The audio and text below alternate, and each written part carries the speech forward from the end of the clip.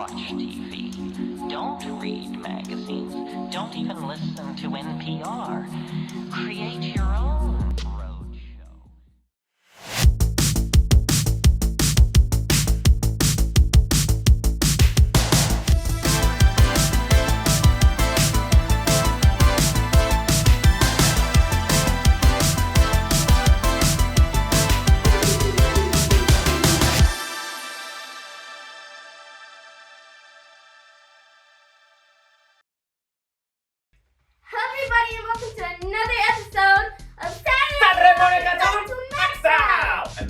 Let's do it again. Ready? 2. Saturday morning Maxout! I messed it up and we had to redo it. We are back! We are here again. Now I'm sure you're showing a little bit of concern for my less than stellar performance in our intro for our Halloween special. I was healing from some nastiness, but worry not. I have taken 3 shots of turmeric, ginger, and I don't know, blueberry stuff, and then some probiotics and some antioxidant juice. I'm feeling like Superman right now. So we must get right into today's festivities. So, we are starting a brand new month, and that month is November, which means that Thanksgiving is coming. So, we're not gonna have any extraordinary craziness for our lineups. However, I do wanna warn you about, not warn, why would I warn? No warning, I do wanna tell you about the 70s and 80s Max that we're gonna be running this month. That's right, so I've been sitting on these decade Maxes and trying to figure out a good time to put them out. So I decided November is gonna be the day, month, time that it goes out. So we're gonna start off this week with just our regular November lineup. It's a brand new lineup. We got some good stuff on there, some stuff that it's enjoyable to see together. You know what I mean? I like seeing some of these cartoons together, and let's see if you can pick up on a couple of the easy themes that I put together. I'm trying to go back to themes within themes. You know what I mean? Themes within themes. You know what I mean? Let me know if you catch on to that one. And for all of you future Discord members who aren't in Discord yet, you gotta check out the link either up here in the chat or down in the description. And you go down there, you click on it, you join us, and we can start partying. We gotta get it pumping in that room. You know, I got like, I don't know, like 20 rooms in there or something like that. Also, mind you, when you come in there, there are some grown-up rooms too, for the grown-up language and for the grown-up conversations, because most of what we got going on in Discord is all friendly for the family, so that the little Yizzle isn't hearing those awful, awful words. That being said, we shall get right into it. Yizzle! What do these friendly people need to do at this very minute? Right, y'all! Go get yourself a heaping bowl of your favorite part of the balance steak. And hang out with us right here from 7 a.m. to 12 p.m. I had a hiccup. Eastern Standard Time. That was Yizzle's impression of a transformer. So hang out with us right here on the only place for awesome lineups that you don't know about yet. This is Saturday Morning Cartoon Maxout!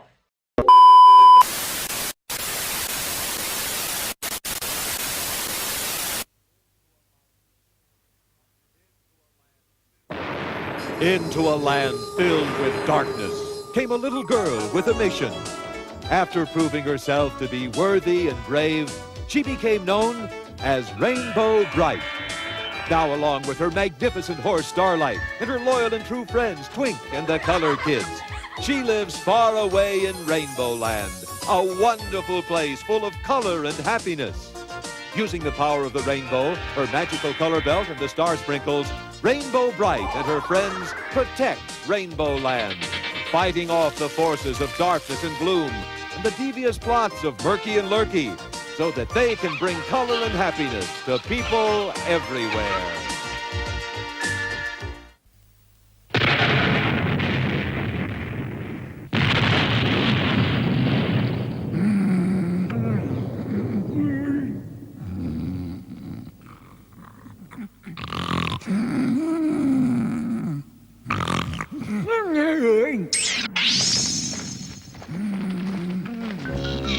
I can't stand it any longer. That racket is driving me crazy. That's it.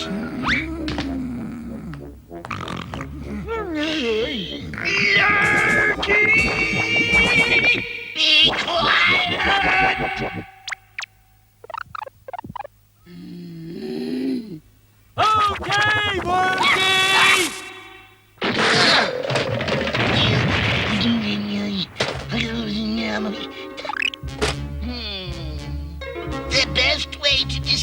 someone is with the person they trust the most. They will always believe their most trusted friends. I've got it! This is brilliant! The best way to trick everyone in Rainbow Land is with Rainbow Brite herself. And if I can't have Rainbow Brite herself, I'll have the next best thing.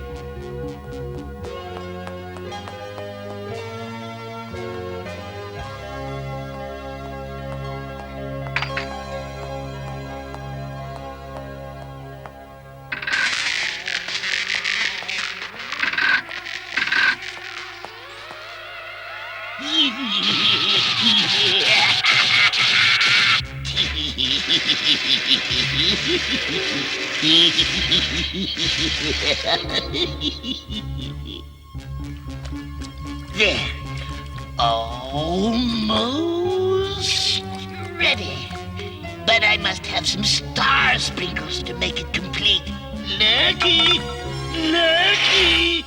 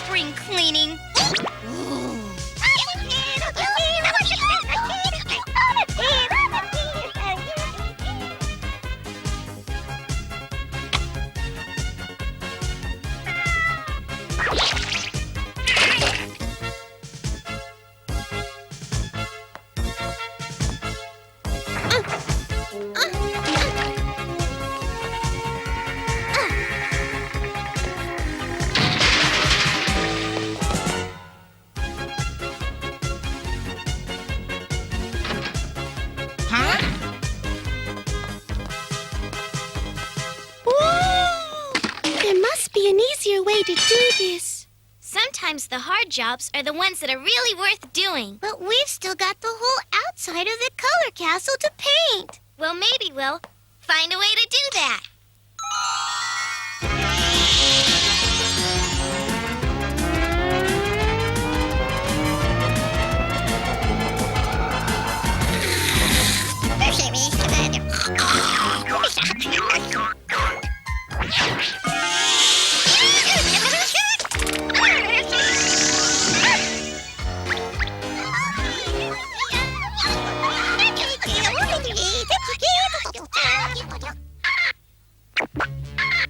Ew, it's perfect. Everybody's so busy, they'll never even notice. Notice what, Murky? Notice their precious Rainbow Brite isn't what they think.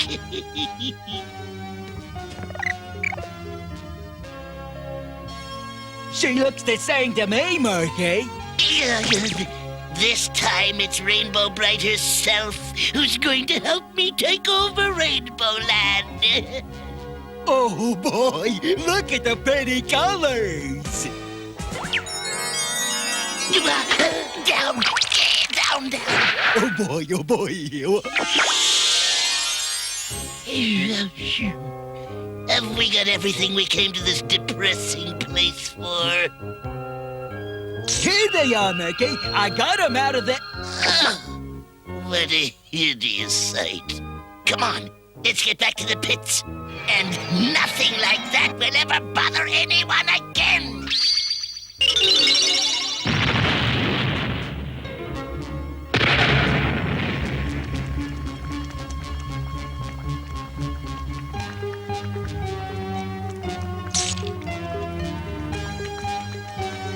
Star sprinkles, a battery, oil can. And the crowning achievement.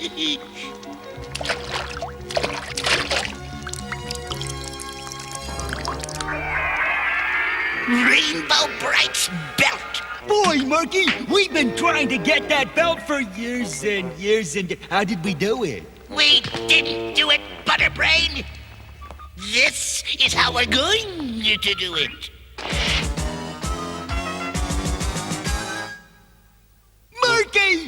It's Rainbow Bright right here in the pits! Come in, sit down. Would you like a cookie? This isn't Rainbow Bright. Who are you? She sure looks like Rainbow Bright. That, my friend, is the whole idea.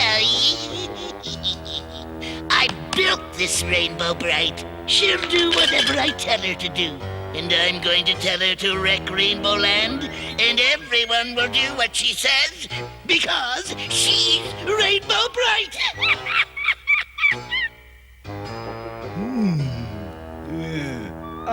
Murky, she's not doing anything. That's because I haven't wound her up yet, Drizzle Breath. Come on, let's go say goodbye to Rainbow Land.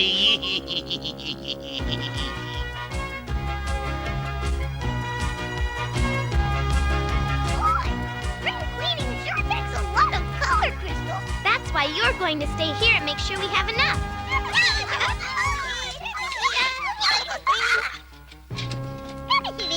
Thank you. We'll take as much as we can carry, and then you bring the rest to the color castle as soon as you can. You can count on us, Rainbow. Okay, come on. Everybody get to work.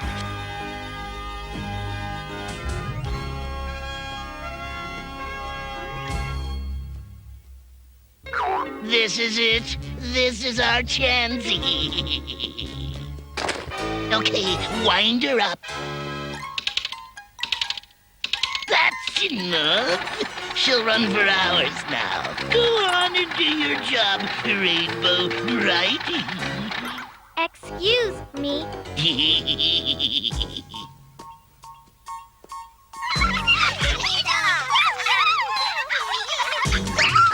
Rainbow needs those color crystals working faster.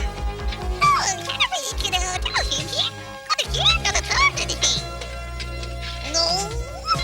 Boy, Rainbow, you got back here fast. I was just getting along to take down to the color castle. I changed my mind, Twink. I want you to bring all the color crystals to the pits instead. To the pits? But Rainbow! Murky and Lurky deserve to have a beautiful spring too, Twink. They do? Just do as I tell you, Twink. Okay.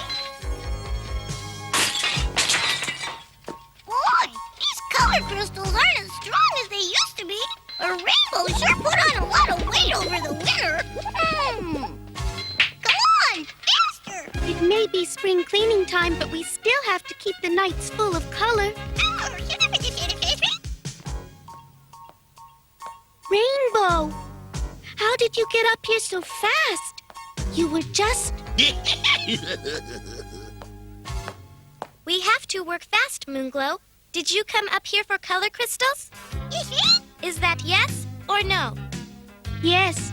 Spring nights have to be especially beautiful. Don't worry about the nights. Don't worry about them, Rainbow. Fill up your baskets with color crystals and take them all to the pits. To the pits? It's very important. Very important.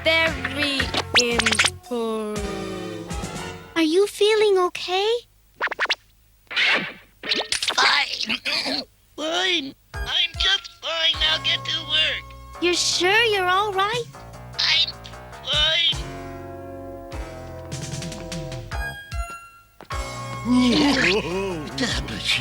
Well, if she says it's important, she must have a very good reason. It sure is funny that she didn't understand you. We did it! We did it! What did we do? We fooled them. And now we'll have all the color crystals. And Rainbow Bright will never make anything beautiful again. Yeah. Stay right here. We'll be back after these messages. Murky! Rainbow Bright has a new cereal with fruit flavor and bright colors. Colors? Let's see. New Rainbow Bright brand cereal. Sweet fruity rainbows of bright color. A yummy part of this complete breakfast. That aisle, Merc out. A glue cloud. No match for Rainbow Bright. Oh, no. We're full of colors. Idiot, we hate color. No Merked out breakfast for us. Fruit flavor, colorful bites, Rainbow Bright. Ever since Taco Bell got these Rainbow Bright Sprites, we've had nothing but chaos. They couldn't just sit here and be cute. No, they had to sneak out and try the food. Now they're into the nachos, the taco salads. Nothing is safe. So why not get one to liven up your place? They're just $1.99 with each $2 meal at Taco Bell. But hurry, huh? I can't hold these guys down forever. Rainbow Bright Sprites only at Taco Bell. Pick up a kid's meal and get a special prize. Collect all 3 now at Taco Bell.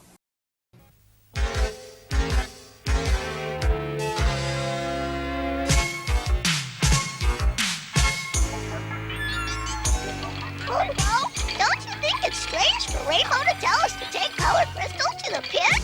Yes, I do, Twink. But Rainbow is always right. So I think we should trust her this time, too. Okay, Rainbow. Rainbow's always right.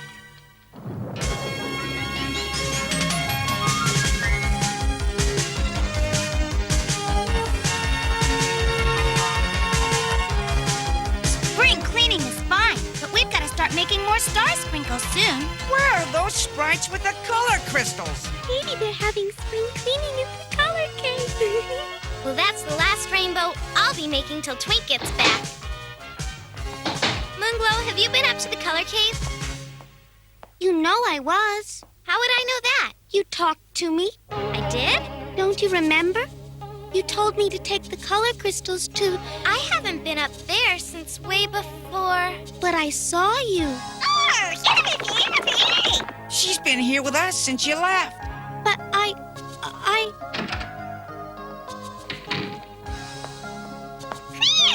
Twink, where have you been? At the pits! The pits? The pits? The pits? What were you doing at the pits? You told me to take all the color crystals there. Just like you told me. But I didn't. You took the color crystals to the pits? You said! Twink, you go back up to the color cave and get me all the color crystals you can. Oh, boy! This is starting to sound like one of Murky's tricks. Now we've got to figure out how to get those color crystals back from the pits. But Rainbow, that's the one place you can't go. Your powers don't work there. I'm going to have to think of something.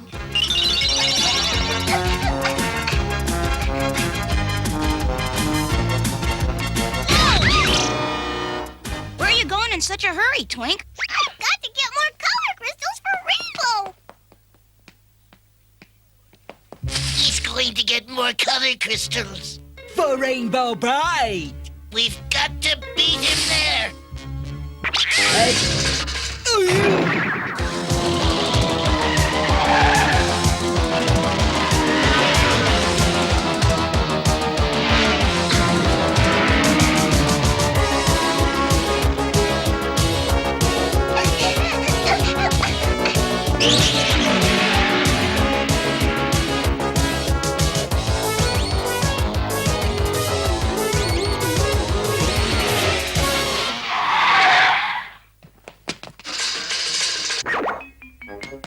Twink!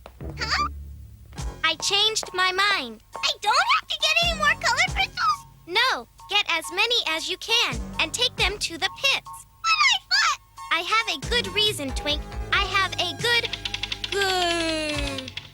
I have a good reason. Good. It's not working. She's stuck. Do something. Okay, Murky. You can't let him see you. Good. Are you all right, Rainbow? I'm fine, Twink. Thank you. Now you go get the color crystals. And bring them? To the pits. Oh. We did it. They did it all right. She really does look like me. But who is she? I don't know. I think someone better find out. I'll be in the color cave. I've got to make sure the sprites don't bring any more color crystals to the pits.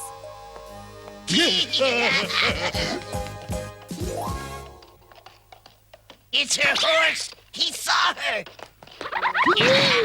Hi, Starlight. I I came to help you carry the color crystals to the pits. Thank you. Why don't you show me which ones you want? She fooled him. She even fooled Rainbow Brite's own horsey. Rainbow Land is gonna be mine. Boy, Murky, I sure hope she doesn't get stuck again. She can't get stuck. I can't reach her from here. Let's go over there. Over there. Over there.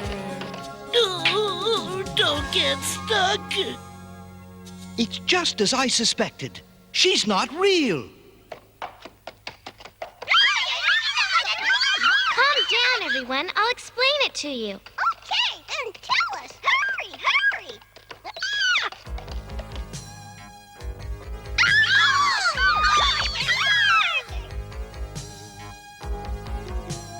Two rainbows? I don't understand this at all.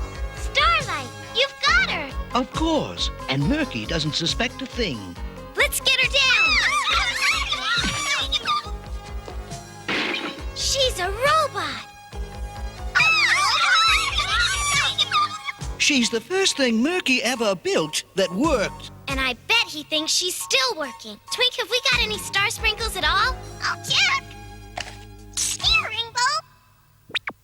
You and the sprites go down this side of the hill, away from Murky. Get the color kids and get all the color crystals back from the pits. But Murky will stop us. No, he won't.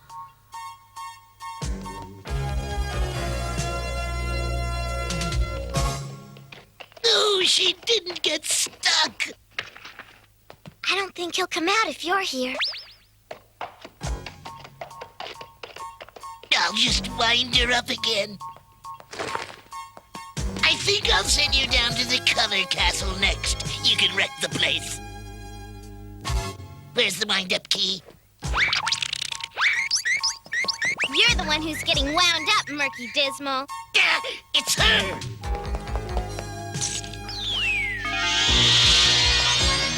No colors!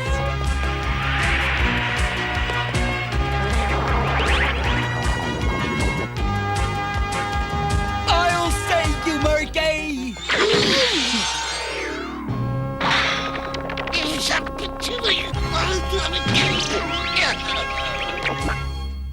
You have to get up pretty early in the morning to fool the most magnificent horse in the universe.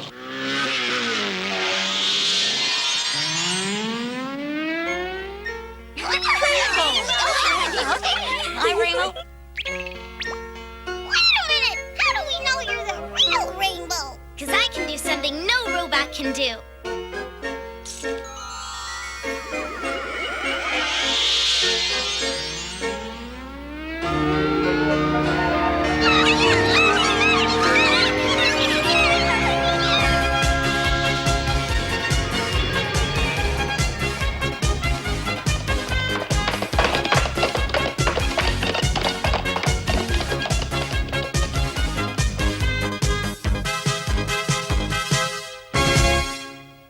When you meet a new friend, it opens up a world. A world whose brightness never ends. It opens up a world. There are rainbows to be found there. You just take a look around there, making brand new friends. So they're shining light in every face, shines for all to see, to make the world a brighter place. Rainbow bright and me, so they're shining light in every face, shines for all to see, to make the world a brighter place. Rainbow bright and me.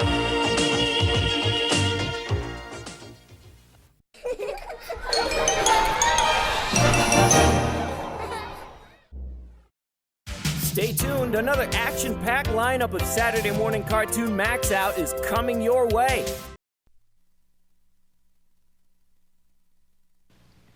Once upon a time, there was a little tailor, a very little tailor. To be exact, 4'2", eyes of blue. Oh, how he wished he were a taller tailor. Yeah, about 9 feet tall. The reason was that being so small, he was constantly being picked on. When he ate his lunch, even the flies ganged up on him, 7 at once. Stop that buzzing! I can't even hear myself eat. But the flies kept on buzzing until the little tailor could stand it no more, and... Of course, that was the end of his lunch, but the buzzing had stopped. Listen, it's quiet. I got him! 7 with 1 blow! Not bad for a shrimp. The little tailor was so proud of himself that he immediately made a shirt which proclaimed his great deed and set out to tell the world all about it, even though, strictly speaking, it wasn't true at all. Town's gonna know, world's gonna know about 7 laid out with 1 blow. 2 and 2 plus 1 add 2. Town's gonna know, world's gonna know about 7 laid out with 1 blow. The little tailor left the town to boast to the whole world of his achievement. Along the way, he discovered a bird caught in a bush. He freed the little bird. I killed 7 with 1 blow. Yeah! And put it in his pocket. Before very long, he came to a wood, and seated on a tree stump was a giant. He was as big as the tailor was small. Too tall or not too tall? That is the question. Excuse me. A chance to shrink? Aye, there's the rub. Excuse me, Bard. What do you want? Take a look at that. You killed 7 with 1 blow? You're such a little fellow. But then I'm so tall. Perhaps you did. Would you believe I was a 3-pound baby? Listen, I killed 7 at 1 blow, and you better believe it. What? Put me down! All right. Let's see just how strong you are. The giant picked up a stone and threw it so high that it almost went out of sight. Top that! I might be slightly overgrown, but I'm a throwing fool. Well thrown, but it did come back to Earth. That it did. I'll throw one, it'll never come back. And the tailor, thinking fast, took the bird out of his pocket and let it fly, so to speak. And quick as a wink, it flew straight up and out of sight. Oh, that is good. That is very good. You are truly gifted with a golden arm. Let us be friends. And so they became fast friends. You know, I have a feeling, Giant. My name is Ralph. Well, I have a feeling, Ralph, that we're going to come to an enchanted castle. And in this castle lives a beautiful princess who will become my bride after I perform 3 tasks. Little tailor, you are out of your mind. But just then an enchanted castle did appear. Oh, dear me. You there in the T-shirt. Stay where you are.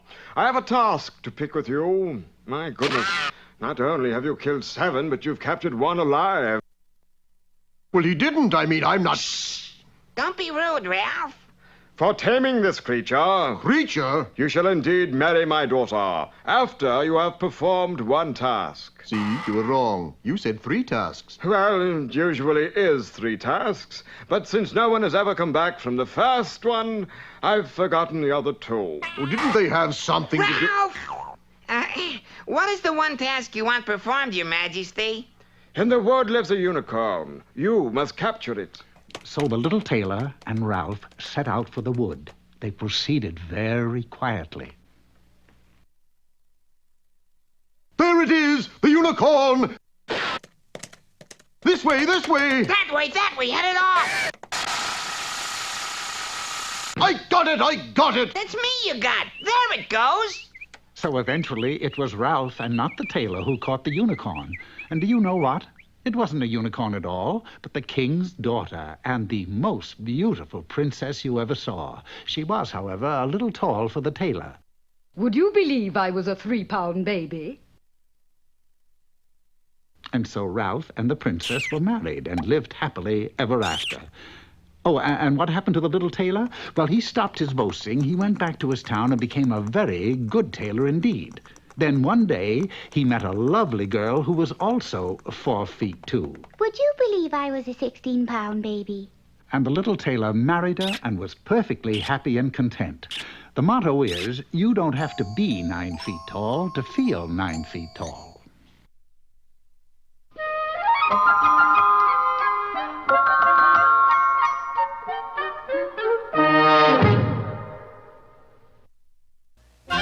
Welcome back to My Little Pony and Friends.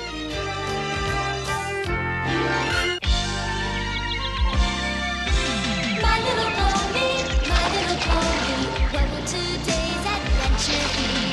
My little pony,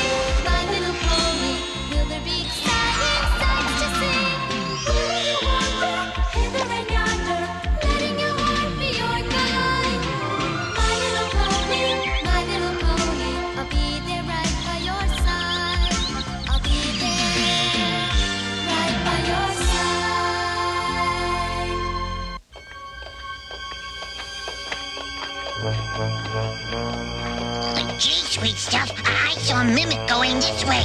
She should be... There she is! Mimic! Mimic! Where'd she go? Mimic, what's the matter? I don't know. Sweet stuff. What are we going to do? Mimic's so weak, it's scary. When North Star brings Megan, she'll help Mimic get well. There they are! Sweet stuff, surprise! How's Mimic? Let's hurry inside. Oh, is that more comfortable, Mimic? Thank you, Cupcake. Hello, Mimic. How are you feeling? The twinkle is gone from her eye. She's lost her appetite. She hasn't eaten anything in 3 days. No cough, no fever. Her tongue isn't coated, and her throat isn't red. She's awfully pale, but I don't know what's wrong. Neither do we. It's not like any illness we've ever had. Could it be magic? Magic! That's it! When magic's involved, the Moochick is the one to see. I'll take you to him, Megan. Let's go. Just a minute, Megan. I'm coming with you. Me too. We'll all go with you, Megan. I'm coming too. Hop on, Spike. We'll be back soon, Mimic. Hold on. Hurry back! And good luck.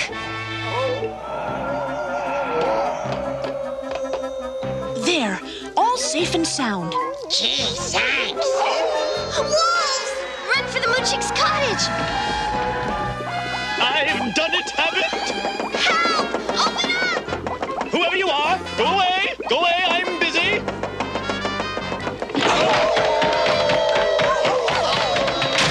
Oh no! I'm sorry, but this is an emergency. Wolves were after us. Oh, no. That was my wolf! Oh, but it was supposed to scare you away. Oh. Mr. Moochick, Mimic is sick, and we think it's due to magic. What? She's lost her twinkle. Can you help her?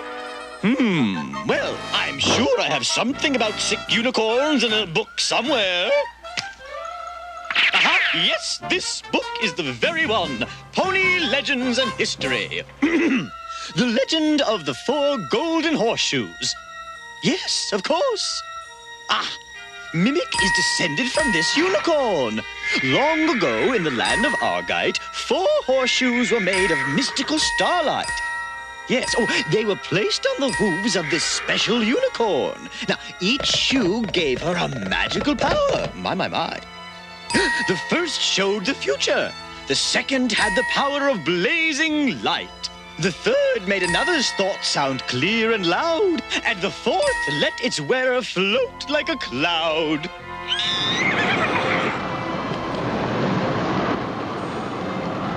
Deep in Dream Valley, the wind left her at dawn, and there she did stay, for her horseshoes were gone. That's all fascinating, Mr. Moochick, but what does it have to do with Mimic's illness? Well, my. Mimic is a direct descendant of that unicorn, and the magic of the shoes still flows in her veins. Over the years, the golden horseshoes have been carried farther and farther apart, and because of that, their magic is weakening. That's why Mimic is getting weaker. Where do we find the horseshoes? In the land of Skrira, it's said that the Skree gaze upon one to see what will be. Okay, we're going to Skrira. Now, while you hunt for the horseshoes, Habit and I will look after poor Mimic. Won't we, Habit? Here, child. This might prove of better use to you than me. Oh, now, dear. Well, let's see. I was about to turn yellow into blue, I think. Oh, of course! Poor Mimic! Come along, Habit! What are you wasting time for? All through the night, although it's frightening, even though there's lightning, we'll keep pressing forward. We'll keep pressing forward. All through the night, although it's scary, Though it may get hairy, we'll keep moving toward our final destination. And furthermore, me And all the rest of us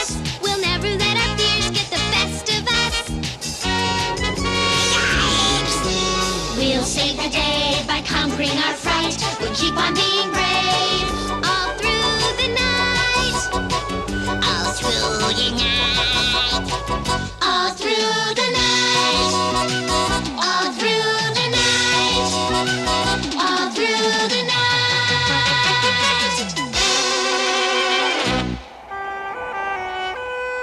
Down there! That's Scree-Ra! If this is Scree-Ra, North Star, where are the Scree? They're all around us. I bet 5 to 1 you'd come back, North Star. I want you all to meet Fleetfoot, leader of the Scree. And watcher of the Crescent of Visions. That was how I could predict North Star's return. Isn't that cheating? Screes only bet on sure things. But the Crescent of Visions did not show why you returned. It's like this. You see, Mimic, one of the ponies... The crescent fell from the sky. It was a gift to the Scree. We cannot part with it. That's the horseshoe. But what can we do? Shh! I have an idea. Fleetfoot, I challenge you to a race. The winner gets the crescent. On one condition. If you lose, you become my servant. Forever. Done. Oh, poor Wind Whistler. She looks so embarrassed. Come on, Wind Whistler! You can do it!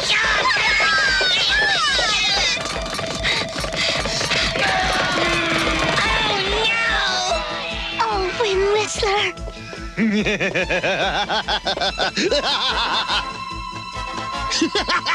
The Crescent never lies! It foretold that Fleetfoot would win! Of course! We Scree only bet on sure things! Silly ponies!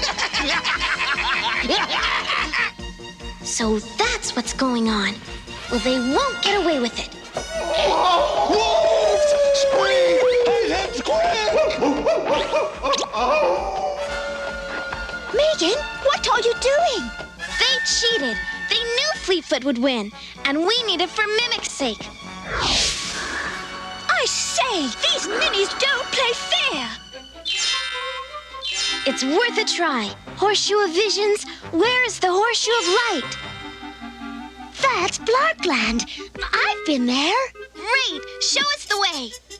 So, you want the horseshoe to save your friend, correct? We Blarks collect, keep, and trade junk and riddles. You have no junk, so tell me a riddle I don't know, and the horseshoe is yours. Thank you. That's very generous. Why did the boy throw the alarm clock out the window? Because he wanted to see time fly. Tell me one I don't know. I have a riddle.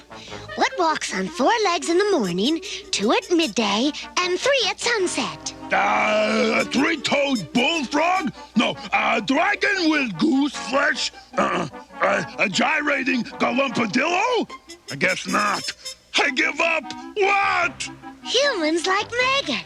They crawl as babies, they walk as adults, and they use a cane for a 3rd foot when they grow very old. Very good. Cracker, take them to the horseshoe. It's here. Somewhere. We'll never find it in all this. Everyone listen. This horseshoe has the power of light, so that's what we look for. You mean like the one by Cracker's foot? I'll get it out. Uh-oh. Look out! You saved Cracker, so I order a hole to be dug to the Goblin Tunnels. There you will find another horseshoe stolen a long time ago from the Blarks. Thank you for your help. No problem. You are all the Blarks' friends. Megan, look! The horseshoe is growing brighter. We must be nearing the 3rd one. Now what have we here? Won't Ma be surprised?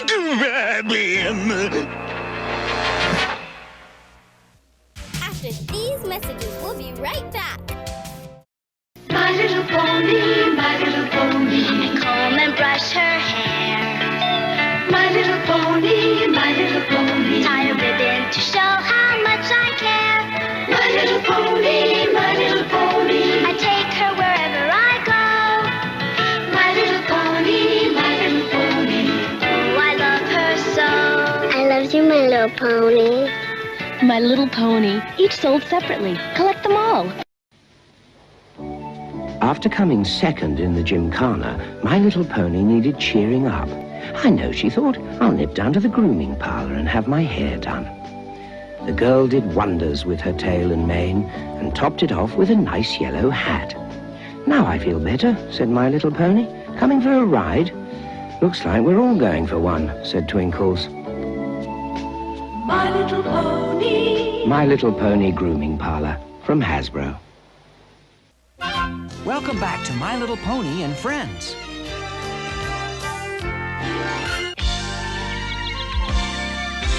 My little pony, where will today's adventure be? My little pony, will there be exciting sights to see? Will you wander hither and yonder, letting your heart be your guide? My little pony, I'll be there right by your side. I'll be there right by your side. In our last episode, Megan rushed to Paradise Estate to help Mimic. Suspecting magic as the source of Mimic's illness, Megan flew to the mush romp to seek the Moochic's help. The Moochic said Mimic was descended from a mystical unicorn who had 4 magic horseshoes. But a tornado scattered the horseshoes and their magic. Megan and her friends began to search for the fabled horseshoes. They found the first, which grants visions of the future, and the second, which gives off light. Then, entering the goblin tunnels in search of the third horseshoe, they come face to face with 3 goblins. Everyone, run for it! You pushed me, beggar! No, you pushed me, Snagger! You both pushed me, and now you're stinking mean. I'll tell Ma. Everyone hide, quickly! Paradise, the horseshoe's illumination will reveal our place of concealment to the goblins. Perhaps you can wish it off. Oh, little ponies, we know you're here. Yeah, we can read your minds. You don't like us. You think we're ugly and mean. You're right. Oh, my! The goblins just caught North Star and Spike. They seem to intuit their precise locations. What? They knew where they were. I'm reading 2 more minds right over here. Ma's gonna be so proud of me. I got 2 and you guys only got 1. And that's all there is. I thought there was more. Dummy, we read their minds if there was. Let's go show Ma. If the goblins found everyone by reading their minds, why didn't they know we were here? Perhaps it's the horseshoes. They might cancel out the telepathic power of the goblins' horseshoe. Then we can follow them secretly. Come on.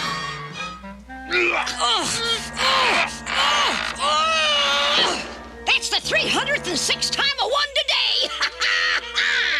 Look what we got, Ma. I got 2 and they only got 1. So, wanna make something of it? Both of you is stinking worser.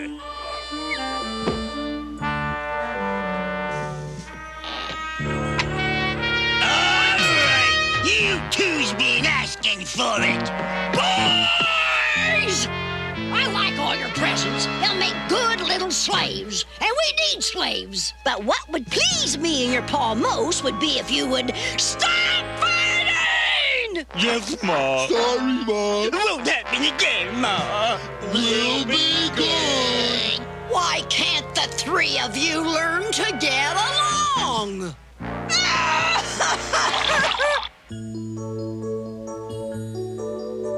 We're friendly with the beasts, we're friendly with the snakes, so can't you 3 be friendly too? For heaven's sakes! For heaven's sakes! We're chummy with the wolves, we're cordial to the bees, why can't you 3 play nicely too? For Mama, please! For Mama, please! It's not my fault. Don't look at me. They're the ones who start. Enough! Enough! No more rough stuff, you'll break your Oma's heart. We're friendly with the beasts. So someone tell me why. You little beasts must fight and scream and make your Oma cry.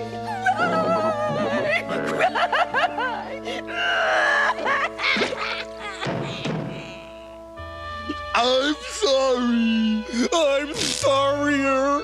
I'm sorriest of all. No, you're not.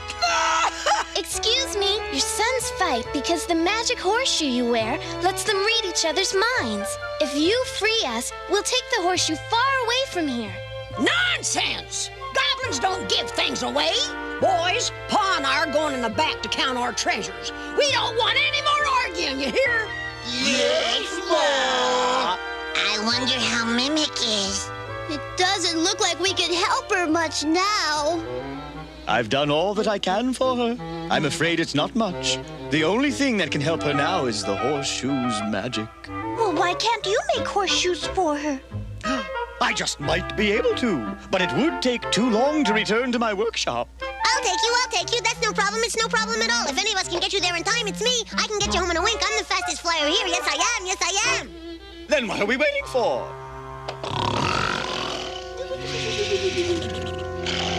It's Paradise and Wind Whistler. Hey, what's the big idea? Who do you think you're hitting? Oh, boy, are we glad to see you.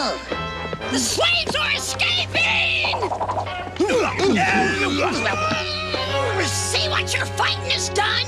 Keep going, Lofty. I'll catch up. I've been robbed! Ma, we're sorry. We'll get it back. Oh, yeah, Ma, we will. I promise. And I'm sorry I was hitting you guys. Yeah, I'm sorry I punched you in the face. Well, I'm sorry I was, jumping up and down on your legs.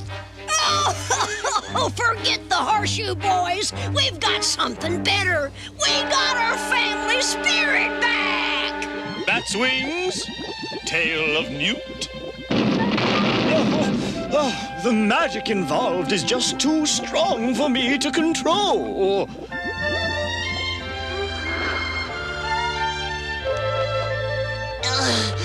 Now where do we go? According to the power of this horseshoe, the last one is near but up high. Look up there, on that high peak. I've been there. It's the home of the Green Mountain Elves. It's awfully high up. Do you think we can make it? The air's thin up there, but breathable. Let's go. I hope the others can make it. It's a long way down. North Star, Wind Whistler, help! Air's too thin. I can't breathe. Come on, we'll make it together. It doesn't look friendly. It was built to be deceiving. Warm welcome, Lofty, to you and your friends. I am Kara, keeper of the gate to the Mountain Elf Kingdom. What quest brings you here? We're looking for a magic horseshoe that can take you wherever you wish. We needed to save our friend's life. I'm sorry. It is not within my power to give it to you. It belongs to the child, Princess Maeve. And according to elfin laws, no one may take anything from a child unless the child surrenders it willingly. May we ask Maeve for the horseshoe?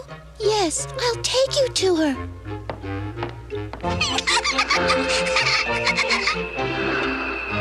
Oh, come to play with Maeve?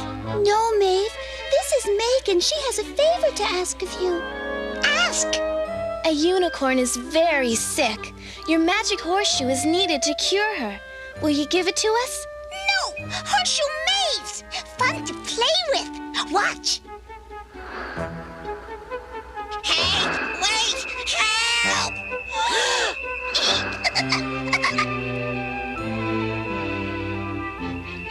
See?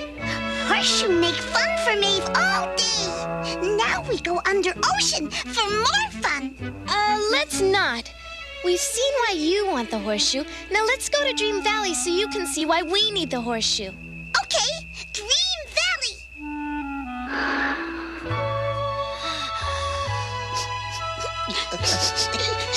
Here, Pony needs horseshoe more than Maeve. Thank you, thank you. Megan? Megan! We have all the horseshoes! Give them to me, quickly!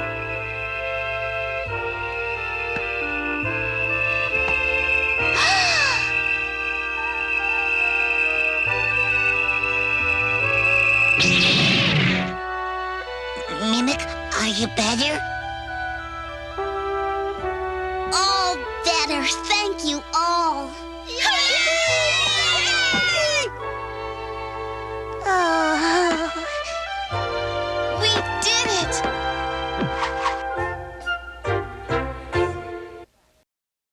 Stay right there for another action-packed lineup of Saturday morning cartoon Maxout. We now return to our program.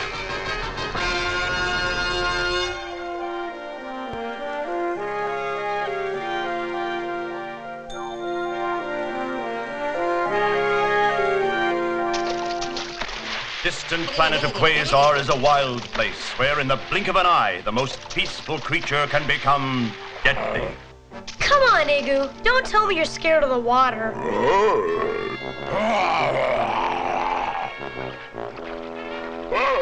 Oh, no!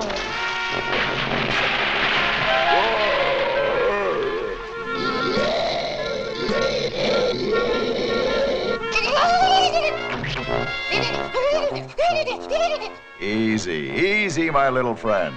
It's only our old friend Sarge.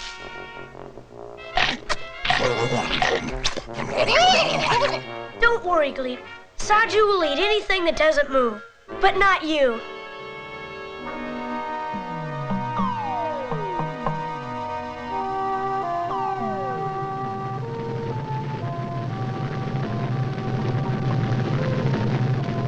A quake, Father? Only a small one, Dorno. Let us go back to sleep.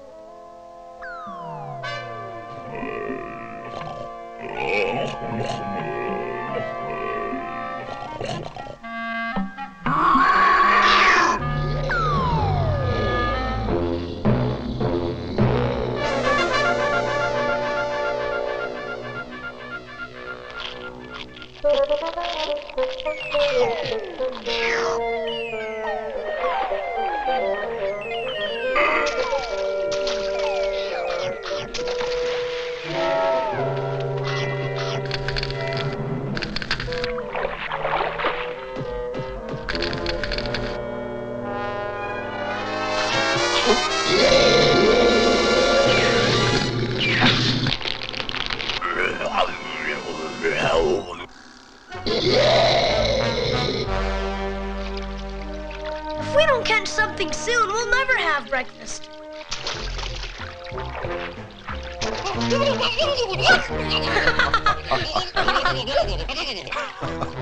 Well, it's something, Gleep. Saju?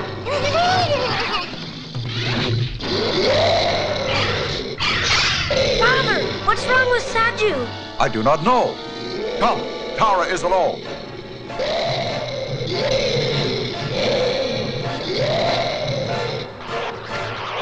Xander, what's wrong? Something has changed Saju. Changed? How? His body has become electrified, Mother. Like an electric eel. We will need help. Herculoids! Herculoids! To the lake, my friends, quickly!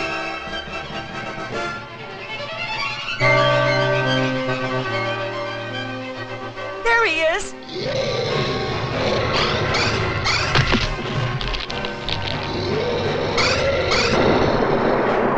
We have to stop him.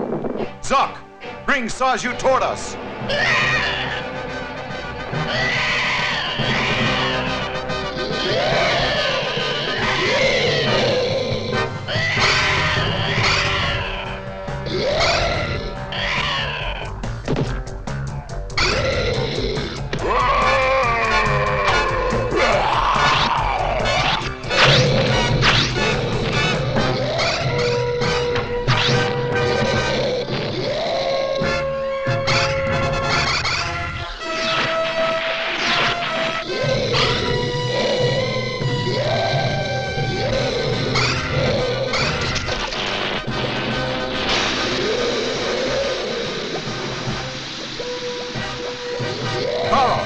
You and Dorno take care of Tundro and Eagle while I attend to Saju. Go, quickly!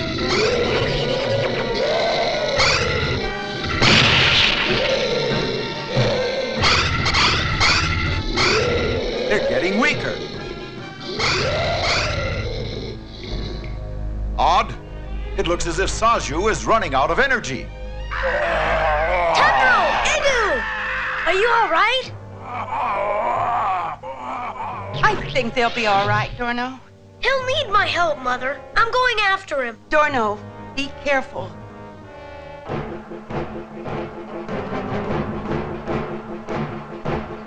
Father!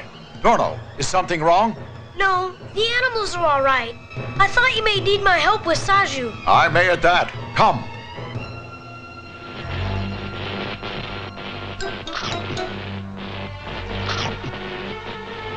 Those electric rocks may be what changed Saju. They must have been uncovered during that quake we felt last night. Then we have to stop him, Father. The more he eats, the stronger he gets. Yes, but we will need the help of our animal friends. Father, can I call them? Herculoids!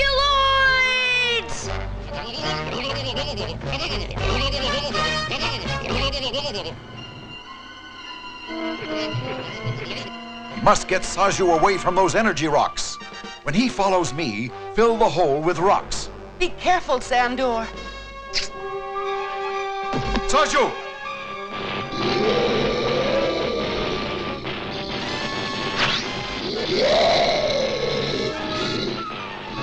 Tundro! Eagle! Suck! Now!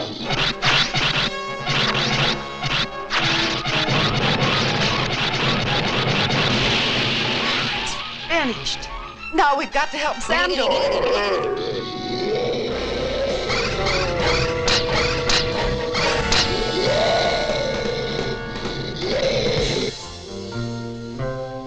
Follow us.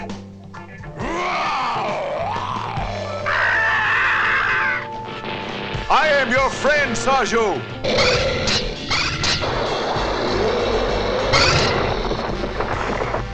Mother, look! We've got to save him!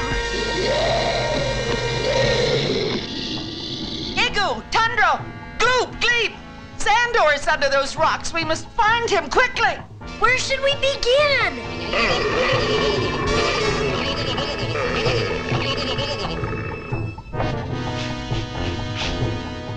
He must have lost his energy again.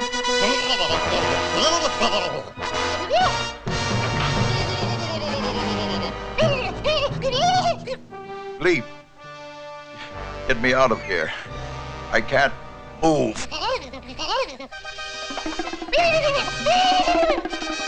Gleep's found Sandor. Everyone, start digging.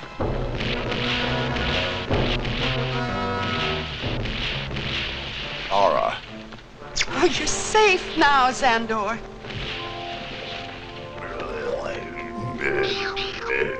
All right, Saju.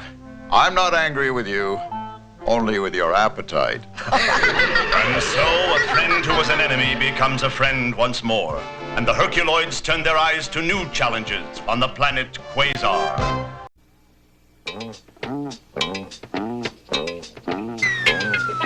Hey, hey, hey! It's Bud Albert, and I'm gonna sing a song for you. And Bill's gonna show you a thing or two. You'll have some fun now with me and all the gang, learning from each other while we do our thing.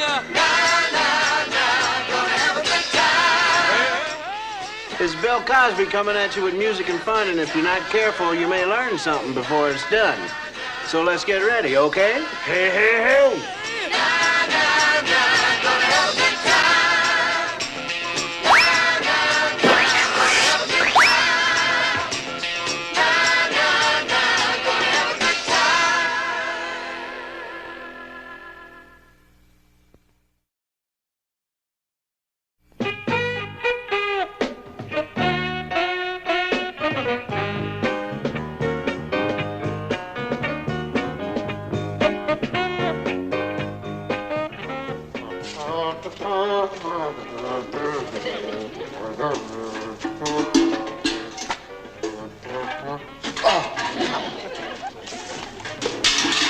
Whoa. Ah, just what I need. A little gum to exercise the old jaw muscles. Yes, sir. Hope I get a black one. Last time I got a green one. Can't stand green ones. Wait a minute. Oh. See, this reminds me of the way I was when I was a little kid. Never had any money. Matter of fact, the first thing I learned at school was that everybody had a bigger allowance than I did. You know, money would be a lot more fun if it took us as long to spend it as it does to earn it. Of course, there's some dudes who always seem to have money. As far as anybody can tell, they never earned it at all. Now, you take Franny Bates. He hadn't been around Fat Albert and the kids too long, but he's already got the reputation of being a big spender. Hey, hey, hey, here's the find of the day. Guess what I got?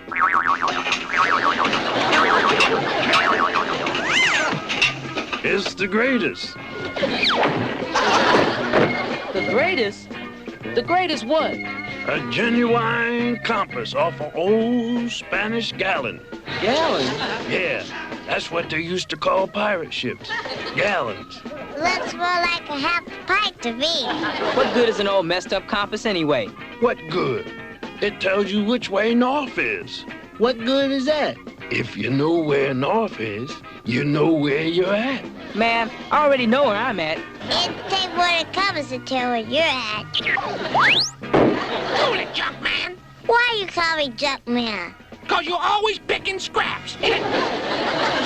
Hey, dudes, what's happening? Hey, Franny. Hey, what's happening, man? Yeah, what you been doing? Yeah, man. Hey, what's happening, man? Yeah, what you been doing? Hey, hey, hey, Franny. Missed you, Franny. Me too. Haven't seen you in a long time. Yeah, I missed you in a long time. It's real cool having you around here.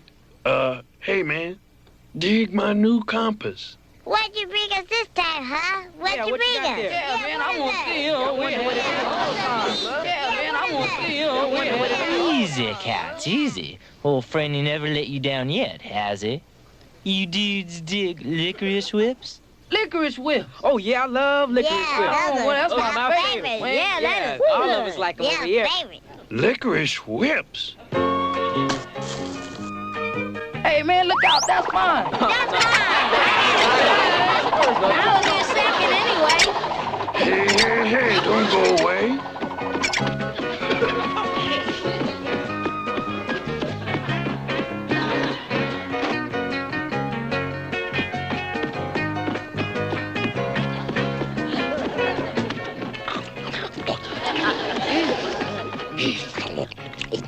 How about me, Franny?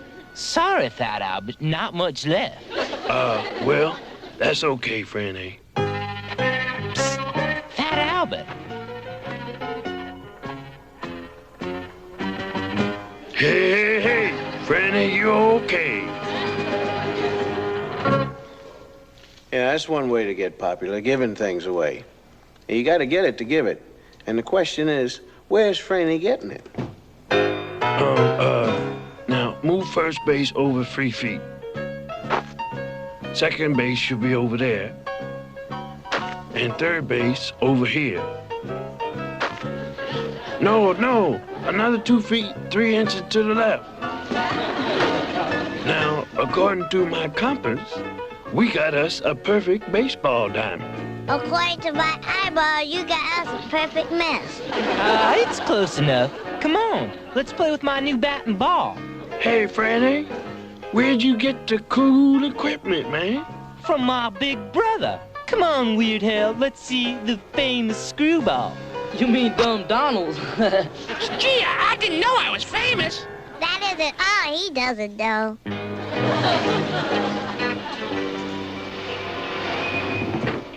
Hey, you kids. Which one of you dudes is Franny Bates? He is. That's him. That's Franny Bates, right there. You Franny Bates? Yeah. We got something for you. Don't open it till we're gone.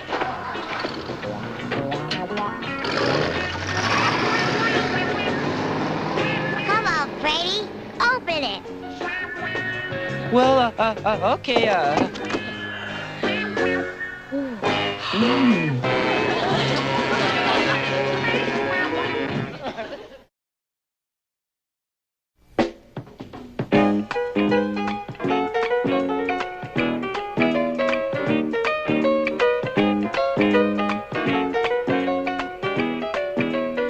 Wow. I wish I had one like that. Oh. Hey. Who give you the wheel, Franny? Who gives me everything? My brother Muggles. Muggles, huh? I have a hunch we're going to be hearing more about Franny's generous brother later. Hey, Fat Albert, why don't you give it a test run? Don't you want to take the first ride, man? Nah, I can ride it anytime. Everybody gets a turn. Hey, Franny, you're cool. Yeah, man, right on, man. Wow, Sure is you're cool, man. Hey, this'll give me a good chance to test my compass. Why don't you get lost with that compass? You can't get lost with a compass. Hey, I'm on my way.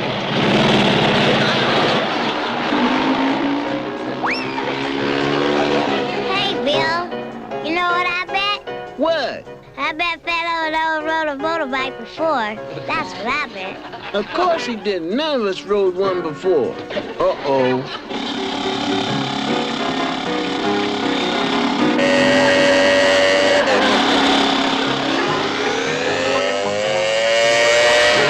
There's no fuss when you got a compass.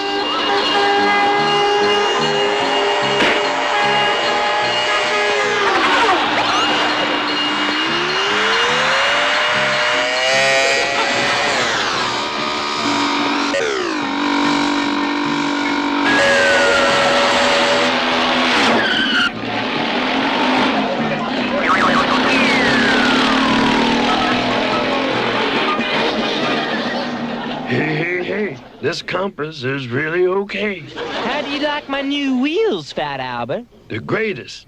These bikes really hold together, man.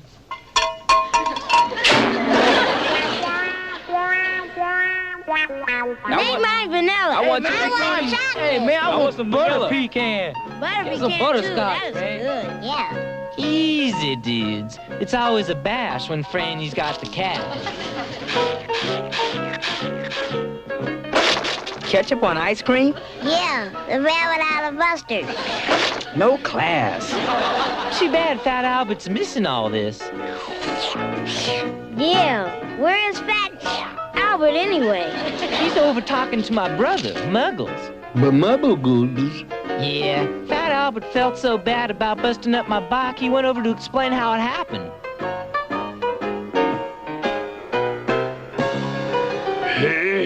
Hey! I promise I'll work after school and nights and all until I get enough money to pay you back for the motorbike. Kid, I dig your style. Forget about the motorbike. I'll get Franny another one. But isn't there something I can do? No. Wait. Yeah. There's a real favor you do for me. You can deliver this to a pal of mine. He'd get it himself, but he's too sick to come over. Now, I wouldn't trust this to just anybody. My friend will pay you, and you bring me the money. Got it? The address is on the package. And whatever you do, don't let anybody see it. It's priceless merchandise. Don't worry, Mr. Muggles. Old Fat Albert won't let you down, man. Hey. I never been around this neighborhood before.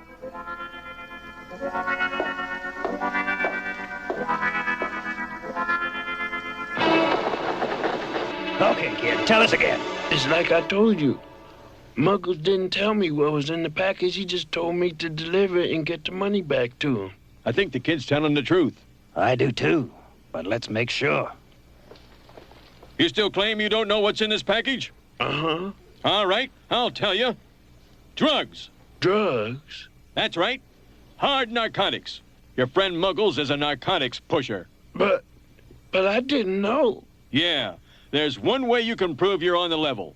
you're gonna help us nab Muggles. Fat Albert, how could you ever get us in a mess like this?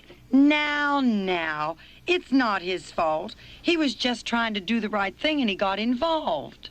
Well, I don't like the police using my boy to catch a narcotics pusher. But it's the only way, Pop. I promise I'd go through with helping catch Muggles tomorrow night. Oh, Albert, I'm so worried. So am I. I'm worried, too. But we've got to let Albert go ahead with it.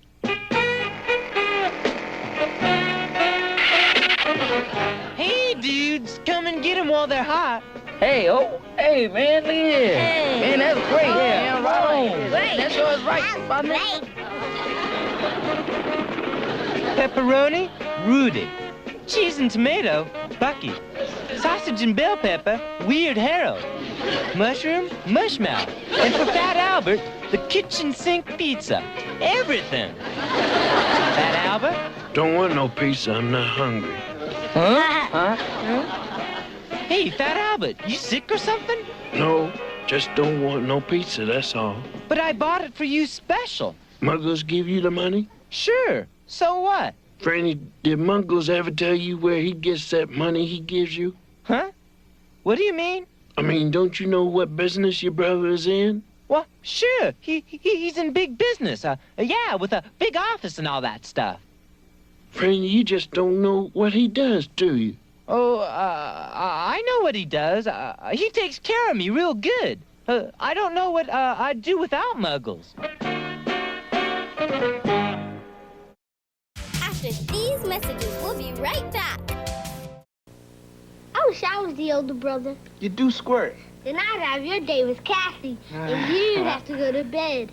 Let's switch. Okay. First, you brush with Colgate, young man. I like that cool taste. Me too, and Colgate helps fight cavities. With MFP fluoride. That's right. The maximum fluoride protection a toothpaste can give. And it tastes great. There's my date. Oh, no, you don't. Colgate Regular and Winter Fresh Gel. 2 great tastes, maximum fluoride protection. A fun factory. Let's have a Play-Doh party. Yeah!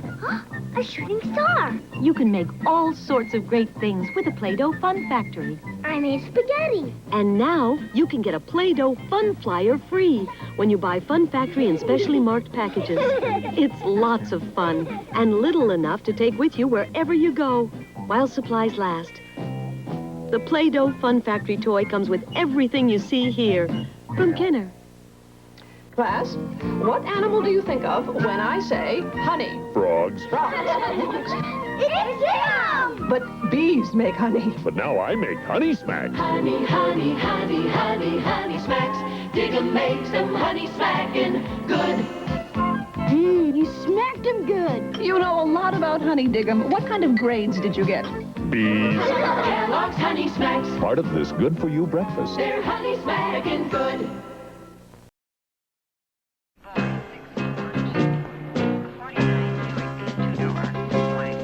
This is live coverage of one of the biggest narcotic raids in the city's history.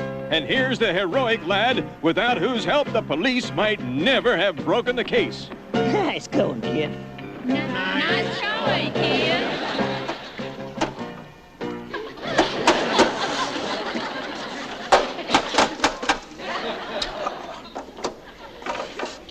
Well, looks like Fat Albert's the hero of the hour. It's a pretty brave thing he did. But don't think that Fat Albert wasn't afraid. You take it from me. Any dude who doesn't know the meaning of the word fear probably doesn't know the meaning of many other words either. And there's one word right now that Fat Albert sure knows the meaning of, and that word is guilt. And if you ask me, I don't think he should feel guilty. Do you? Albert, oh, Albert, breakfast. Got your favorite, lots of everything. Well, how's our hero doing this morning? Okay. I'm not hungry, Mom. I think I skipped breakfast. Albert, are you sick? I don't feel so good. Really? Maybe we better call the doctor. No doctor can cure what I feel.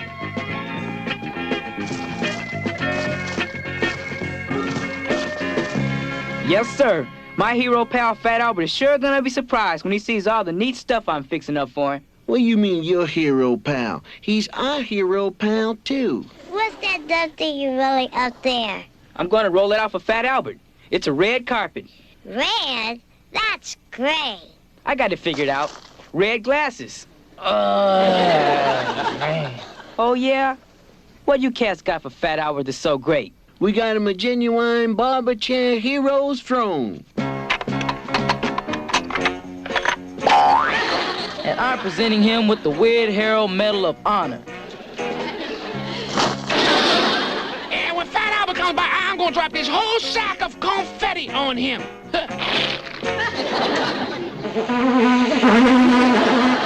That'll be my musical salute to Fat Albert, our greatest hero ever. Hero? Fully. Huh? What? Now, wait a minute. Your old pal Fat Albert is a real thing.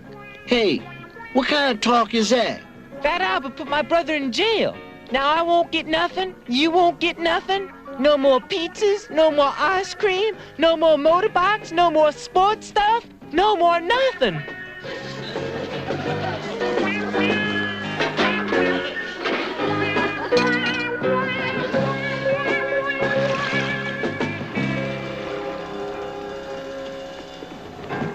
Hey. Franny, I'm awful sorry about you, brother, but you know pushing dope is bad news, and it just ain't right. I know it makes it rough on you. Here, I want you to have my all-time favorite neat thing. I know you're mad at me now, but I still want you to be my friend. Fat Albert, I'm never gonna be your friend. And you know what? The gang doesn't want you for a friend neither. You don't have a friend in the world.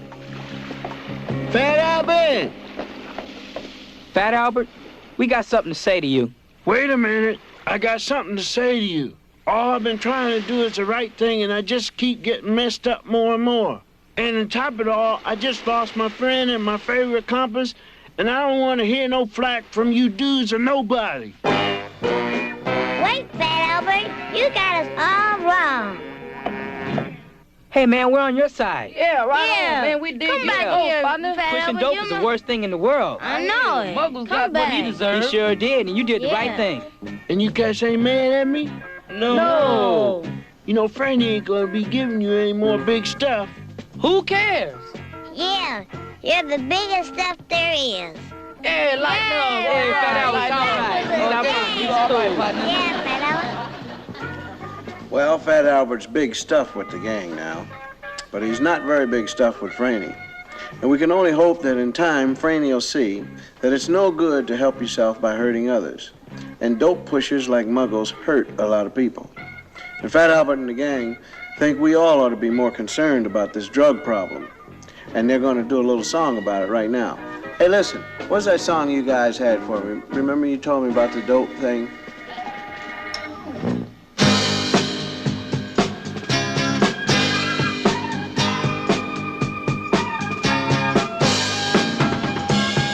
Dope is for dope. Drugs are for dummies. And if you mess around with them, that kind of mess isn't funny.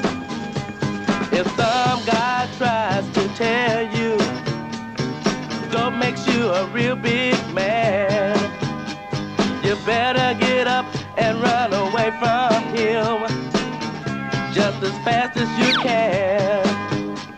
'Cause you don't need a microscope to see that he is really a dope.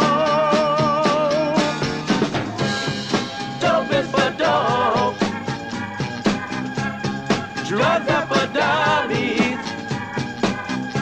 And if you mess around with them, that kind of mess isn't funny. Drugs are bad for your body, and that means a lot. You better take care of your body, 'cause it's the only one you've got. You don't need to be a private eye to see dope is bad and understand why. Dope is for dope. Drugs are for dummies. And if you mess around with them, that kind of mess isn't funny.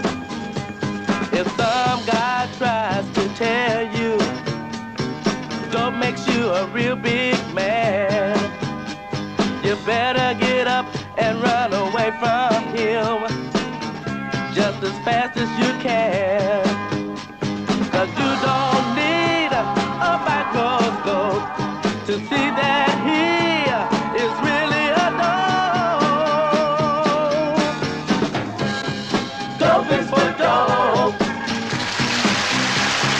Drugs are for dummies.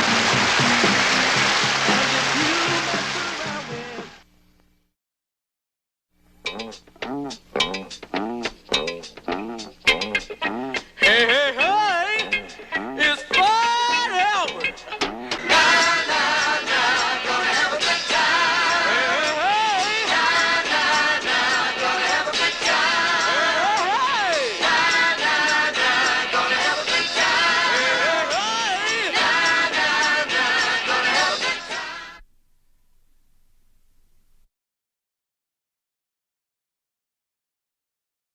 Stay right there for another action-packed lineup of Saturday morning cartoon Maxout.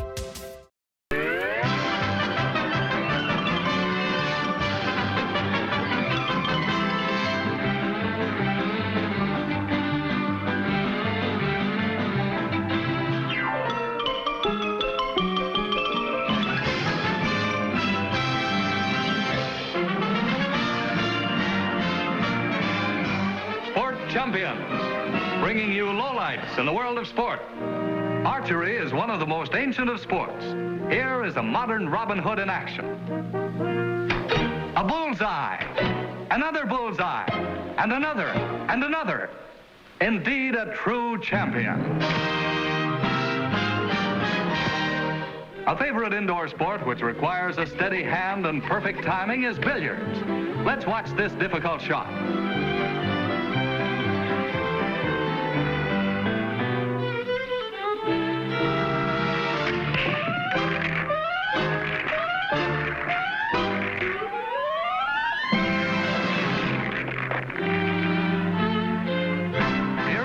Popular indoor sport.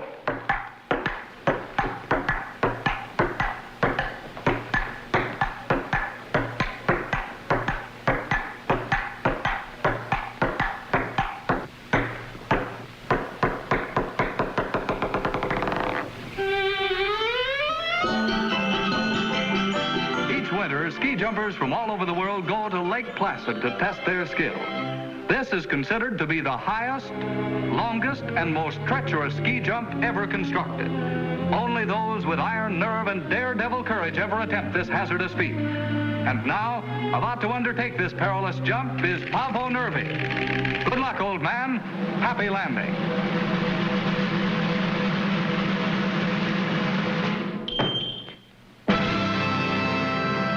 The high hurdle race is one of the most exciting events of a track and field meet. We're just in time to see the start of the 120 high hurdle race. And they're off.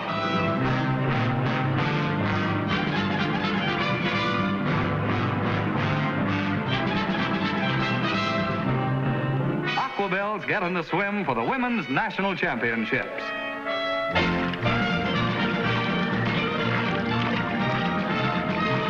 And here's the finish of the 50-yard freestyle race.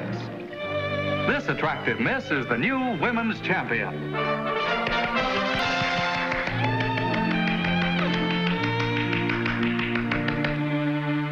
Basil Barracuda, former Olympic star, demonstrates a few swimming strokes. He shows you the breaststroke.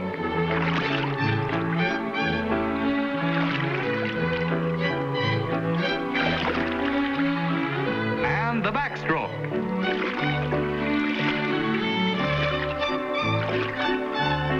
And now the crawl.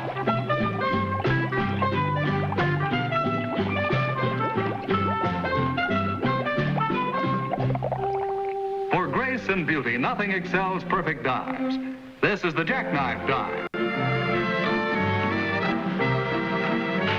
The beautiful swan dive. here is another very popular dive.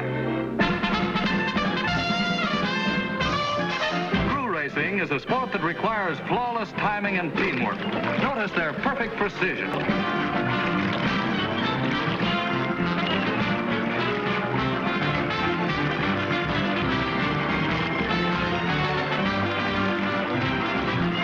The 6-day bicycle race is an annual event at Madison Round Garden.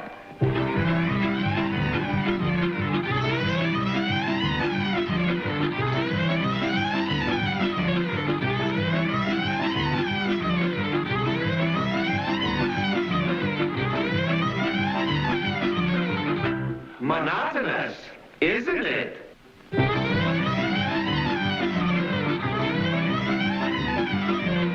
Baseball, a national pastime. Let's take a glance at that popular catcher, Gabby Hairnet, in action. Come on, old boy, put it right in there, old kid. Oh, give me the old doctor right down the middle, old boy, right in the old groove, old kid. Come on, old boy, can't see it all, kid. Pitch it right in there, old boy. Little pepper up there, tuck it up there. Now, come on, let's go, not too good.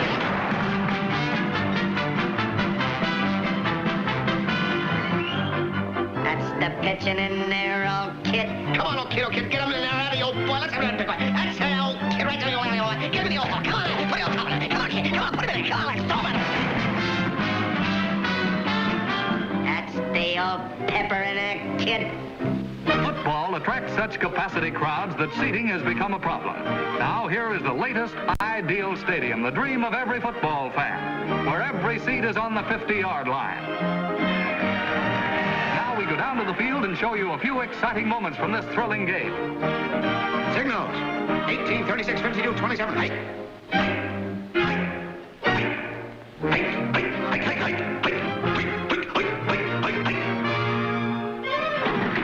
Whatchamacallit through the center of the line, and there's a pile-up. Is it a touchdown? Did he make it? Is it a touchdown? Is it?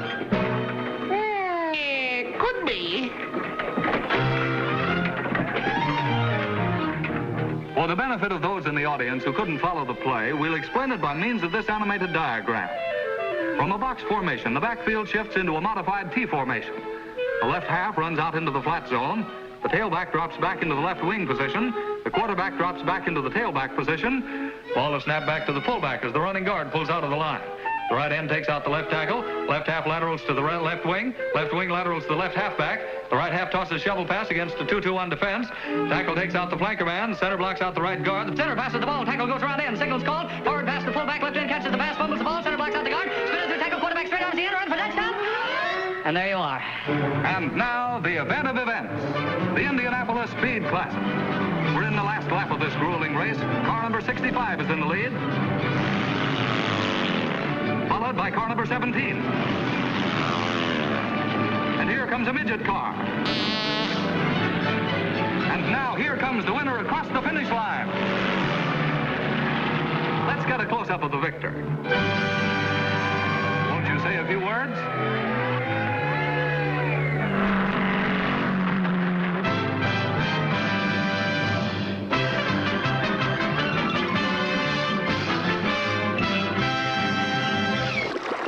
Up next.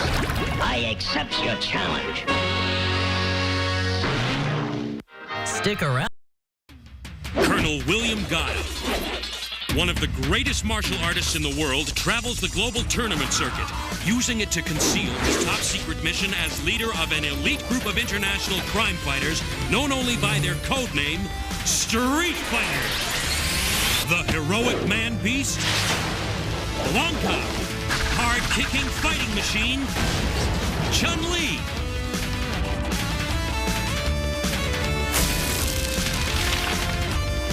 And a team of the most amazing warriors ever seen have joined forces with Guile to combat the criminal empire of Shadaloo and its superhuman leader, Bison. They have their own code of honor, discipline, justice, commitment. And together, they will triumph against the forces of evil.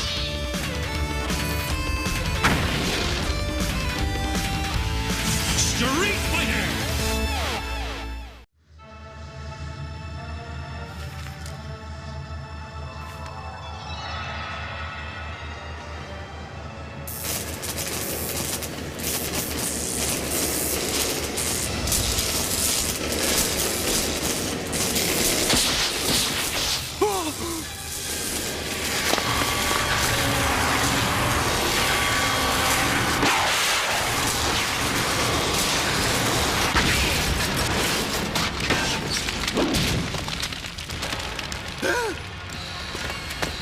Watch is over, Bison. Keep your hands where we can see them. With pleasure, Commando. Levitation. Bison, behind you. Oh, please, that is the oldest.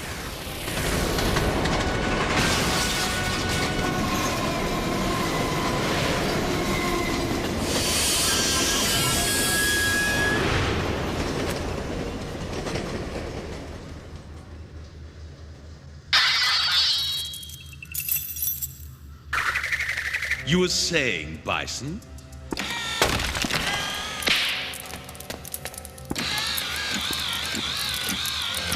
Got you, matey.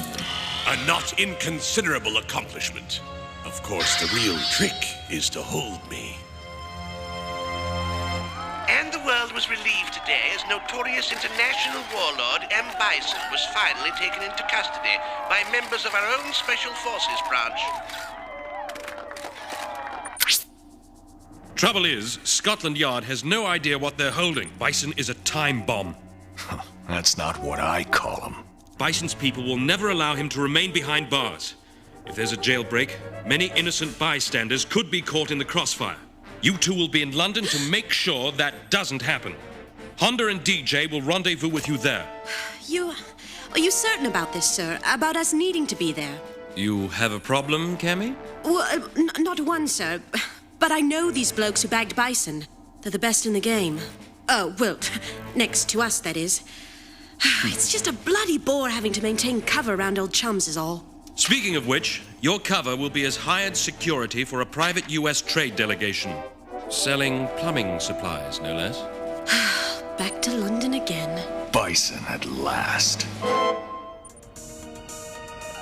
Come on, Burke. Rory and I are about to faint of thirst. Just a moment, Celia. I'm doing the arrest report. Well, we're leaving now. Oh, no. Oh, I guess someone plugged in a teapot.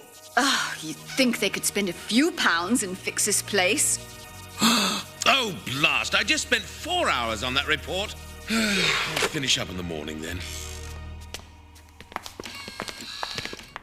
No, people, please sit down. We're all deeply touched by your support and enthusiasm. But we were just doing our job. Capturing Bison was all in a day's work, really. On behalf of my colleagues, I thank you. Lovely, Gov. Brought a tear to my eye, you did. Yeah, nothing like an appreciative audience.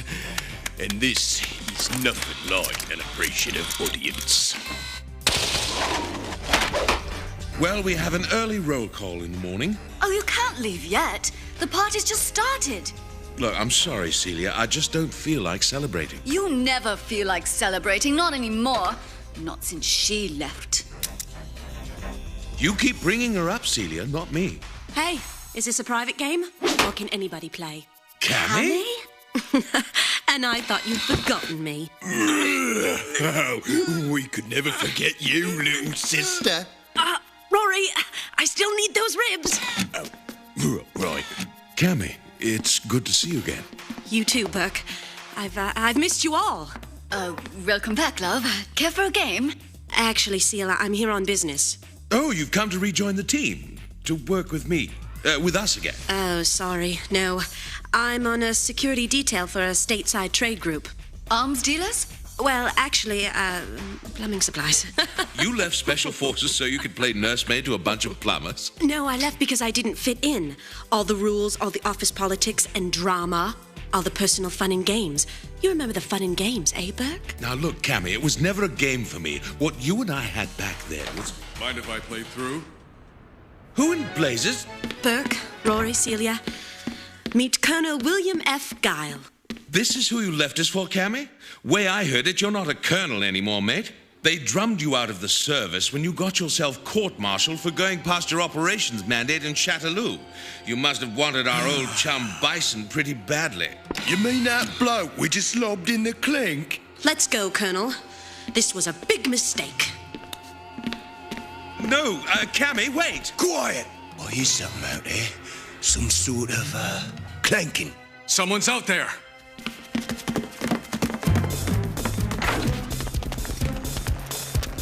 Guile, what is it? Someone's on the roof. Secure the building and meet me on top. Got it! I'm calling this in. Rendezvous on top. Celia, need a lift?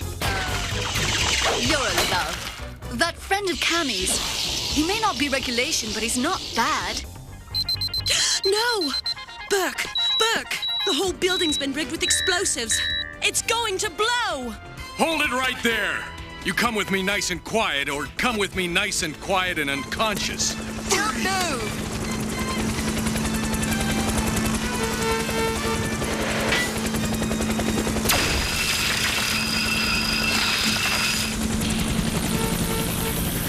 I've got to get up there and warn Guile. Cammy, you don't know if there's time. You can't go in there. You know the protocol. I know your protocol. That's why I quit, remember?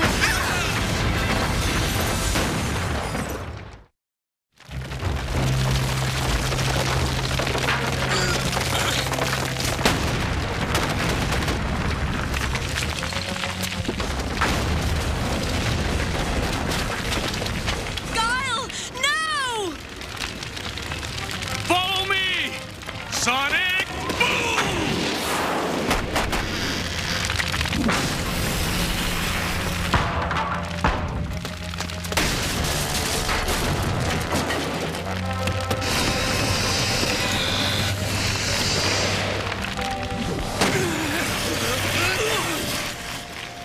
Guile! Seal! Rory! Splendid move up there, Guile. Rory and I owe you one. No one owes me anything except an explanation, and I think I already know the answer. Does the name Bison ring any bells? Public locations, schools, shops all over London have been rocked by a series of violent explosions. Fortunately, because of the hour, no one was injured. But if the blast had occurred midday, who knows how many innocent lives might have been lost. Bison claims credit for the blast and says his people will set off more bombs today unless he is immediately granted his freedom and given £1 billion sterling. I've got something to give that lousy sack of fat right here. Quite. A sentiment we all share, I'm sure. But right now we're in need of more practical suggestions. This is why I left, you know. They all sit around fiddling while Rome burns. And Burke's the worst of all, him and his precious protocol. Honda, DJ, this is Guile. We've been waiting for your call, man. Honda, he already working on breaking the Special Forces communications codes. Tell the Colonel this may take a while. Oh, keep at it. Guile out. Why did I leave, he wonders, as if I had a choice. As if I could, eh? Oh, Colonel, sorry. What? A little reconnaissance might be in order. We could use more information. My specialty. Be right back. So you really believe M. Bison is behind the explosions? Oh, indeed so, miss. Though it makes no sense. If Bison's chaps intend to break him out of the clink, why do something guaranteed to triple security? Maybe because they simply don't care how much security there is. Now, there's a frightening thought. Maybe you should think about... Who was that? Bison solicitor. Lawyer, I think you Yanks call him. So that's how Bison got his plans out. Curious bloke, actually. But why are you interested in... crazy Yank. Honda, DJ, we've just spotted Zangief. He's going west out of Scotland Yard in a late model black sedan. I got something on the radar, man. No fears, he won't get away.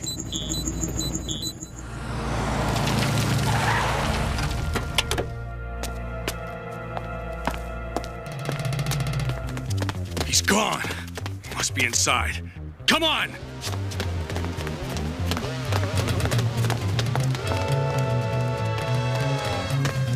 Over there!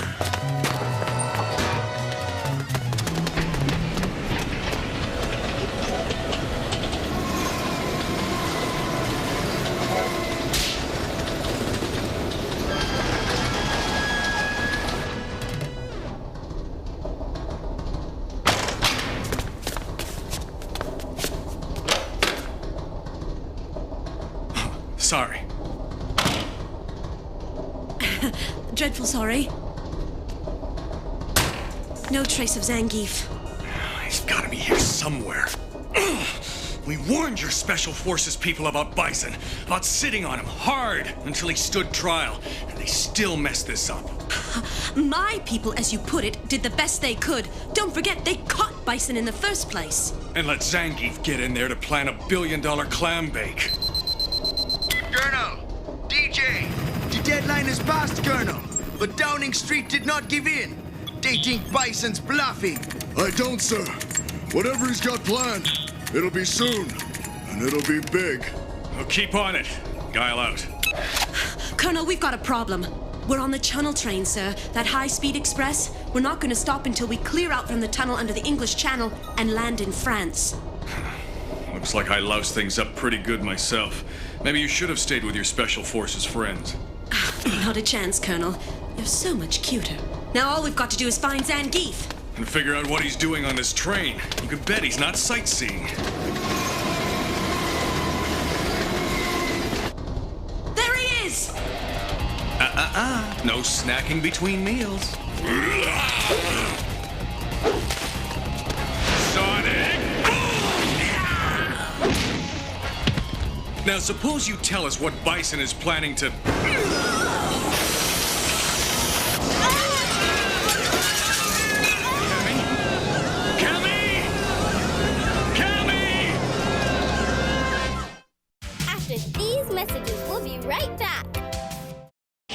Say you want to be a street fighter. You're no street fighter. Not until you've mastered the 6 world warriors of the Street Fighter II handheld game. 100 hand slaps and rolling attacks, fireballs and hurricane kicks are your weapons. Beat 3 in a row. Zangief, Honda, Blanca. Then we'll talk. Street Fighter II handheld game. New from Tiger. Batteries not included. It's Capcom Street Fighter 2! What's tougher than a Capcom Street Fighter? A Street Fighter's mother? No! How about the Crimson Cruiser with Championship Edition M. Bison and Street Slammin' missiles? It's not as tough as Championship Edition Guile going boom in his Sonic Boom tank. Or the Beast Blaster. It comes with Championship Edition Blanca and Chun-Li and fires double trouble missiles. Street Fighter 2! Capcom Street Fighter 2, Sonic Boom Tank, Crimson Cruiser, and Beast Blaster come with Championship Edition figures, each sold separately. That's a lot of stuff!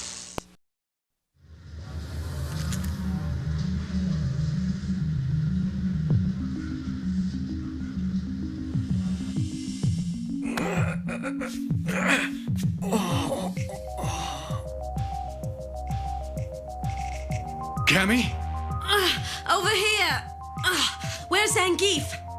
He's gone. He had this whole thing planned. DJ, I need an update, now! Better hear it from Andamon. News is bad.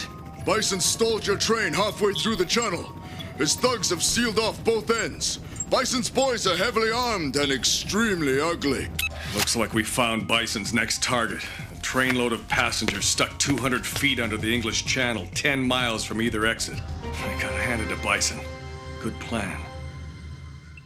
You release me, gentleman and lady, and hand over my £1 billion within the next 20 minutes. Or you can kiss all those hostage passengers and your precious channel farewell.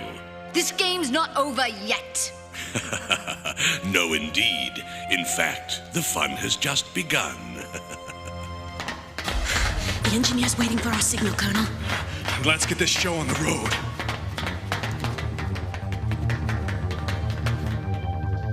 Go!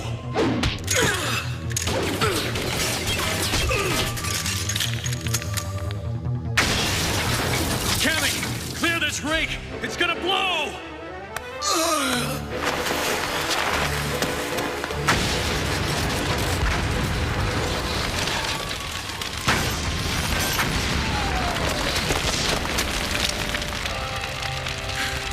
You think Bison's buddies at the other end heard that? Yeah, they heard it. DJ, you've got interesting timing. It's over, Colonel.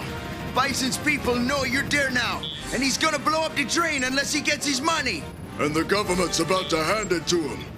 They want you to sit tight till this thing's over. Don't let them hand over the money. You got that? I'm getting these people out somehow. How are we supposed to get them out? We can't even get ourselves out. Take the servants' entrance. Sonic boom!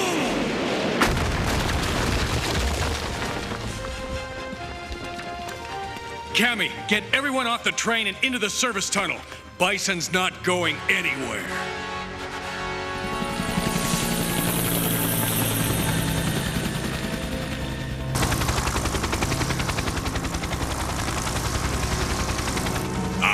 It appears my ride is here. Once my tribute is loaded, I will say adieu. But first, I really must thank you all for your gracious hospitality. If you fools hadn't captured me in the first place, none of this would have been possible.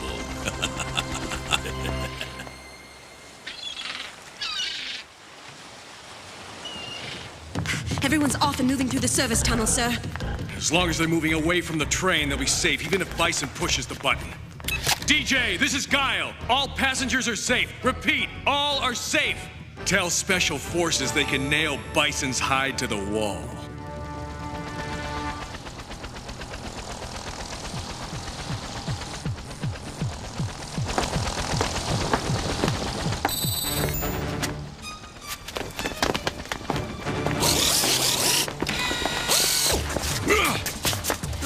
Looks like you're not going anywhere, you arrogant... Arrogant, am I? Deal with them permanently. Stop him, lads! He won't get away now! On it,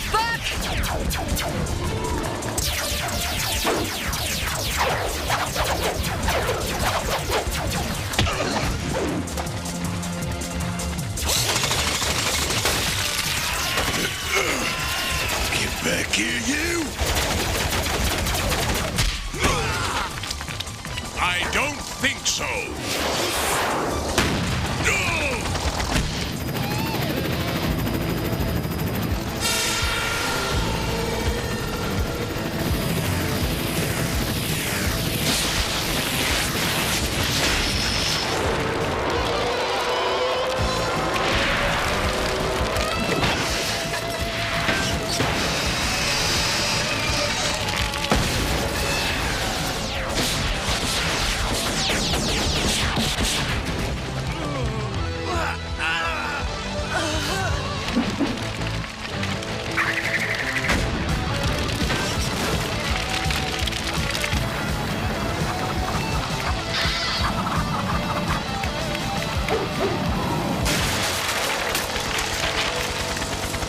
All that lovely money, my £1 billion sterling. Oh well, easy come, easy go. Good news, bad news, Colonel. The £1 billion ransom is safe, and so are the passengers. But Bison got away again. Colonel, we saved hundreds of lives and £1 billion sterling. And why don't I feel like cheering? I wish you weren't going, love. Seems like old times having you around. Hey, we still don't know who's helping us in the channel. All very hush-hush and classified. But I got a feeling you and your plumbing pal had yourselves a bit of a workout. Thanks for the assist. Oh, Rory, I'm gonna miss you.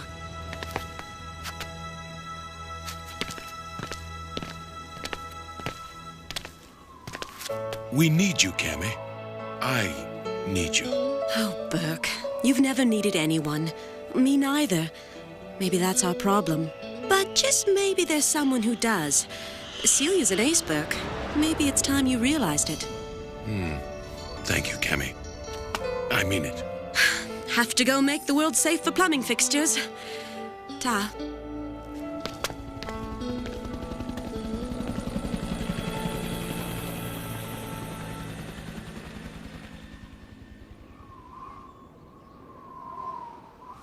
Come on, then. Tea time, and I'm buying. You sure you made the right choice, Cammy? Your Special Forces has first-rate benefits and a heck of a pension plan. Why bother? Working with you, Colonel, there's no way I'm ever gonna make it to retirement anyway. Come on.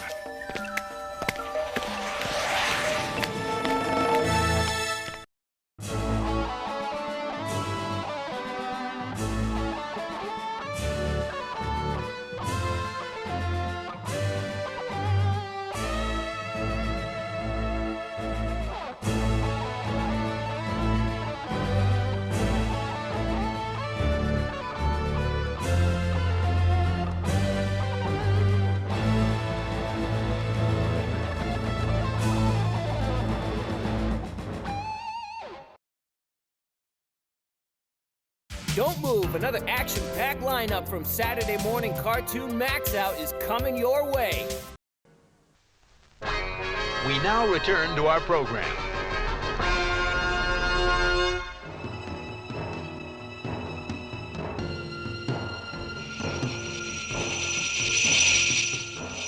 Snake Riders, an incredible sight even to the Herculoids, living 1,000 years into the future on the primitive planet of Quasar. Where had the Snake Riders come from, and what are they doing in the peaceful valley of the Herculoids? You're not worried, are you, Gleep? Then let's dive, Gleep. After you.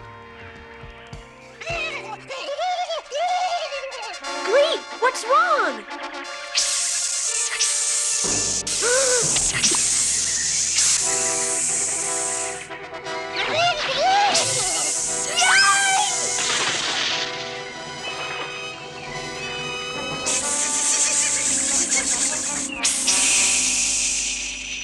We better tell Xandor.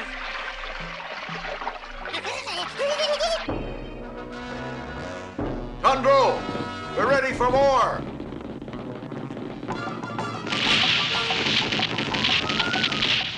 Good, Tundro. Now, Giggle.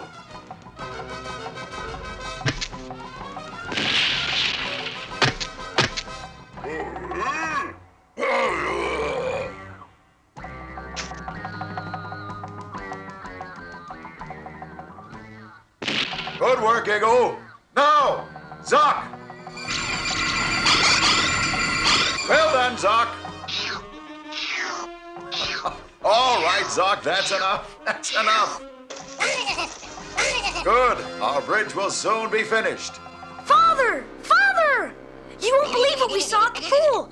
2 strange men with long forked tongues on huge serpents. The Snake Riders? You know of them?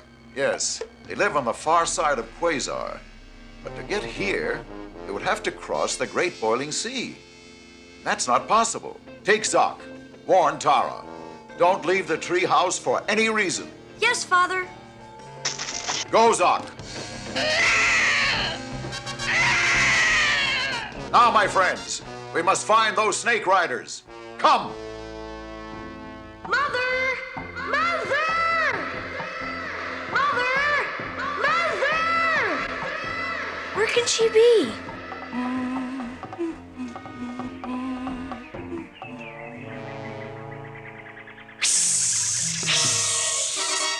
My word. Xandor! Xandor! Xandor! I hear Tara scream. I don't know, Ego, but we must find her. Xandor! That way. Come.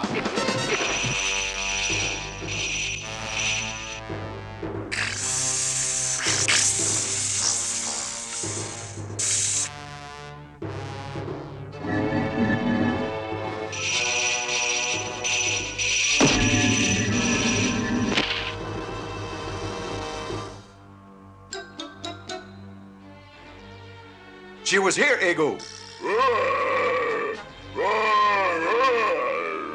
Here are the tracks of the Snake Riders. They go toward the Great Mountain. Father! Father! Father! Mother is gone! We know Dorno. The Snake Riders have her. Come, follow on Zoc.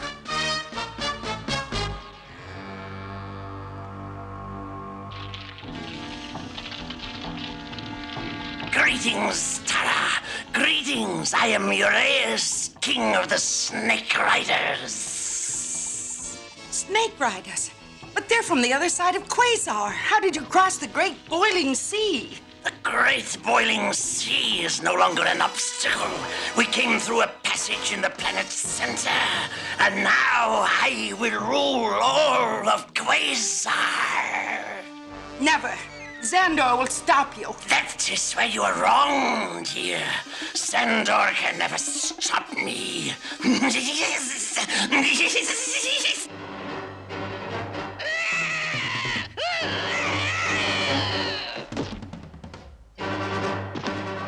No sign of him that way, Father.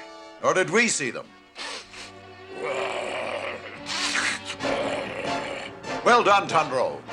Igu, move the rock. Dorno, stay here with Gloop and Gleep. Watch for more snake riders. Be careful, Father.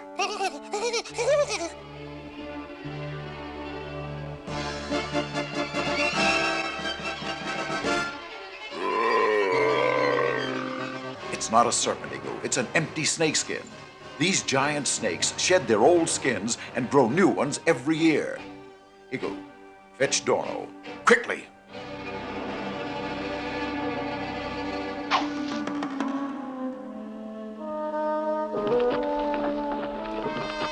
In that empty snakeskin, Zoc can fool the sharpest eye. The rest is up to you, Dorno. Yes, Father.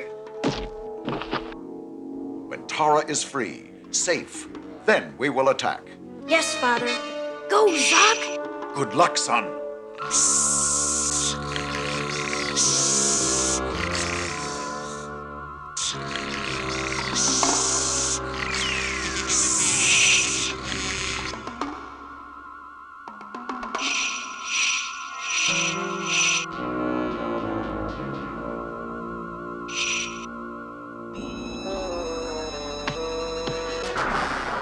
Careful, Zoc!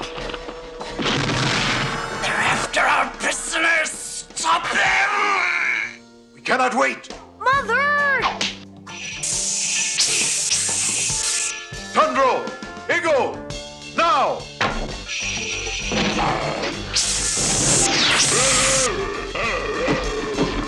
Good work, Igu!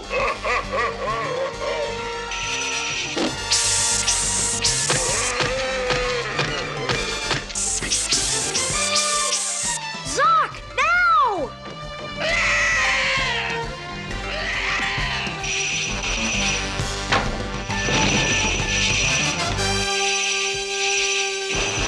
We've beat them! They've run away! And you're safe, Tara. That is more important. But the underground passage, it must be sealed, so they can never return. Yes, and we must act quickly. Igu, we're ready. Everyone back. Ready, Zoc? Tundro!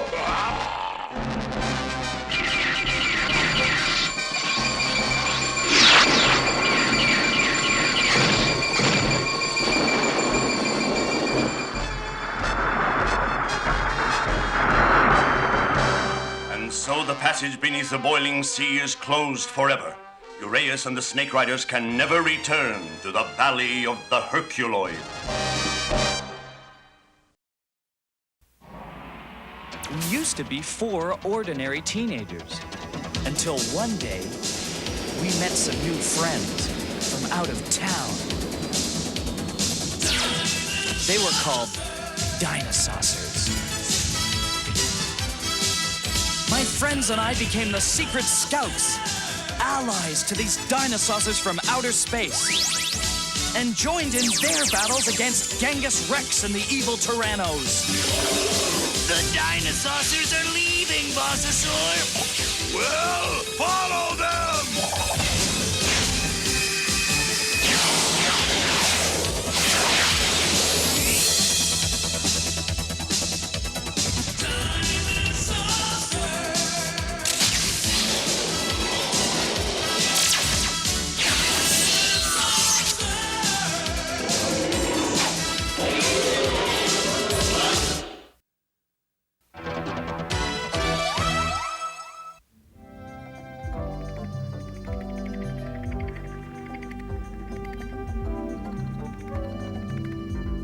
It's a very important business trip, Bonehead. I can take your brother Lumphead, but not the baby.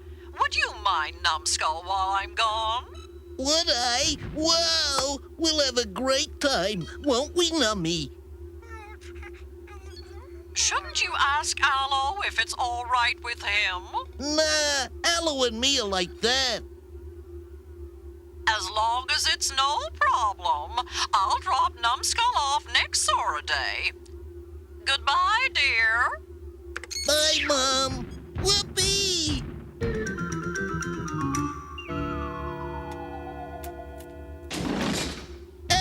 Dimetro! My baby brother Numbskull's coming to visit! Oh, glad to hear it, Bonehead. This brother, is he anything like you? Mom says I was just like Numbskull when he was my age. I mean, when I was his age. Oh, that's what I was afraid of. Hey, terrific news, everyone. Yeah, isn't it?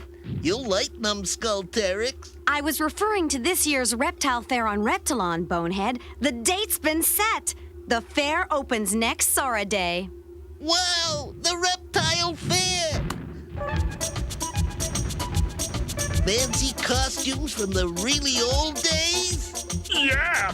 Seaweed candy and roast beef! And singing and dancing! It'll be great! It'll be next Sora Day! Oh no! Next Sora Day is when Mom's gonna bring Numbskull over. So take the little dino tyke along to the fair. The fair is no place for a baby, Dimetro. I guess you'll just have to stay home, Bonehead. And miss the fair? I'll tell Mom I can't babysit Nummy after all.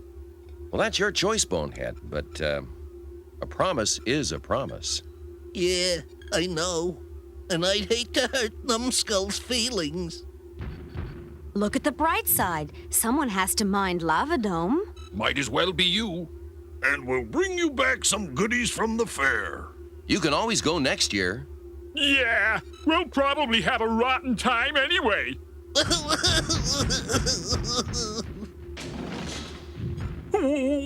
did I say? Gosh, Bonehead, the Secret Scouts would love to help, but we're all busy this weekend. Paul got grounded, and David's studying for a big test. And Sarah and I have to go with our folks to our grandmoms. Ella was right. I'm stuck, and I really like my little brother. My dad says if you've got something to do you don't want to do, just grin and bear it. Thanks, Sarah. I'll try.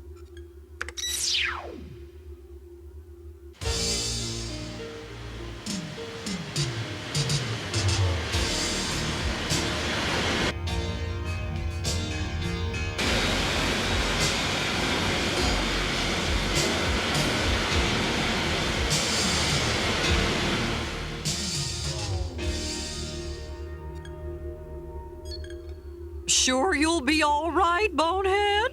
Absolutely, Mama Saw. Then I'll see you next week. Have fun, you two.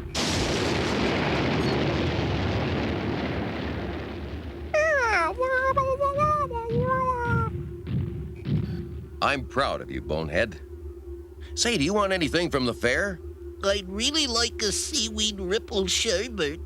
I'll stick one in the shuttle's freezer when we head back home.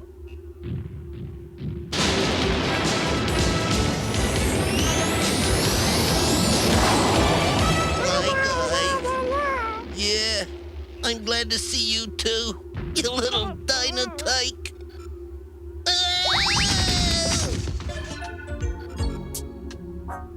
Just one more piece and we're finished, Numbskull. And it's only taken us 5 hours. Hand me that last box. Come on, Nummy, give me a box.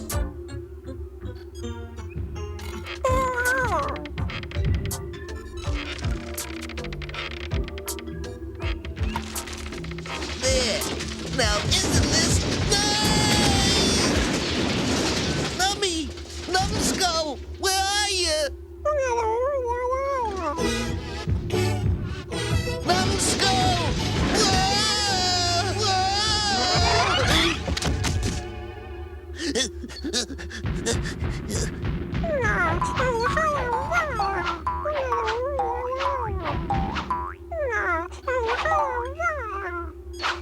Gotcha! Mama Saw should have told me you started walking since the last time I saw you. Now stay put!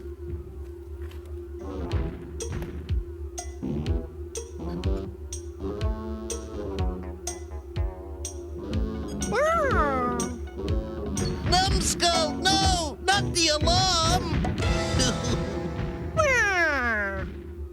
Numbskull!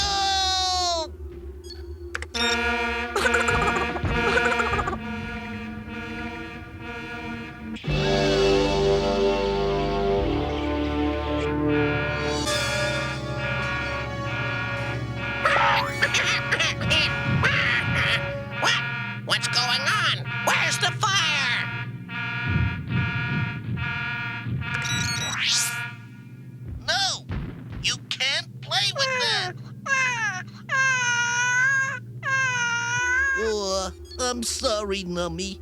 You just can't play with Uncle Allo's computers. He'll get real mad. What's the matter, Numbskull? Oh, I get it. You need to be changed. No problem. We'll get you fixed up in a jiffy. No instructions. I thought they wrote them on these things somewhere. Maybe one of these other diapers has the instructions.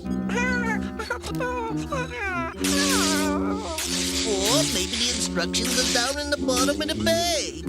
Nope. Huh? Oh no, Numbskull, look at this mess! Naughty, naughty! Now what? What do you want? Is the fire out, Bonehead? I wish it was a fire. I could put it out.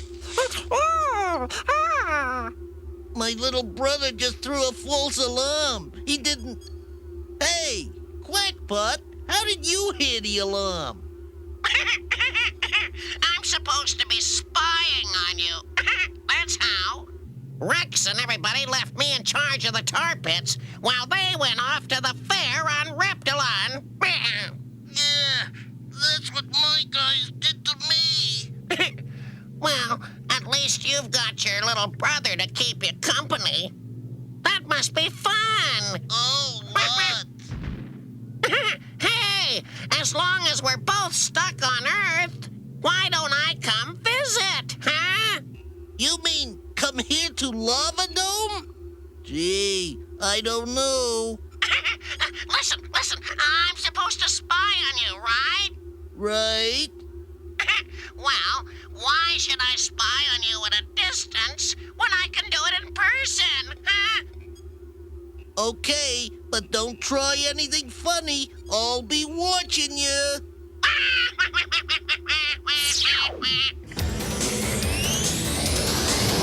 Wow, what a great picture. You got real artistic talent. Oh, gee, you think so? Thanks. Here, kid, put it up on your refrigerator.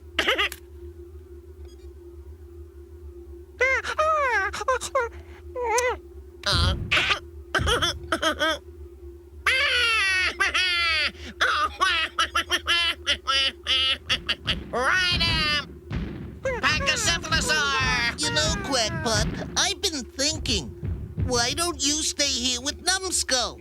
And I'll go to the reptile fair just for a few hours. Then when I get back, Numbskull and I can watch tar pits for you. And you can go for a couple of hours. Nah, I'll stay here. Nummy's more fun than a dumb old fair. Great!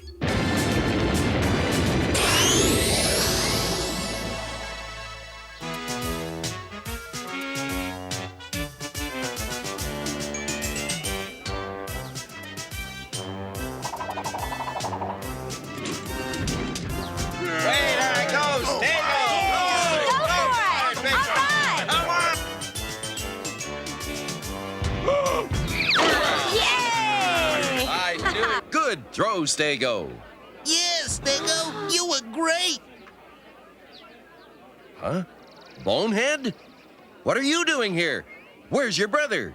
Oh, don't worry, Allo. I left him home with the babysitter. What babysitter? One of the secret scouts? No! Quackpot! You left Quackpot alone in Lava Dome with your baby brother? Forget what he might be doing to our defenses. What's he doing to Numbskull? But... Come on! Oh, no!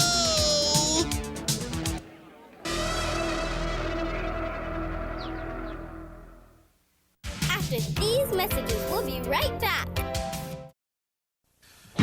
Harness the power, Dino Riders. The evil Rulon shackle the Deinonychus. Great Box on attack! They're sitting ducks! Heroic quest star on Diplodocus opens the secret pod. They're firing on me! Look out for the trap! Take this, airhead! The hidden rockets blast the evil Rulon. We'll meet again, quest star! Diplodocus with motorized walking action. Deinonychus and Pteranodon with figures and battle gear, each sold separately. Dino Riders. Harness the power. Dino Riders. The Dino Rider is spotted by the evil Rulons. Take this, young star! You need glass, Hammerhead! Pick out someone your own size, Big Eyes. The Rulons on their Triceratops aim their lasers. I'll distract them! Quickly Turret from his Styracosaurus fires. Eat rocks, Rulons! Triceratops with motorized walking action. Styracosaurus and Quetzalcoatlus with figures and battle gear, each sold separately. Dino Riders. Claws, muscles, and jaws. New extreme dinosaurs now with Dino Vision. Cool scopes. Let you see what Bullseye sees. Bullseye shoots with dead-on accuracy. Evil raptors attack. Get an eyeful as T-Bone grabs a mouthful. Dino Vision. Fight the war through the eyes of a dinosaur. Claws, muscles, and jaws. And the new Dino Chopper. Extreme Dinosaurs figures with new Dino Vision and Dino Chopper sets sold separate.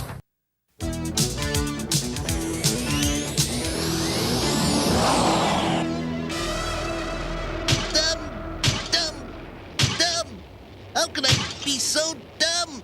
If anything happens in Numbskull... Oh, take it easy, Bonehead. We don't know if Quackpot's done anything bad. Not yet, anyway. Yoo-hoo! Nami! Come out, wherever you are.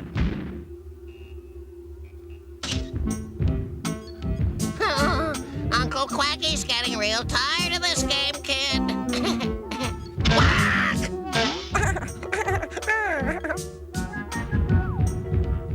Quack! Ow! Aha! Come on, Numbskull. Let's stop playing and get some dinner. What do you say, huh? Let me out!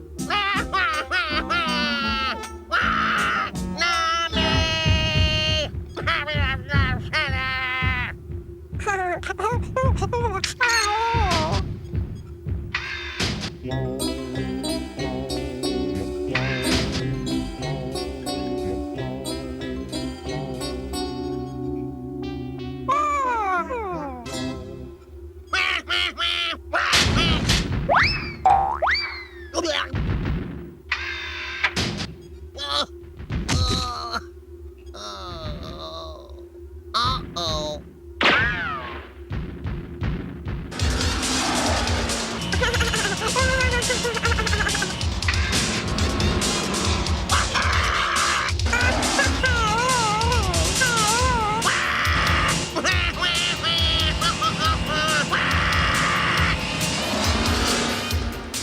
Numbskull! Come back, please! Come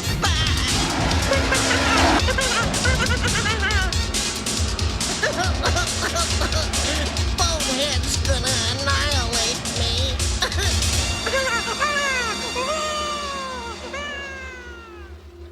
I gotta find him. I've gotta. 4th Street and Main. What?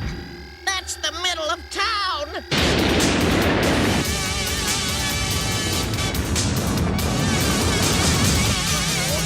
Why did I ever do this? Why?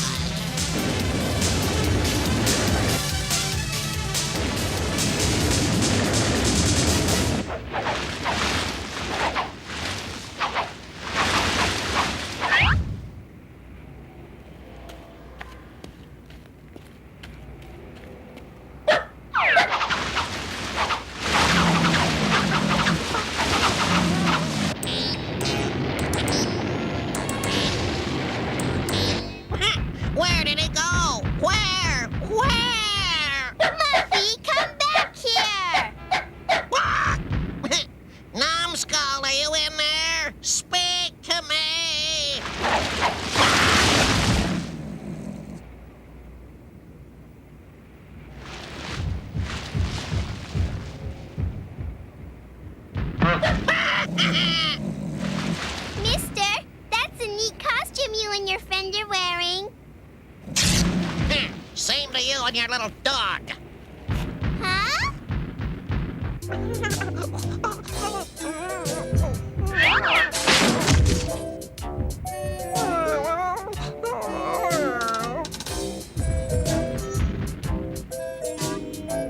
Wait, kid, don't!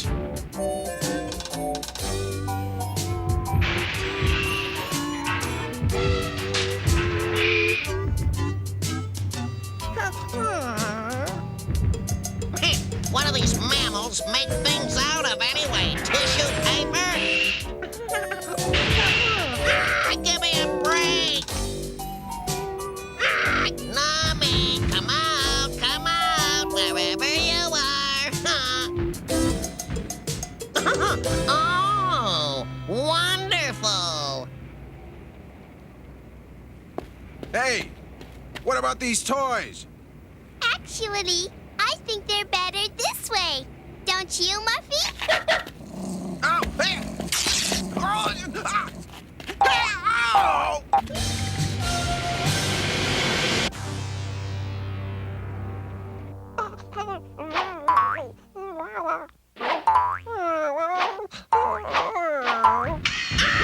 Ouch!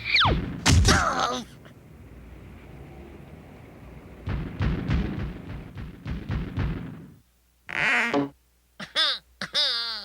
Doesn't that kid ever get tired? I never got away with wearing an outfit like that when I was his age.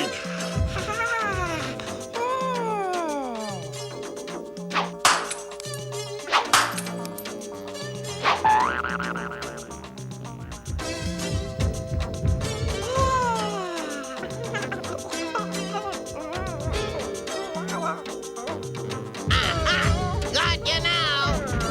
Hey, Sonny, watch out for those.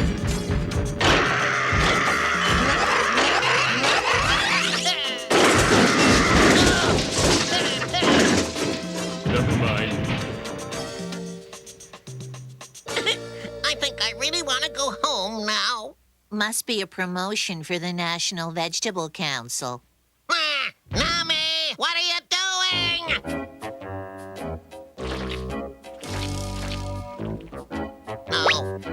No! Put those down!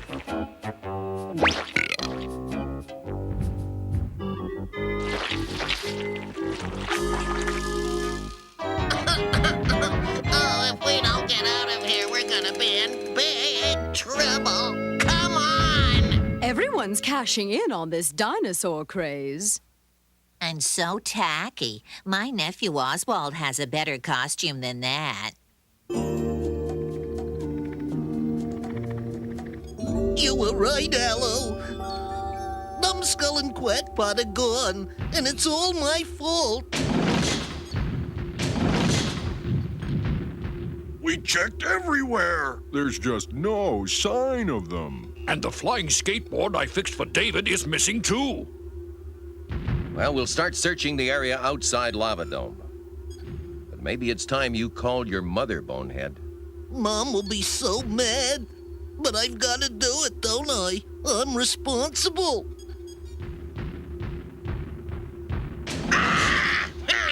So, there you are! Quackpot? Numbskull! Look, it's been great, but I'm just glad he's not mine! Numbskull! Oh, Nummy, am I glad to... Don't bother giving him lunch, he's had some. And just where do you think you're going? Back to tar pits, you overgrown feather duster. I may be bored back there. But it's a lot easier being a spy than a babysitter.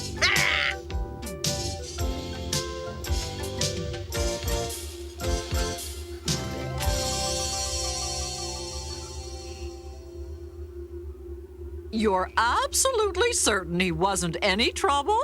Well, maybe a little at first. But once we settled down, Numbskull and I had a great time. You're a good son, Bonehead. I'm proud of you. Oh, gee, Mama Saw. Not in front of the guys.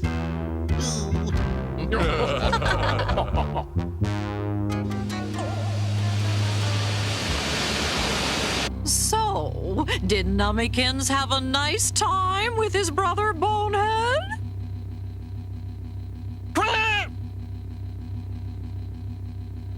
Hmm?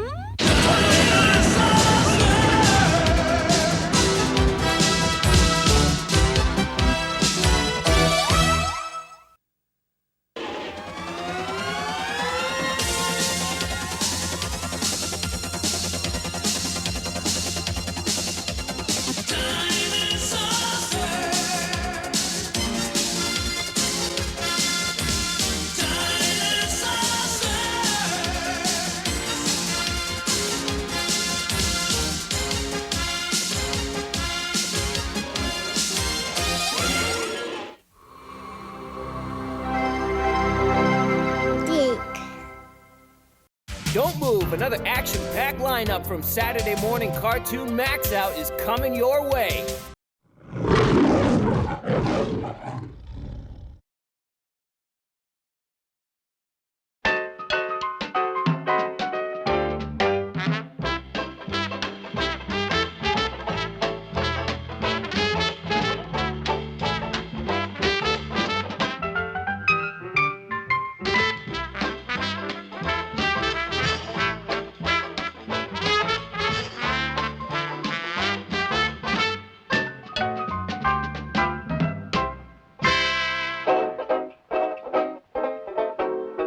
I'm an anteater, and I'm starving.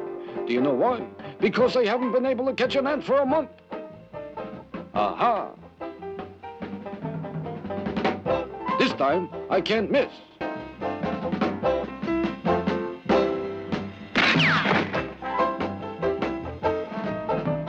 That does it.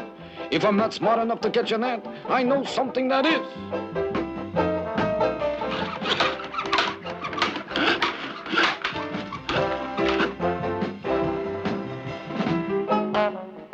There. Now to see how it works. Hi there. What's your problem? I'm starving, and it's not funny. Now tell me, how do I catch an ant? Oh, boy. Have I got an ant for you? That's good. Where is he? Quick, tell me. Straight ahead, 1 mile. You can't miss it. Oh, boy. I can hardly wait. Uh-oh. Looks like I'm gonna have company. Aha! All I gotta do is stick my nose in, give a little inhale like this, and presto, instant breakfast. Hello, Ant.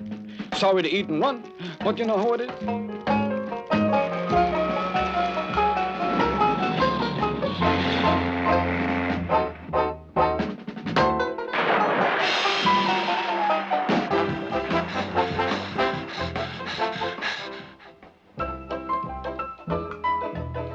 Hi again.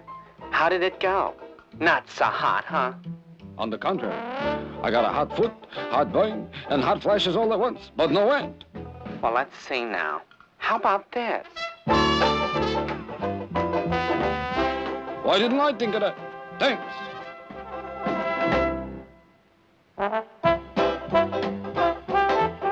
One spritz of this, and soup's on. Aha! Here he comes!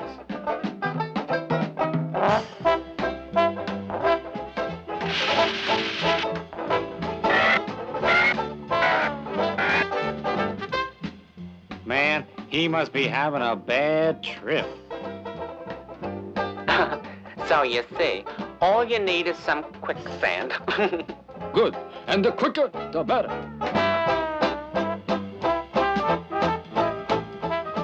A little quicksand with a cherry on top, and quick as a wink, it's lunchtime.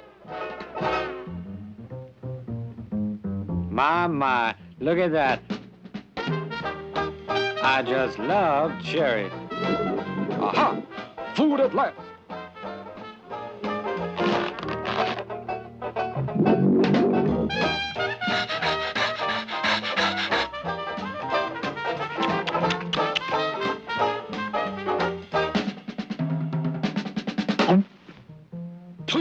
I could say something right now, but it would only be censored. I'm through listening to that electronic nut. This time I'll do it my way. You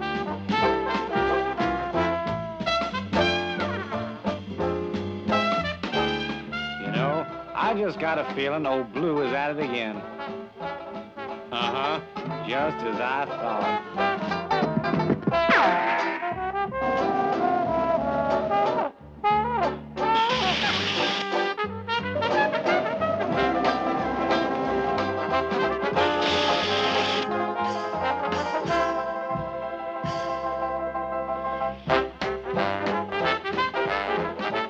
I'll say it in 2 words. Impossible.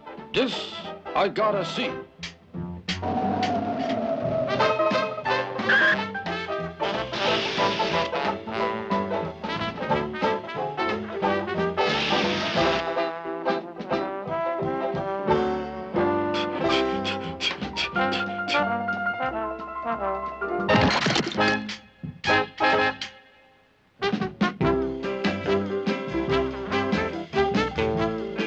This remote-controlled ant stamper should do the trick.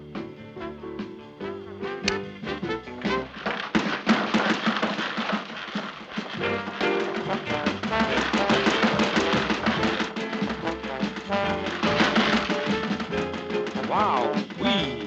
What was that?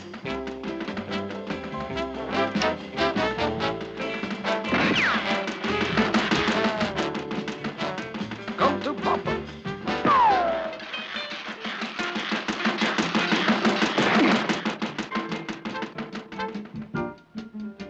Hi, pal. How'd it go?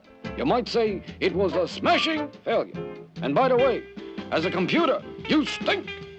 Who said I was a computer? I'm an automatic pop-up toaster, and I'll prove it.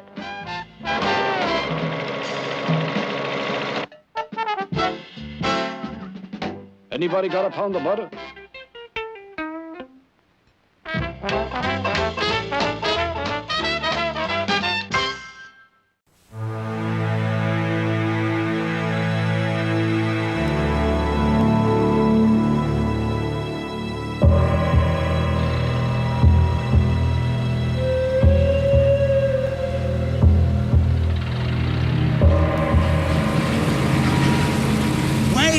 Your suspicions always cost me a good night's sleep, Tenrek. Hey, pal, you were the one who told me about the rumors. This plumbing reclamation thing. It smelled like trouble from the minute I got wind of the plans. But, Jack, what could be so dangerous about piping fresh water into the city? The way Scharnhorst does it. What else? I told you, Kurgo. She can't be making this much progress already. Not without taking unnecessary risks. So if moles really have been disappearing from these dig sites... I still say you're just being paranoid. Huh? Kurgo! Kurgo! Where are you? Huh?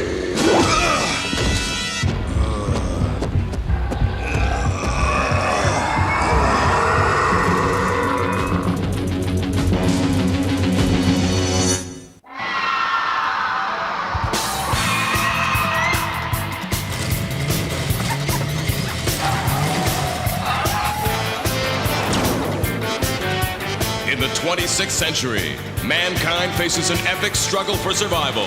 The forces of nature have spun wildly out of control. Mighty cities have crumbled, and the dinosaurs have returned to reclaim the Earth.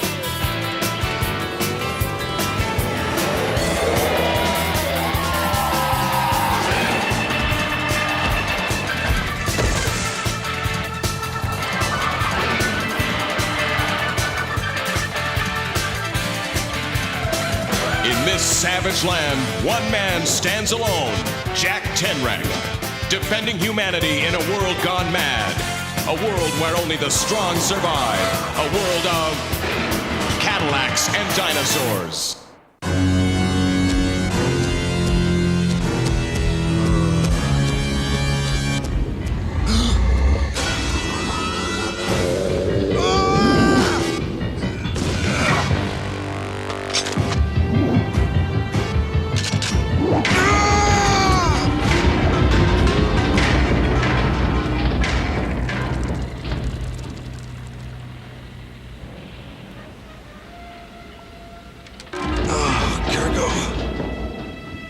Cargo! Cargo! Cargo!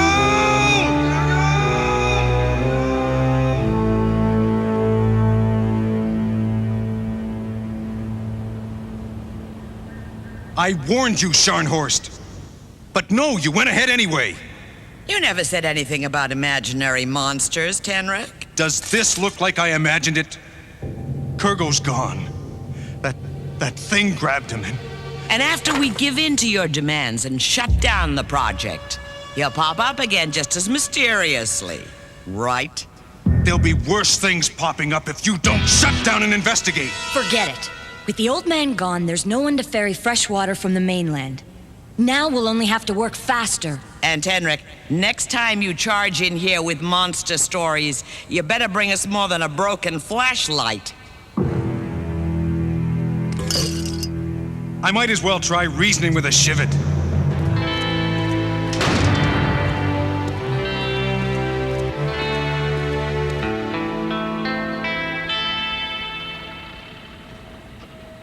Jack, I heard about Kurgo. I'm sorry if I can be of any help. No. Wait. On second thought, having a Wassoon along to help track this thing might not be a total waste of time. Huh. I'll bet you say that to all the Wassoons. So you've heard about the moles disappearing, huh? Word must be spreading, but every time someone speaks out, Scharnhorst has them reassigned, far away. Come on!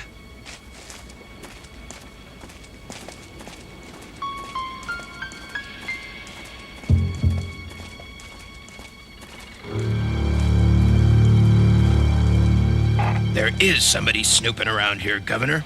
Just like you figured. Tenric, no doubt. Stop him! They've gone straight through concrete and steel. Can you believe how quickly they're tunneling? Unfortunately, I can. It's that acid Scharnhorst scientists developed. Acid? Later. Right now, we gotta find that slither. Before it gets somebody else, like... I know. I miss him too.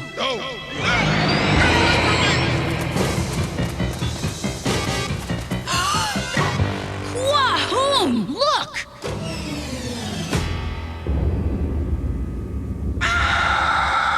This way!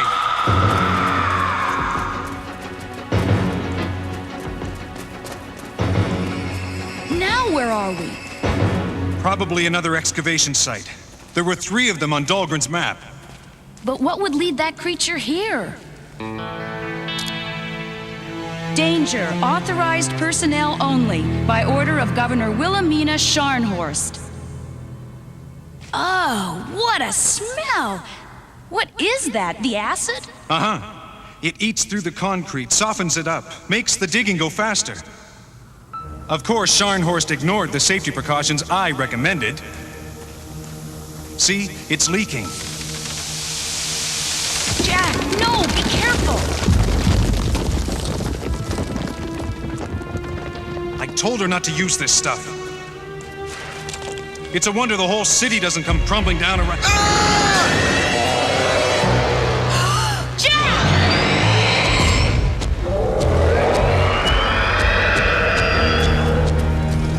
This way! Hannah, wait!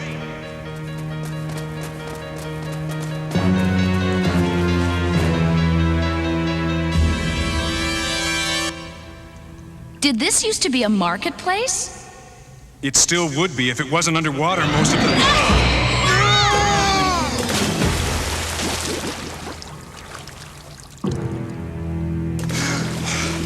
You okay, Hannah? Hannah!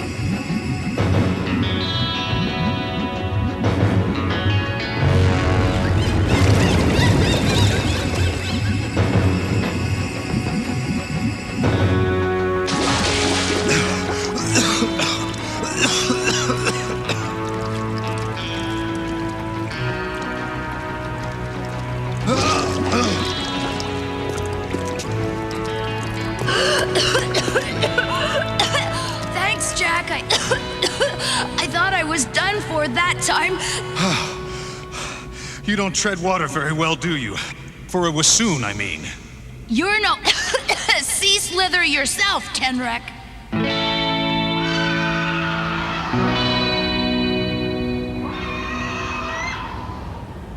Does this look imaginary to you?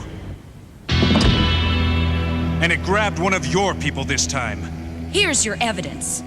This evidence could have been created from any number of sources.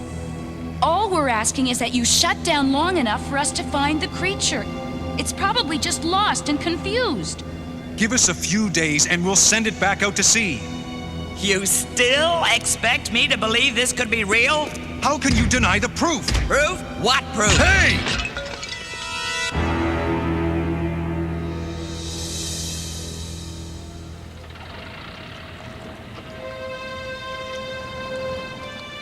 Mustafa, Tenrek here. I need a Fleetwood and some hunting gear ferried to the city, pronto. You're going hunting? In the city? We're tracking a whiptail. A whiptail? You're kidding, right? It's amphibious, it's fast, and it's got a tail that could scrape the paint job off an El Dorado. What else could it be? Jack, whiptails are mythical. You think a myth grabbed Kurgo? Sorry. All I know is, whatever it is, we've got to stop it.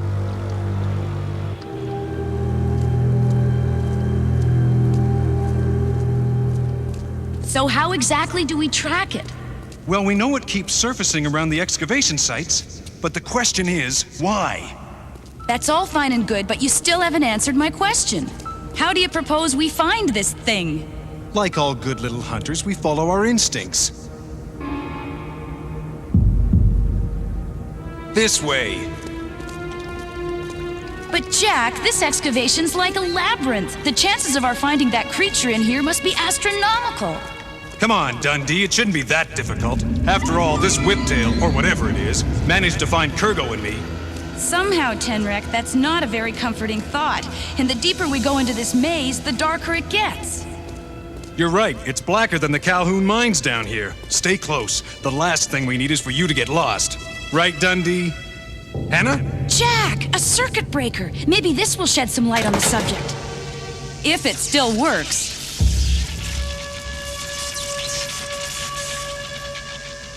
That's a little better. Emphasis on the little. Yeah, well, every little bit helps. I don't like this one bit, Jack. We're sitting ducks out in the open like this. That creature could be hiding anywhere. Yeah, anywhere.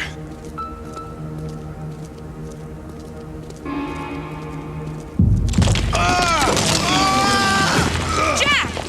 Gotcha! Oh, thanks. Oh, looks like we're all even in the life-saving department. Come on.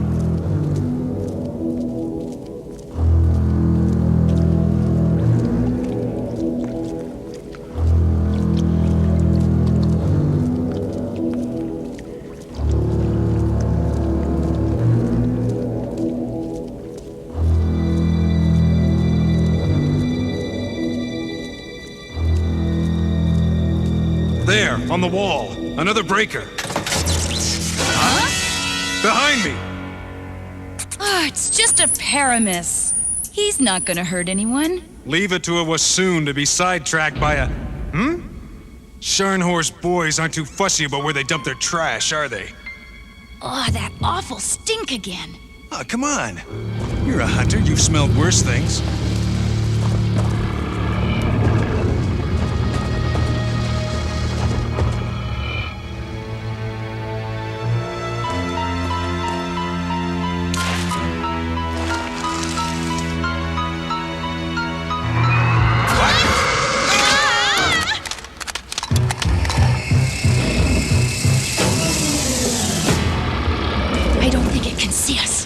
Then stop moving and it won't.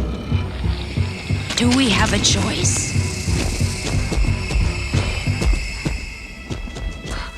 What does it want with the acid? The scent! The acid must smell like another whiptail. That's probably what attracted it to the city in the first place. Huh?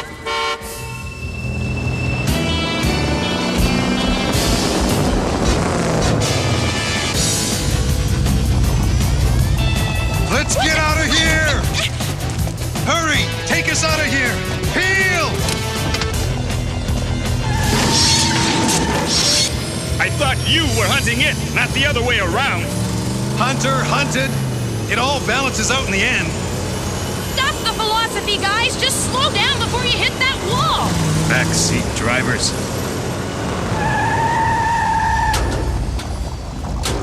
It's all yours. You bring the snare net?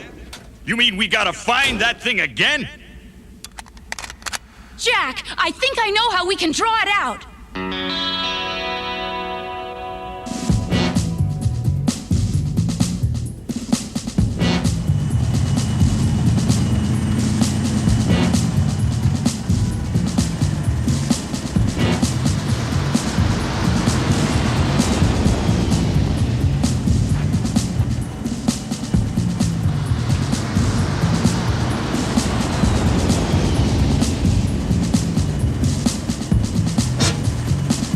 I think this is gonna work.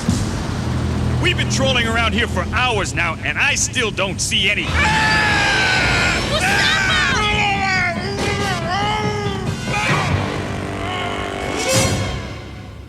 After these messages, we'll be right back.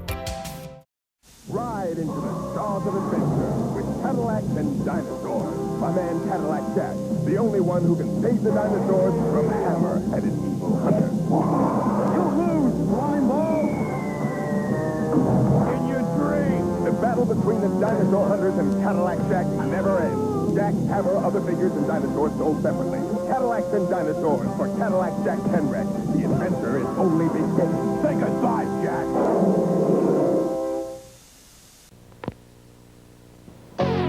And now, back to the Charlie Brown and Snoopy Show. Fruit Corners Fruit Roll-Ups. Real fruit and fun rolled up in one. You can whip them, you can stretch them. Fruit Corners! They're so good you'll want to fetch them. Fruit Roll-Ups! You can tear them, you can share them. They taste great anywhere. Fruit Corners Fruit Roll-Ups are the chewy snacks made with real fruit that you unroll, peel, and chew. You can trick them, you can treat them. Fruit Corners! You can swap them, you can eat them. Fruit Roll-Ups! Fruit Corners Fruit Roll-Ups, now in great tasting grape. Kids play harder than anybody else, and there's nothing like a kid's big thirst. Oh yeah, I'm on my way. You can feel it coming on, and you got to have some. Here I come to save the day. Got to have some now. Kool-Aid to the rescue. The one for a kid's big thirst. So I see, refreshing and bright, yeah. You got to have some more. All right. It's Kool-Aid to the rescue. The one for kids. Kool-Aid brand soft drink mix. For a kid's big thirst.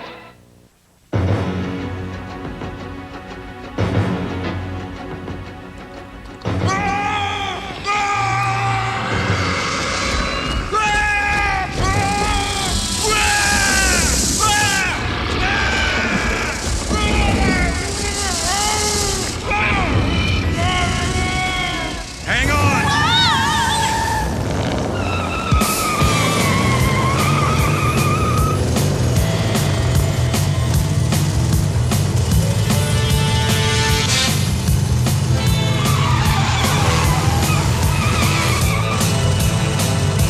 There it is!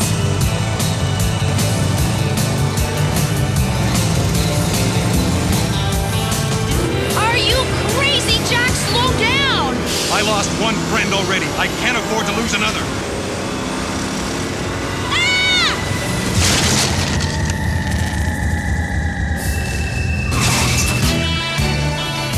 Way to go, Tenwreck. Mouth closed, eyes open. Huh. Jack! What are you doing? The ancients had a saying. Let's head them off at the pass.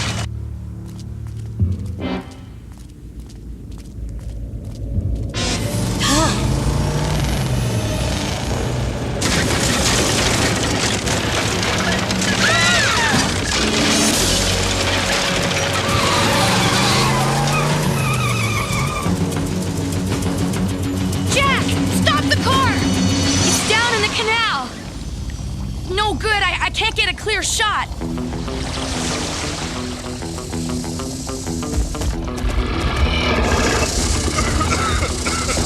What do we do now, Jack? Don't worry, I know a shortcut. Whoa!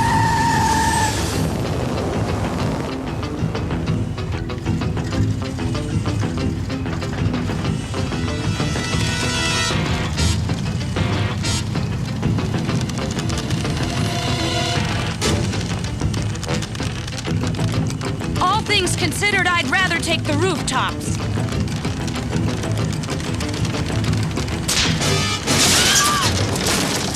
Hannah! Jack, this is so sudden. Don't get your hopes up, Dundee. I just want you for your weight.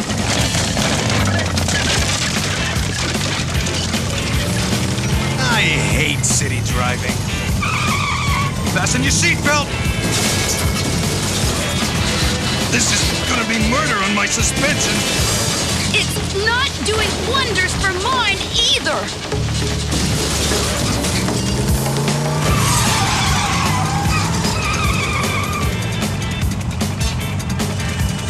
What makes you think it's still down here? If my hunch is right, the whiptail's heading for its lair. I just hope we're not too late. You're the tracker. Which way now? Fresh paw prints to the right. That came from the other side.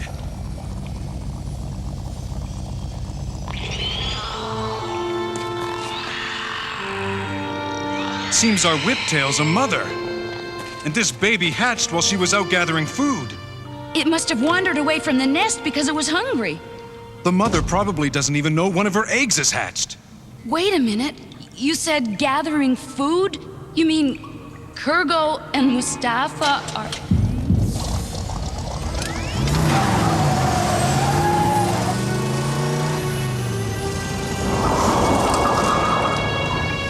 Hey, why'd you turn off the... Shh! Quiet.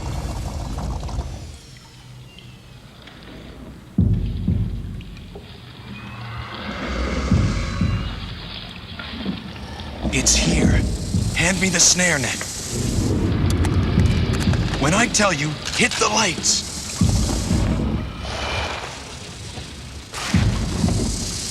Now!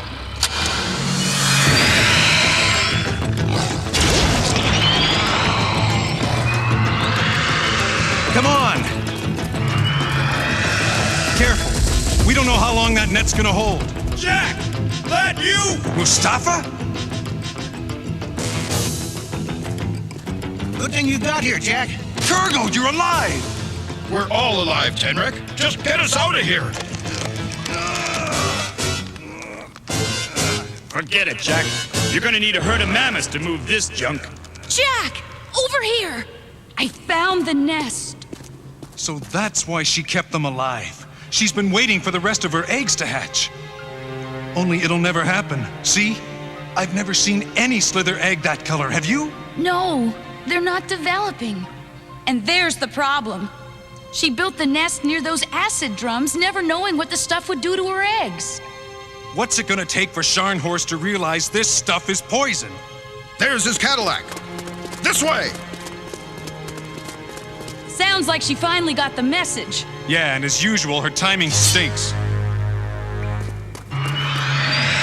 Come on, we gotta get Mama out of here. But Jack, she won't leave the nest until the eggs hatch. I'm sorry, Jack. We have no choice.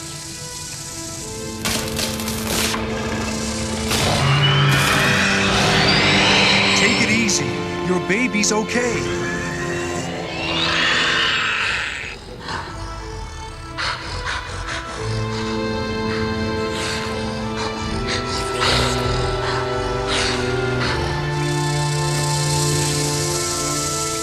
Fire on sight. Get him out of here. I'll take care of Knock. Don't let it get away! Fire!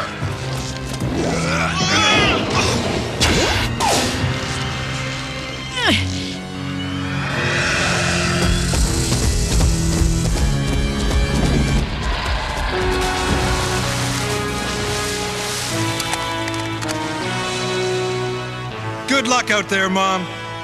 Take my advice and keep out of the city.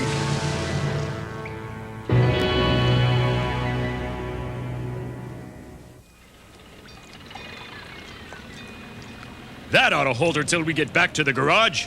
Thanks for the assist. You're thanking us. Weren't for you, we'd have been in Whiptail's breakfast by now. Jack! Wait a minute. I'm glad I caught you. I spoke to the governors. They've agreed to keep a closer watch on the excavation project. particularly the waste disposal. We stopped Scharnhorst this time. But who's gonna keep something like this from happening again? Think of it as job security, Jack.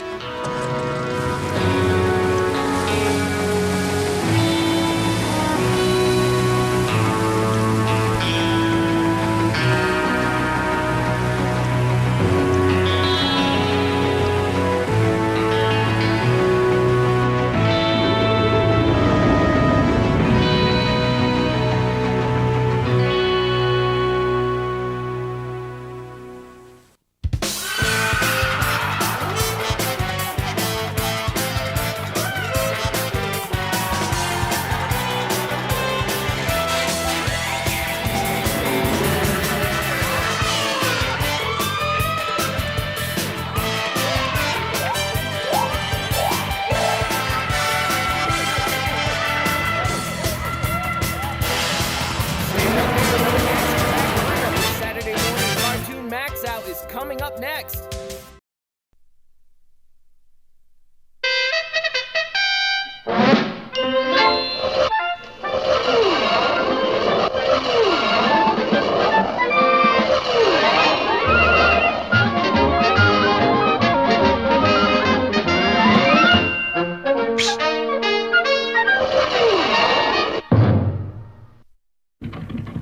Well, our heroes are really up in the air this time. Searching for mooseberries, a secret ingredient for their rocket fuel formula, they wound up on board a plane piloted by Boris Badenov. His partner, Natasha, fastened them into their seats with one-way belts and then bailed out. In the pilot's compartment, Boris gleefully smashed all the instruments, threw out the steering wheel, and prepared to follow Natasha. I hate to leave a place that holds such pleasant memories. But at that moment, the damaged radio crackled and a voice said, "Calling Boris Badenov, this is Central Control. You reading me?"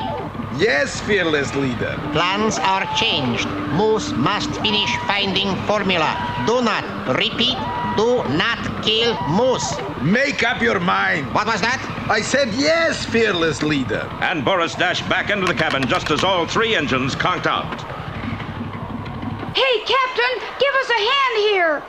Well, something seems to be the trouble. Get us out of these belts. They're stuck. Of course. How come the engine stopped? Oh, because we're going to land. Well, how come we're landing? Because the engine stopped, you nice little chap. We better jump for it. Right, Rocky, let's go. Wait. No, Bullwinkle, I can glide down, but you need a parachute. I knew I was forgetting something. Moose has got to be saved. Here, take mine. Wouldn't think of it. Take it. I insist. Well, thanks. Come on, Bullwinkle. You're sure you don't need it? No, we got lots of others that I just threw overboard. Oh, Boris, why didn't you become violinist like Mama wanted? And while our heroes floated earthward, the plane bearing Boris sank lower and lower.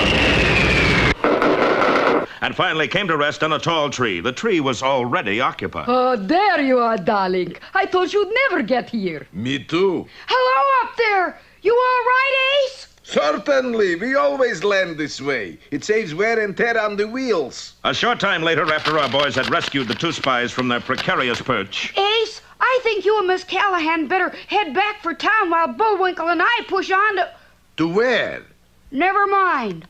He's just a little too curious to suit me, Bullwinkle. Curious? He's downright odd. Quickly, Natasha, we must follow them. And the two spies began trailing our boys through the woods. Let's see now. As I remember, Mooseberry Island is right this way. Yup, there it is. But look! Well, this was a fine how have you been. Mooseberry Island was surrounded by barbed wire and warning signs. Keep out Mooseberry Blight. Quarantine. Gee, the whole island's off limits. Well, there must be one healthy bush on that island. But how do we get to it? Well, a little barbed wire isn't going to stop Bullwinkle J. Moose. I got a scheme. Quickly, Bullwinkle outlined his plan. He would enter the water above the island, swim with the current till he reached it, find a healthy bush, and then swim back below the island. Now you're sure it'll work, Bullwinkle. Of course it will. I've thought of every little thing. Except one. What's that? I can't swim! And Bullwinkle was carried off by the swift current. Unfortunately, there was another thing that he hadn't figured on. Right below Mooseberry Island was deadly, thundering falls. And before Rocky could move, Bullwinkle was swept over the edge. Be with us next time for Bullwinkle's Water Follies or Antlers Away.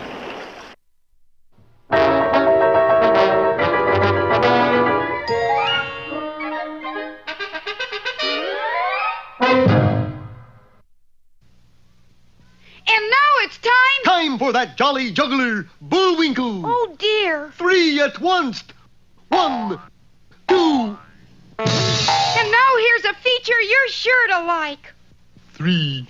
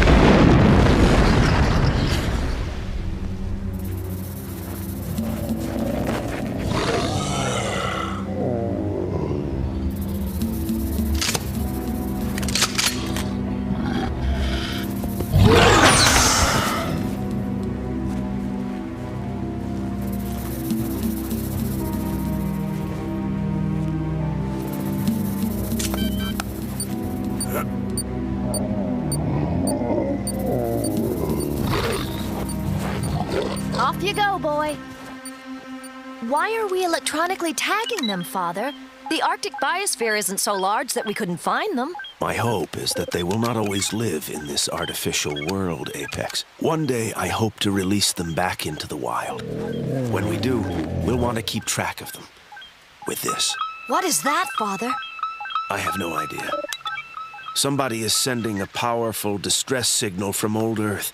My tracking unit must be tuned to the same frequency. Notify Skywatch.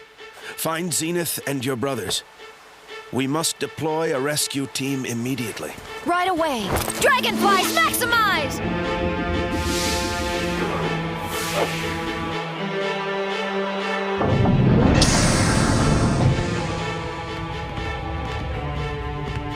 The distress signal is getting weaker every minute. Whoever's sending it needs our help. There may not be much time. We'll get there as fast as we can. Are you ready, DRAGONFLYZ? Serped up and ready to rip.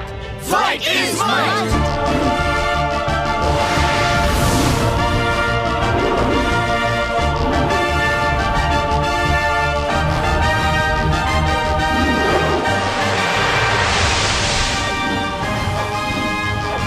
The signal in the wind pits.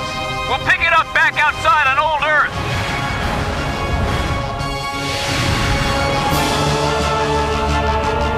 How long before we get there, Zenith?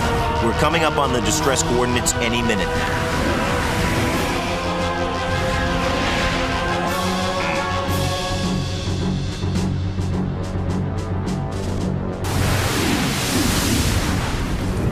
Scanner hitting red. We're right on top of it.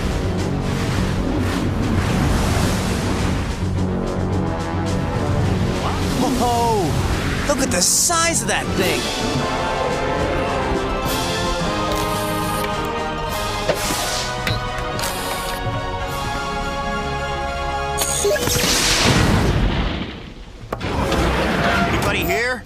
Come on, let's check it out. Wow. This place looks pretty ancient. This equipment must be 30th, 31st century. Peak, Summit, check the rest of the ship. Apex and I will see if we can locate some kind of flight recorder. Wow. Come on, Peak. Let's do some sightseeing. Right behind you.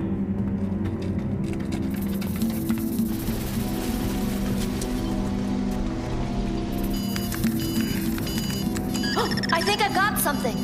Mayday, Mayday. This is Space Station Galileo. Please acknowledge. Is there anyone out there? Mayday, Mayday. This is Space Station Galileo. Please acknowledge. Is there anyone out there? There's got to be more. I'll see if my helmet comm can draw a direct link to the recorder. Let's double back to Zenith. Whoa. All the escape shuttles are missing. Yeah, and if there ever was anybody aboard this station, they got out quick. Let's go. Computer, link with the onboard flight computer. Extract all pertinent data. It's a ghost ship, Zenith. What's that? Let's get what we need and get out of here. I don't like this place. The signal grows stronger. And so does my anger if the dragonflies reach the signal before we do. Hurry, Nocturne!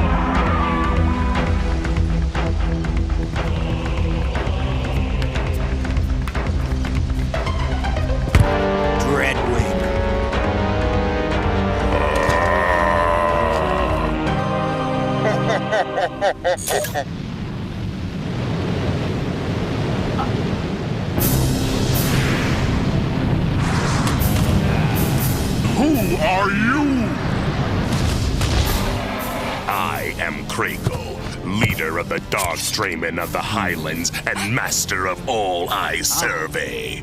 You trespass on Drayman domain? You are too late, my loud friend.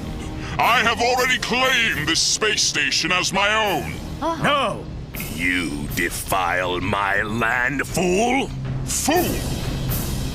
Do you know who I am? I am Dreadwing, ruler of Old Earth, and dispenser of your death if you don't depart. Huh? No. You are merely the jackal who will chew on the bones of my dinner. Stand down, Drayman. Attack!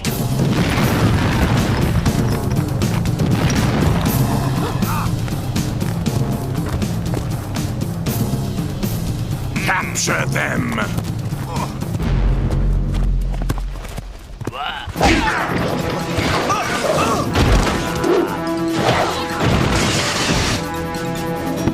Dragonflies, let's burn some wing and get out of here! I was just about to say the same thing.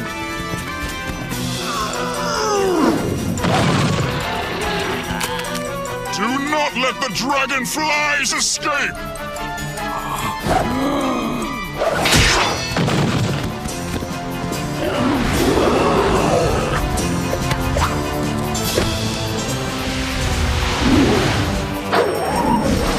Dark Drayman coming up on the right. Air chamber to the max. Dragonflies vaporize! Watch out!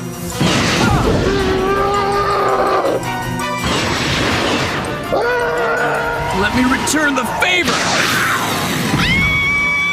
Oh, looks like Nocturna really flipped for you, Summit. You gotta teach me that move! Let's head for the nearest wind pit, Riptor.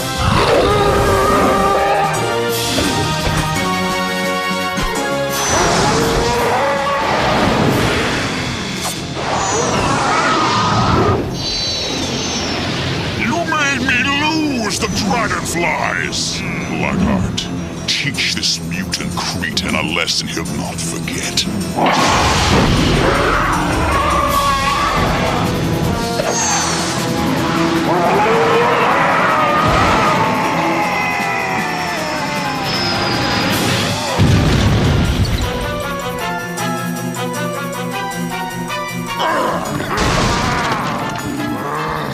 Is that the best you can do?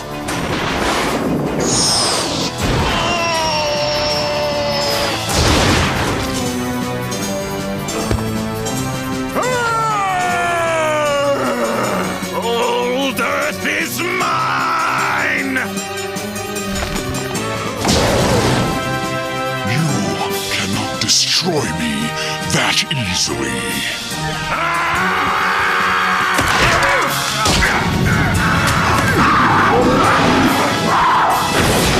You fight well, Rebel. Why do we fight at all, Krakow?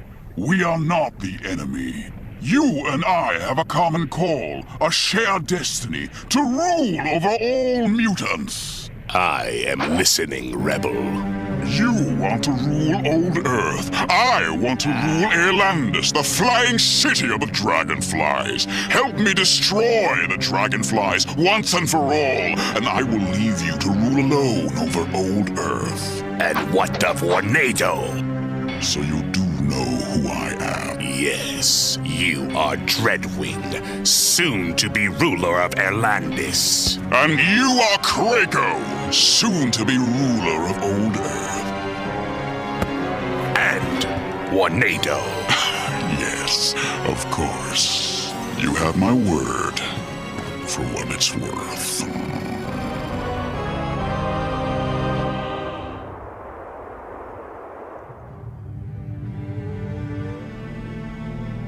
The space station must have been one of the last to make it through the warp winds to Earth. Let's see what you picked up on your ship's black box, Zenith. Computer, show me the flight record. Space Station Galileo. This is Captain Elias Bristol of Space Station Galileo. The year is 3145. 25 years after the cataclysm. We've decided to return to Earth after finally sighting. We are now entering some kind of warp wind. Tremendous force. Don't know if we can make it. This is a zero-gravity station. Never meant to handle anything like this, but it'll be worth it to see trees. A crystal blue lake. You say you found no bodies? None, but all the escape shuttles were gone. Yet a space station of that size would have supported hundreds of people. Where did they go? Maybe they found those trees in that crystal blue lake. Maybe they found paradise. You must go back, retrieve the flight recorder before Krakow destroys it. Krakow? If Krakow lives, we should all be afraid. You know this guy? I taught him a story. A dark legend used to frighten Drayman children. He is a fearsome monster, without compassion, without mercy. If you return to old Earth, I will fly with you. If Krakow exists, he could be the one who destroyed my village. It is agreed, then. My forces will lead the attack. Of course. Good. Your legions are cowards.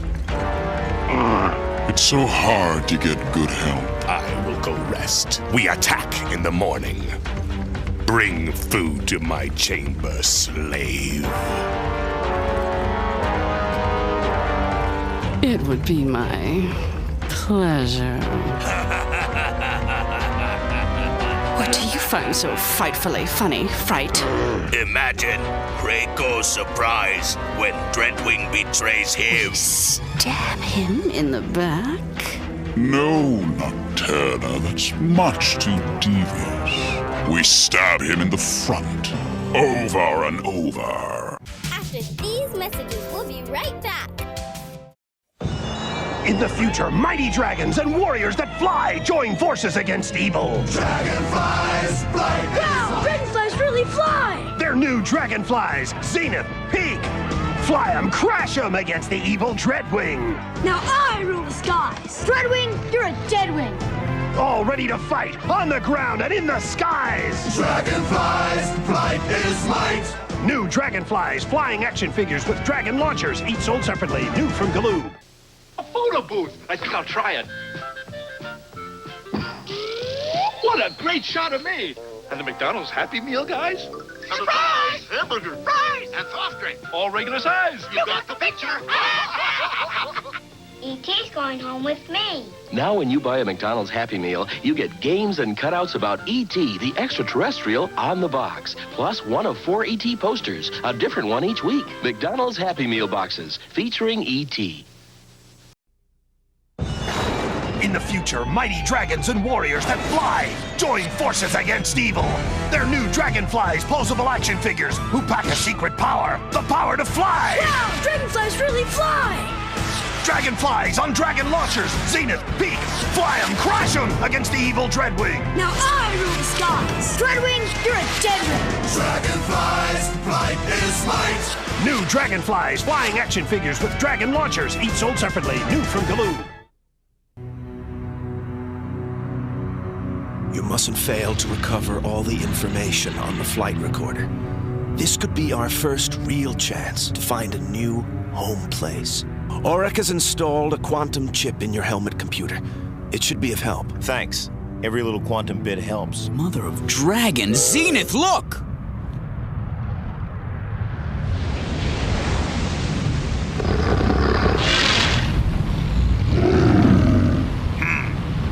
It's Dreadwing and Krakow.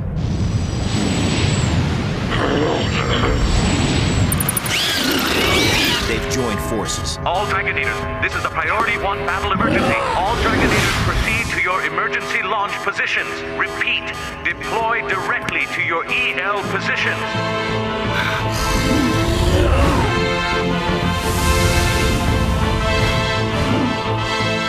Wingstorm! I'll meet you at the end of the runway and get ready to tear a hole in the sky. Dragonflyz, maximize!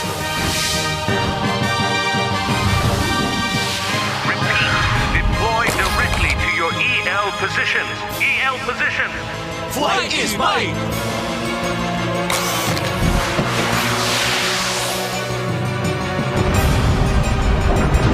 Flight is right!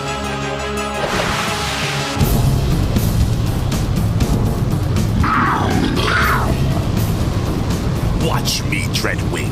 I will show you how to bring death to the Dragonflyz. We will stand at the ready, Krakow, unless you call for my aid. I will not need your help, rebel! All right, Dragonators, we're outnumbered. So let's give them as many targets as possible. We'll hit them on all sides at once. Let's whip some air and take some names. Dark Draven, attack!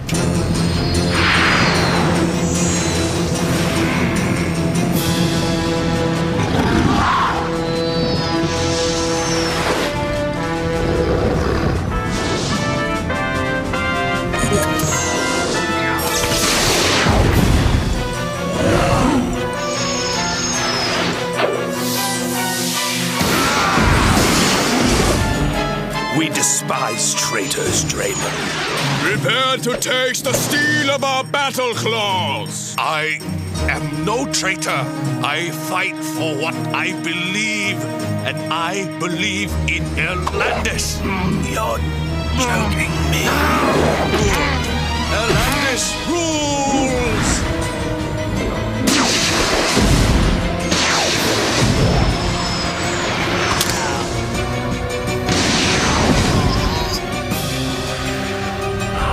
Dragonflyz, maximize!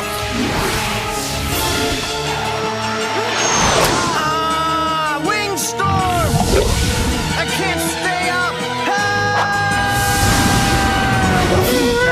That was a close one. Oh, you won, Storm.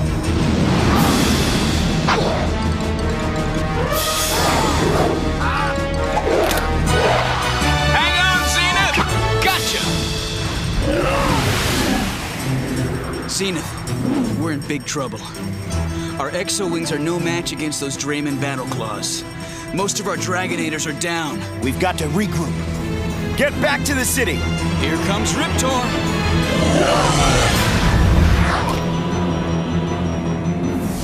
Dragonflyz, neutralize. Return to Erlandis. I repeat, break off and return to Erlandis. There's nowhere you can fly, nowhere you can hide. Your city will fall, and Krakow will rise to power!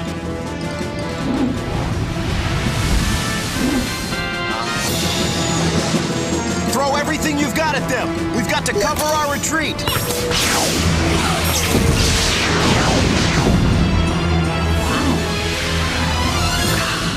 They only could destroy each other for good. or for evil. Gotta get in before we're left out!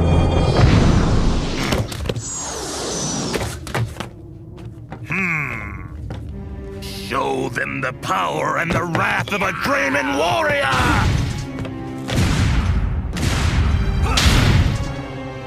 The bay doors can't take that pounding. They're ready to cave. I don't know how much longer we can keep them out. Unless we invite them in.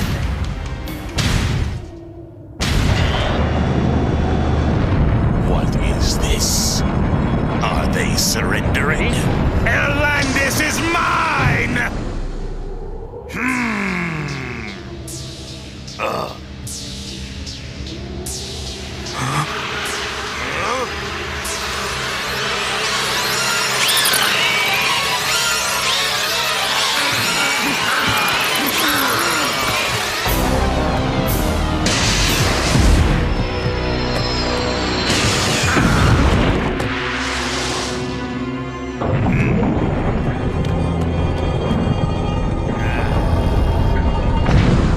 No one to take what is mine. But you do need someone to tell you you've been duped. No! I am Draco, ruler of all I survey! Dread! I bid you farewell, Draco, former ruler of old Earth. We lost Airlandis. But one less Draymond is a victory nonetheless.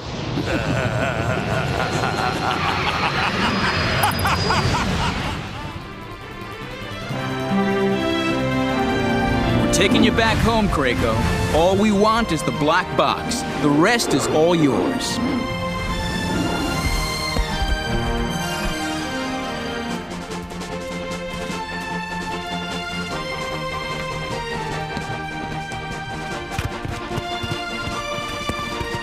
It's nice to know you're so missed, Krakow. Now tell them to back off, or their leader's going to be missing for a long, long time. I think I just about got it.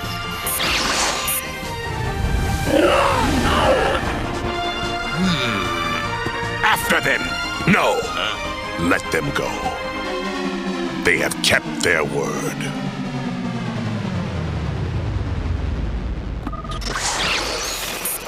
Despite our hardships, we have made a safe landing, and we are now setting off for the place we call the Oasis. According to our satellite pictures, there are still lakes, trees, even green grass there. Anyone finding this record, the coordinates are.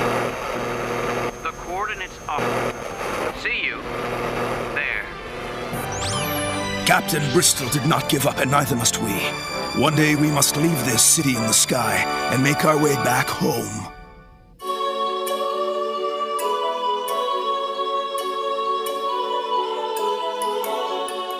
In the future, all of us shall know men once walked upon the earth below. But now we fly at mega height. Long live Atlantis, flight is might. Dragonflies, maximize. Fly forever through dragon skies. When Dreadwing and his grim wings rise, no one can stop him but the dragonfly. Light is light. Light is light. Light is light. Light is light. Dragonflies maximize. Watch the skies for dragonflies.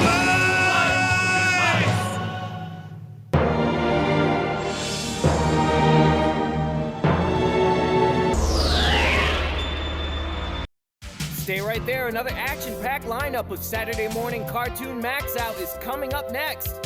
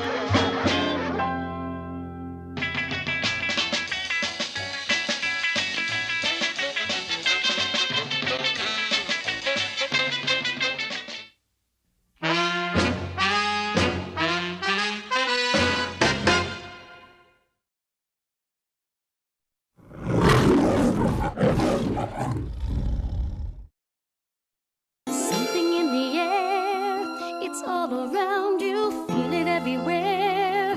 It will astound you once you've got magical wings. You can do the most amazing things. Come up to the sky, high adventure in the sky. Kingdom with the sky dancers and you. Sophia, spread your wings in fly adventure. Sky dancers and you. The sky's the limit, your dreams will come true. It happened for us, it can happen for you. We're all sky dancers and you. Sky dancers and you. Sky dancers and you.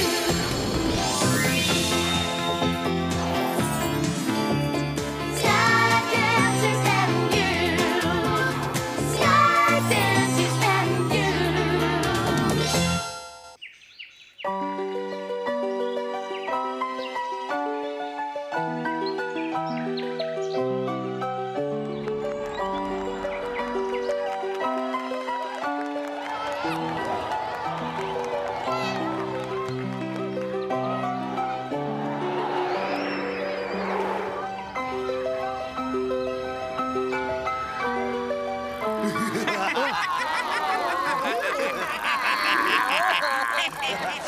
We were just passing by and we heard the music. You might say we're music lovers, yeah. And we thought, well, we were just wondering. We would be honored. Snarl's a wonderful player. A virtuoso, even. He has such an ear for music. In fact, he has two. For my first number, I'd like to play It's Ours Now, Bird Brains. Please, leave the heart. Take anything else, but not that. You see anything else here worth taking, Jumble? Sure, I see us taking off. And if you featherweights try to follow us, your precious harp will be playing in heaven with wings instead of strings.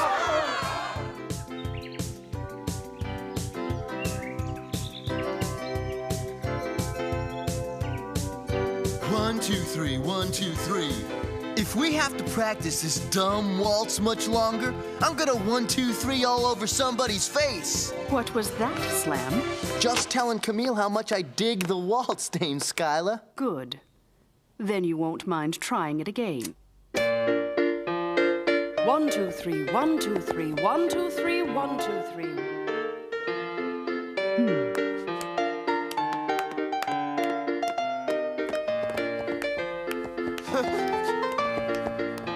This is about as much fun as a closed shopping mall.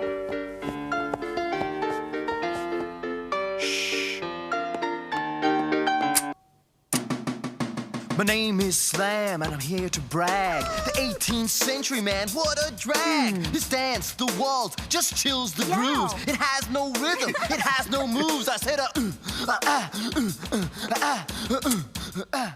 You two have just earned the right to stay an extra hour after class, practicing the waltz. But you told us to constantly explore new directions. That's 2 hours now. What is it, Dame Skyla? Trouble. I think I'm going to have to call upon the Sky Dancers.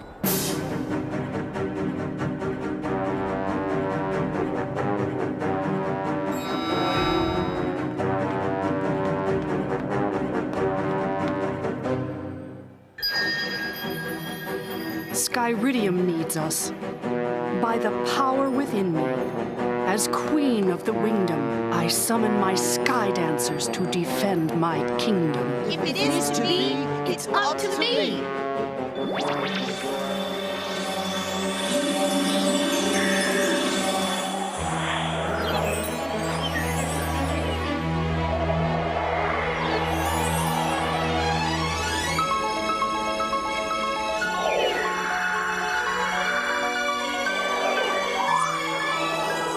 Sky Dancers, the harmony of the entire realm is at stake.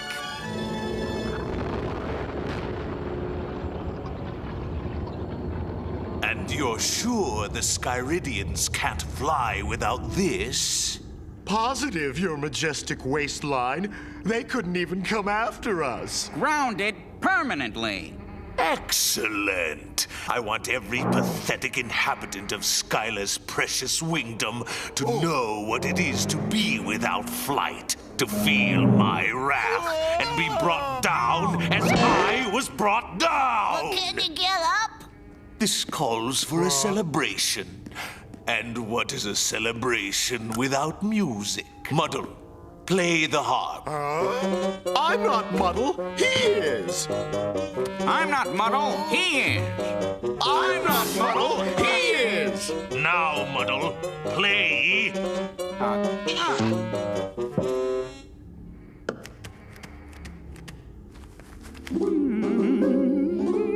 Muddle! Muddle! Stop harping on the harp! What? Not bad for someone who's never had a single lesson.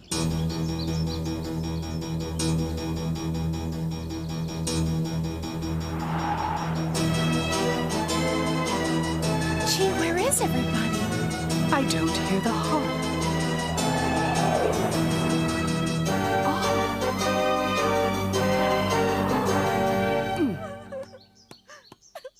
Looks like someone's taken the wind from under their wings.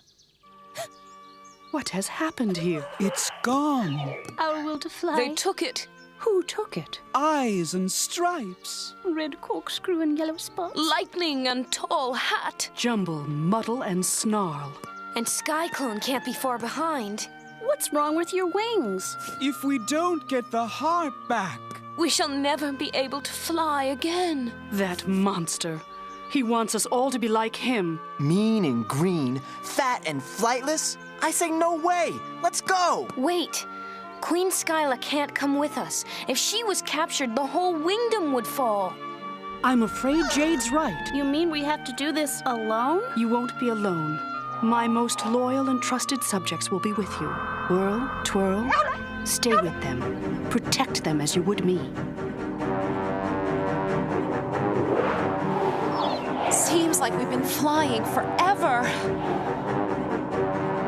Are we even sure this is the right direction? We could be going the wrong way. I definitely think we're going the wrong way. Check out what's up ahead.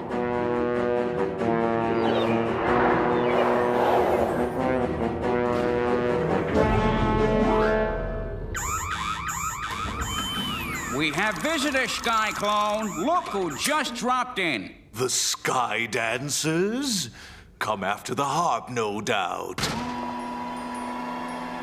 How do we get in? Guess just knocking is out. Wait, there's something here that looks like a hatch, but I don't know how to open it. Allow me.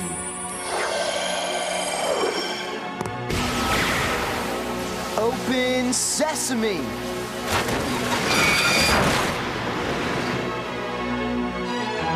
How about that? Wow, our own personal genie. Hey, wait up! Shall we give them a proper netherworld welcome? Oh, we'll welcome them, all right. If they make it through the maze.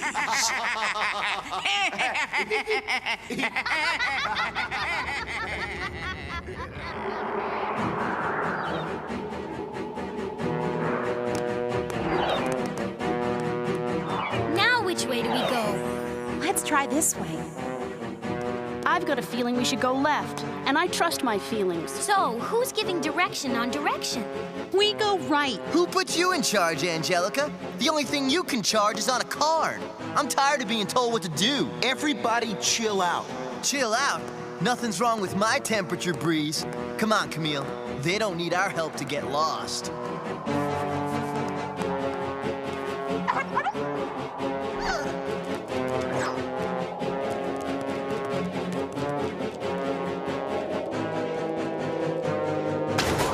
Angelica! Angelica, are you all right? She can't hear us, Breeze. This place is like a gigantic vacuum.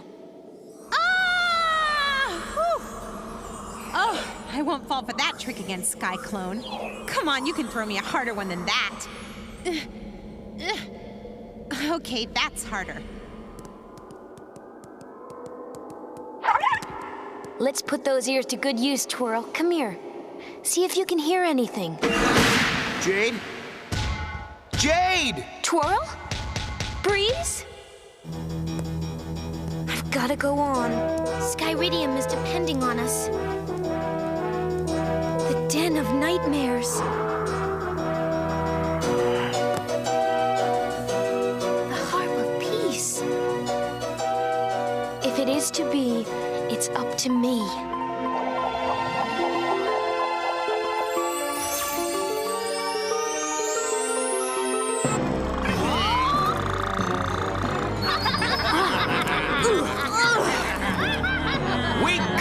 We got one, sire! Excellent!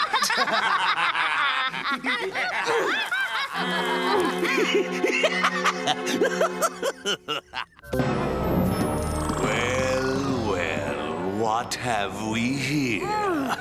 A fly in the ointment. Let's see now. Which dangerous and dainty do-gooder dancer are you? What difference does it make? Why, my dear, it makes every difference. Because you are my first conquest. The very first sky dancer I've captured. I should know your name, since you'll be here a very long time. Wrong, Skyclone. My friends will be here very soon. No, I'm afraid not. Because your friends are lost, young sky dancer. Lost forever in my maze. And just to ensure that you don't try to escape. First the harp, now this. And now, on with our celebration. I'll bet you never thought you'd wind up playing a harp in the netherworld. You will play it. Play, Sky Dancer, play! Yes, a great victory celebration.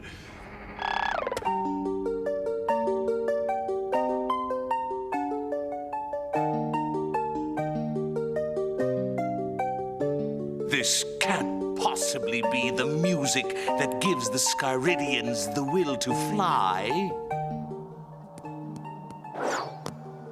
I'm having deja vu.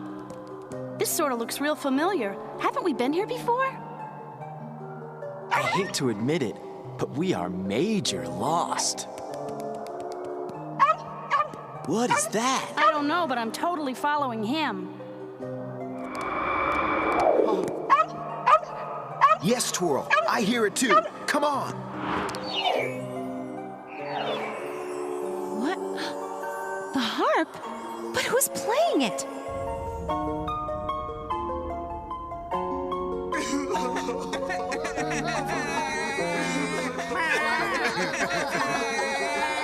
Stop that! Can't you play something else? This is what you wanted, Skyclone. The only kind of music the harp will play is what I feel. Stop it, I say! Stop that infernal noise!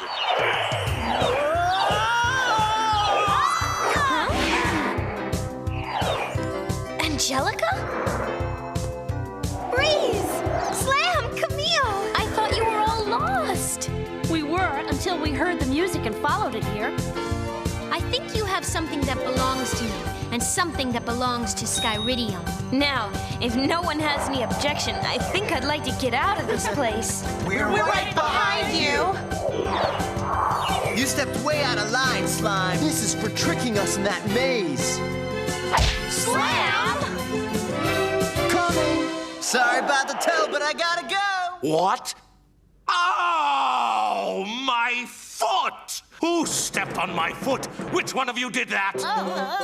Did you step on his foot? I didn't. I didn't step on his foot. I didn't. Wasn't it you? Was it Now, was it you, Jumbo? The little brat's got the heart. I want that heart back. Oh! Don't let them escape. Call out the hurricanes. After these messages, we'll be right back. Rainy days are yucky. Let's use our imagination. Okay. I'll be a superhero. On him, my sister. I'm a circus star. Let's fly, Hey, sounds like a herd of elephants up there. No, only one. McDonald's. Butterfly dance. Spin, Rosemary. Here's Shimmer. I lost my swan. I'll never dance again. It's McDonald's Happy Meal with 4 spinning Sky Dancers. One in each Sky Dancers Micro Machines Happy Meal you buy. Anybody lose a swan? Shimmer will dance again. They're the cutest Sky Dancers yet! Wow, tiny little Sky Dancers. They're the Sky Dancers. Wow, the tiniest ones I've ever met. Even tiny baby animals, too. Nice hat, Sky Dancers, pup. But now it's time to fly. Up, up, up. They're the teeniest, tiniest Sky Dancers. New Sky Dancers Fairy Flyers, each with adorable little launchers. They're so small, I can collect them all. Sky Dancers fly just for me. New Sky Dancers Fairy Flyers. Dolls and launcher sets each sold separately. New from Galoo. Sky Dancers. They're flying. Fly for me, just for me. Sky Dancers dance for me. Wow, they really fly. Come to me, dance for me. Sky Dancers fly for me. They're beautiful. Sky Dancers, real flying dancers with magical wings and pretty dresses. Pull their magic star and they twirl and fly. Sky Dancers fly just for me. Flying Sky Dancers, doll and doll with launcher sets, each sold separately.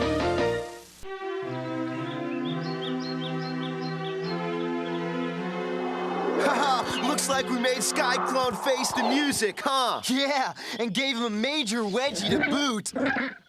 What is it? You two hear something? I hear something, too.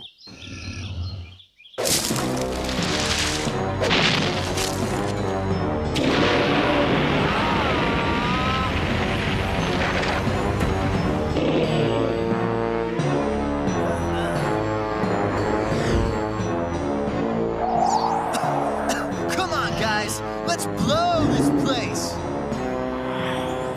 And I do mean blow.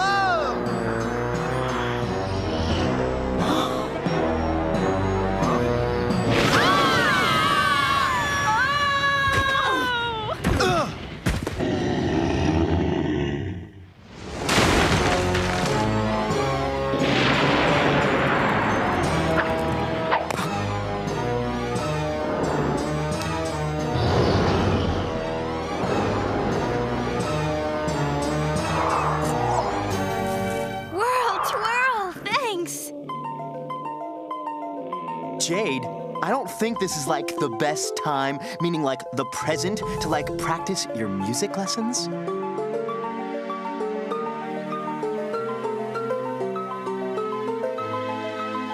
Listen, the harp. It's the harp. It's the harp.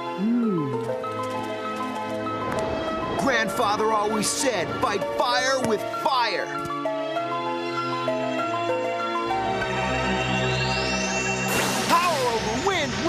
future is mine!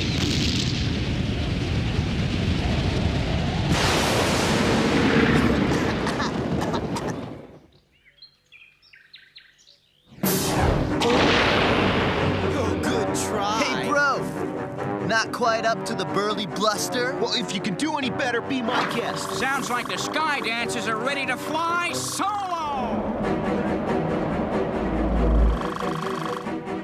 Right for the picking, sire. Time to reap our rewards, then.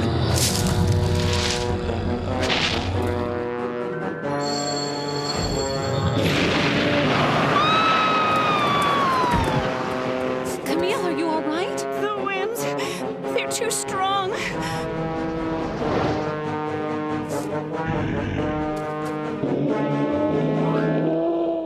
Do not rejoice so quickly, Sky Dancers. I've come to offer you a bargain. I'd rather have the harp back intact, but if you refuse, why then I shall simply have my hurricanes crush it, along with all of you. I'd say get stuffed, Skyclone, but it looks like that already happened to you. I can't top that snap, girlfriend. We're a team, Skyclone. You haven't won yet. Hurricanes, destroy them. Scatter their atoms to Wingdom come. Dive! Help!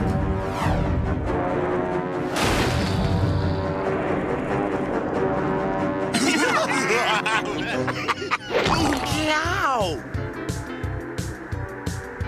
Look, over there! It's the cavalry! What? The Skyridians? Muddle, jumble, snarl! You told me they couldn't fly! Yeah, I didn't. Not me!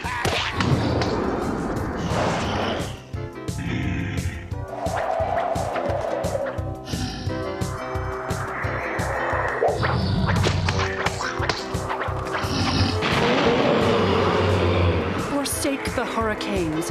They are no match for you.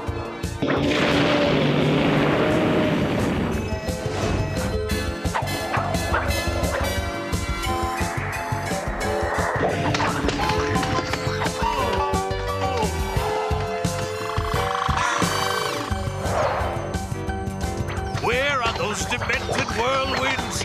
Come back here and protect your master!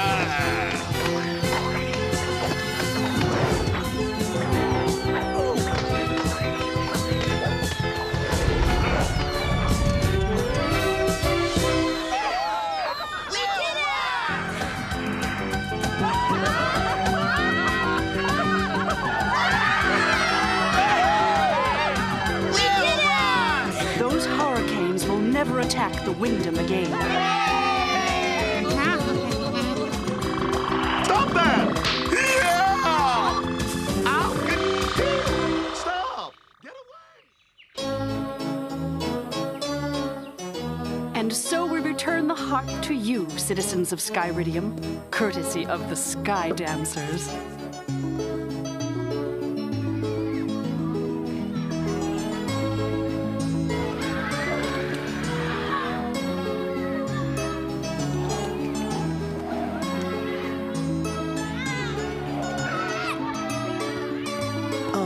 Jade, I was thinking maybe you could help me with that one part of the waltz I'm having trouble with. You? Trouble?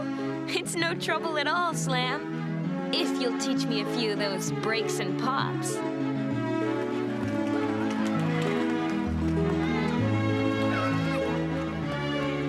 I never thought I would get to like the sound of that harp so much. And I'm pleased Slam finally got in step with the waltz.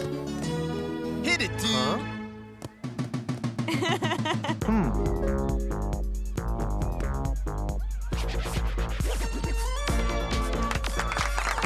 Hit it, Slam! Hit it, Slam!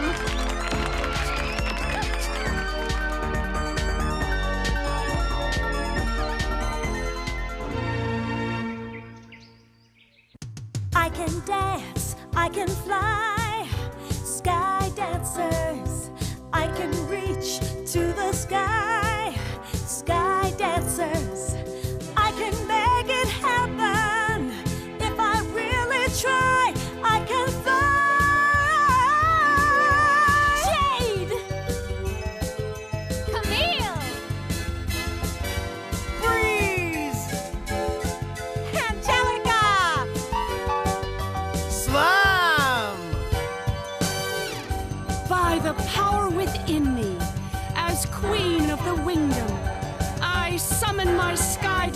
dancers to defend my kingdom. If it is to be, it's up to me. I can soar, I've got wings, I can do anything. Sky dancers! Stay tuned, another action-packed lineup of Saturday morning cartoon Maxout is coming your way. Time again for Bullwinkle's Corner. Hello there. Today's poem is called Taffy. Taffy was a Welshman. Taffy was a thief. You ain't kidding, Governor. Taffy came to my house and stole a piece of beef. Hey, that's a whole cow. So I'm petting my part a little. I went to Taffy's house. Taffy wasn't home. Taffy went to my house and stole a marrow bone. Marrow bone, that's a whole leg of lamb. I went to Taffy's house. Taffy wasn't in. You can't read? Sign says out. I know you're in there. I can hear you breathing.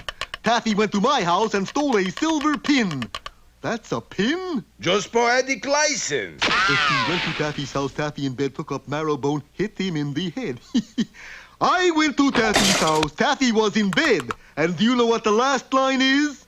Of course. Took up Marrowbone and hit him in the head. What do you know? Unhappy ending.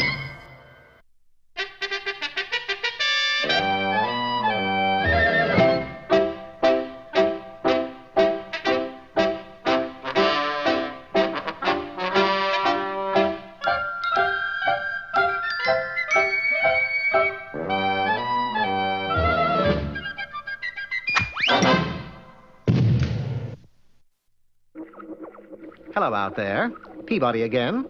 And today we set our sights on the year 1493. The place, Mr. Peabody? Rome, where we'll meet history's most infamous bartender, Lucretia Borgia. In a trice, the Wayback Machine escorted us from my penthouse apartment to the castle of the Lord of Pesaro, Lucretia Borgia's second husband. We found his lordship munching on the leg of a chair. Delicious, absolutely delicious. Pardon us, Your Grace, but why are you eating that chair? Because I'm hungry. But why the chair? Well, for one thing, it happens to be the only edible piece of furniture in this room. Hey, you see this? Yesterday was a piano. Wouldn't you rather eat a nice, juicy steak? The last person to eat a steak in this castle was Lucretia's first husband. He's dead, you know. We're quite familiar with your wife's reputation. Yeah, one might say she's a poison. But I love her anyway. You realize, of course, what a diet of furniture can lead to. Probably a divorce. But as long as my wife handles food and drinks, I must abstain from normal eating habits. Either of you care for a caster? Thank you, no. Yes, I only wish there was someone who could have helped me. There is. Who? Mr. Peabody. He can do anything. Sherman is prejudiced, Your Grace. Prejudiced, but absolutely correct. That night we joined his lordship at dinner. Hey, Lucretia, she's gonna be down in a minute. Remember, if you value your life, don't eat or drink. By the way, do either of you carry a Blue Cross? Before we could answer, the door swung wide, and there stood Lucretia. It had to be her. She was carrying a decanter of hemlock. Good evening, dear husband. Ah, I see we have guests. Yes, my love. How nice. Gentlemen, I propose a toast to your health. Without raising suspicion, we managed to empty our glasses in a nearby plant. A nearby dead plant. I hope you enjoyed the meal. I prepared it myself. Oh? What happened to the cook? Stomach trouble. As usual, you done it again, Lucretia. This food looks delicious. You may find it needs a dash of salt. Oh, yes, salt. A-R-S-E-N-I-C, salt. Lucretia's constitution must have been an iron one. Her food disappeared rapidly. So did ours, from our plates to the floor. Ah, that hit the spot. Would anyone care for a cigar? Well, yes, I think I... Shh. She soaks them. Darling, why you don't take our guests out for a stroll in the night air? It might help you to clear up your headaches. I don't got a headache. Not yet, you don't. Atop a parapet, we discussed the recent ordeal. You see? Hemlock, arsenic, that food was loaded. If I were you, your lordship, I'd leave her. I can't. I love her too much. Besides, this poison thing is just a hobby. I have an idea. One that will allow you to eat and drink quite freely. We adjourned to the castle basement where Lucretia had her own chemistry lab. Look around you. The greatest collection of poisons in the entire world. With Sherman and his lordship assisting, we collected samples. Finally, I began my experiment. 2 drops of wood alcohol, a dash of belladonna, Paris green for color. There we are, done. It looks delicious. What is it? This glass contains a minute amount of every poison known to man. And to Lucretia? And to Lucretia. By drinking this, you will build up a lifetime immunity. No matter what poison your wife administers, your system will have become adjusted to it. All right. He is looking at you, I hope. Congratulations, your lordship. You are now immune to poison. From that moment on, his married life changed to one of complete rapture. You cooking something, my dear? Yes, my love. A cake for your birthday. Not enough strychnine. You know I like my strychnine. Oh, sorry, my pet. I keep forgetting. Well, Sherman, I think our visit has ended. There's just one thing, Mr. Peabody. And that is? The servants around here. They're not immune to Lucretia's poison. True, but if you'll notice, they go about the castle wearing a plaster patch over their mouths. That way they don't eat, drink, or speak. In fact, Sherman, this may surprise you, but that's how the silent butler came to be.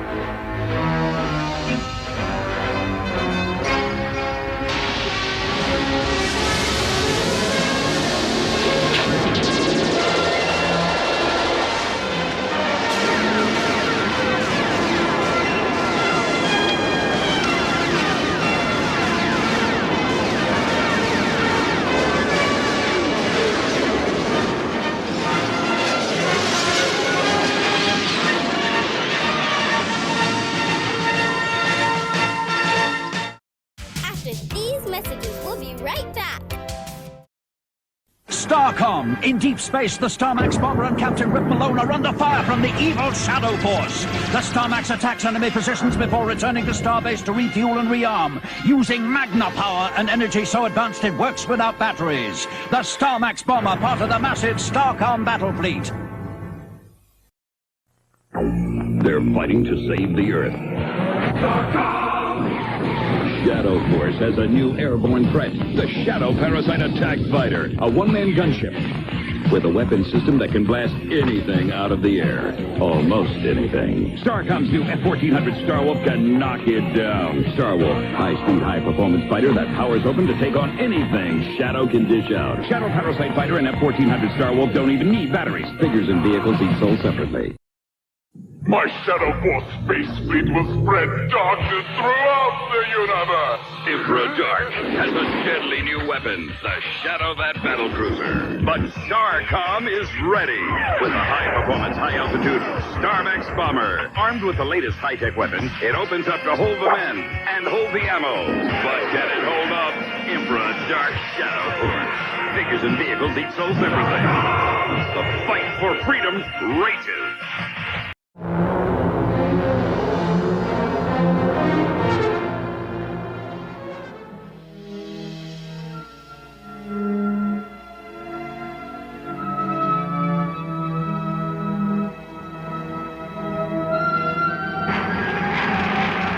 Slow it down. The readings indicate we're almost through the ice cap. We've got the scanner probe ready.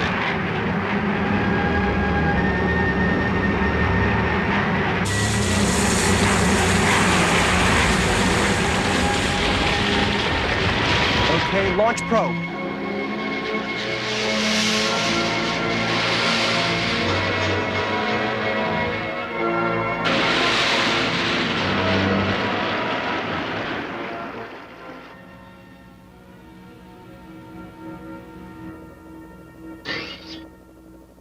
I told you, there wouldn't be any bio readings. There's nothing down there.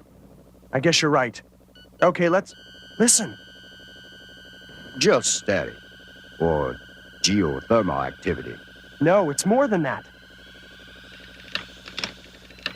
There's something down there. Something alive. Planetary survey ship Houston to STARCOM. We may have discovered life on Europa. Repeat.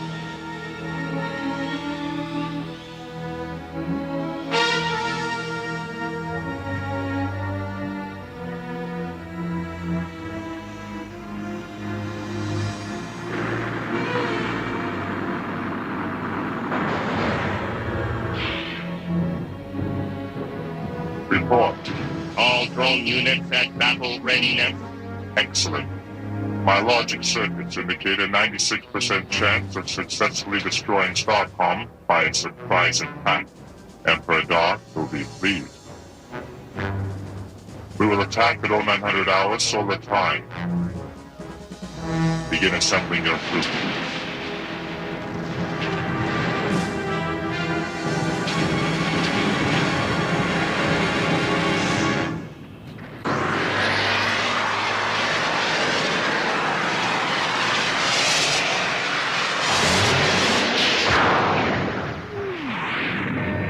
StarMax 1 to ring station. Mark sublight transition at 1500 hours solar time. Copy, StarMax 1. Welcome back to the real universe. You still back there, Crowbar? Where else would I be? I hate hyperspace. Makes me feel like I've been in a cosmic trash compactor. Would you rather spend 9 months traveling from Mars to Jupiter, Crowbar? No. I'd rather be home in a nice hot bath. Later, if you're lucky. Now, listen up. Our ETA on Ganymede is 1700. We'll rendezvous with Anders and Hayes for routine maneuvers at... Ring station to StarMax 1. StarMax 1. Ring station to StarMax 1. Change of orders, guys. Proceed immediately to Europa. You're going to serve as honor guard for the survey ship Houston. Sure, Kelsey, but what's so important about this? The scientists on board think they've discovered intelligent life on Europa. A scanner probe has recorded sounds like whale songs in Europa's oceans, which could mean something down there has developed the ability to communicate. Wow. This could be the biggest thing since the first man on the moon. We're on our way, Kelsey. Dash out. You guys be careful. If you land on Europa, be sure to turn off your suit heaters. Jeannie, how can you worry about that at a time like this? Kelsey, I'm programmed to worry.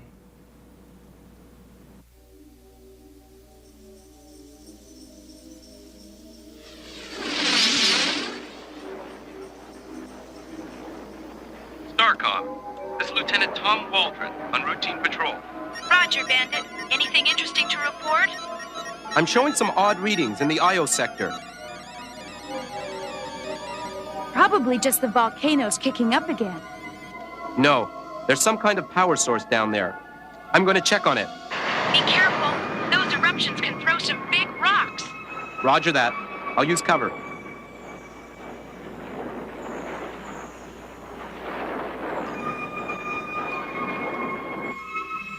MONOLOGUE on.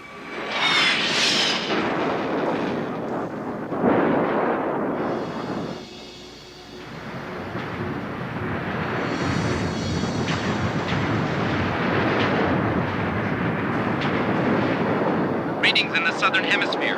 Now I'm getting something on radar too. What? STARCOM, I have visual on a Shadow Force vehicle departing Io. Get your scopes and sensors on that moon, Bandit. Comb every square inch. See what's going on down there.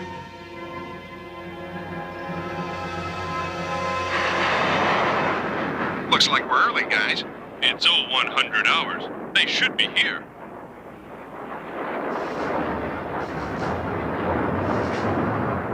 Here they come.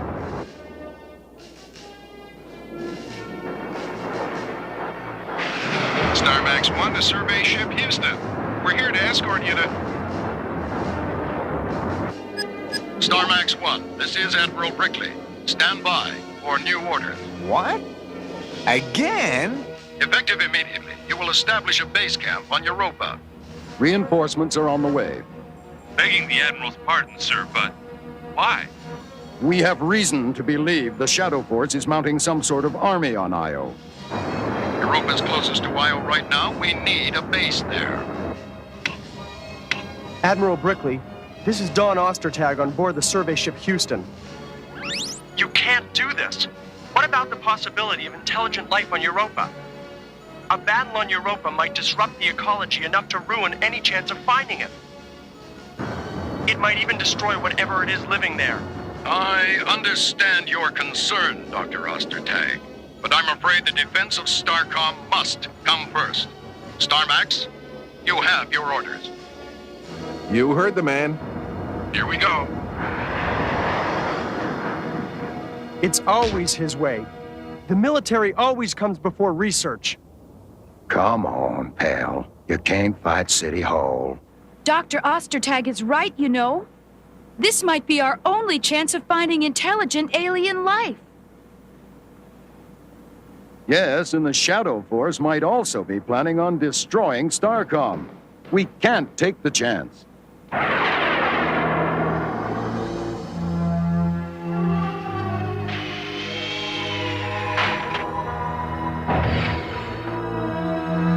Boy! It's colder than a well-digger's belt buckle here. Any reports about Io? Dash is checking with Kelsey now. I hate to say it, but it looks like the Admiral was right. There's something happening on Io. Well, whatever it is, we'll be ready. A major space battle between Io and Europa could ruin our chances of ever finding what made those sounds. I understand. Maybe we can avoid that. I've got an idea.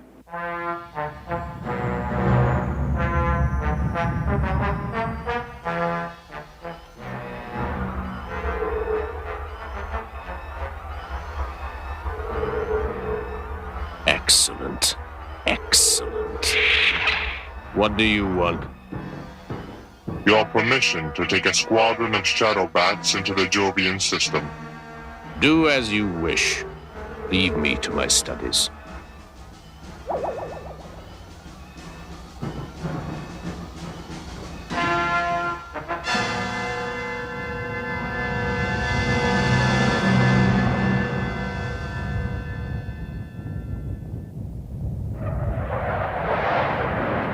This doesn't make sense, Torvik. Why do you need all these shadow bats? To take my drones through hyperspace from Io to Saturn, where they can attack the STARCOM ring station. What? Why? STARCOM has thwarted Emperor Dark's plans in the past. Therefore, if I destroy them, his work will be made easier. Did you tell Emperor Dark about this? There is no need. The logic of it is self-evident. That's your neck, Torvik. I'm always up for a fight. Prepare for warp drive.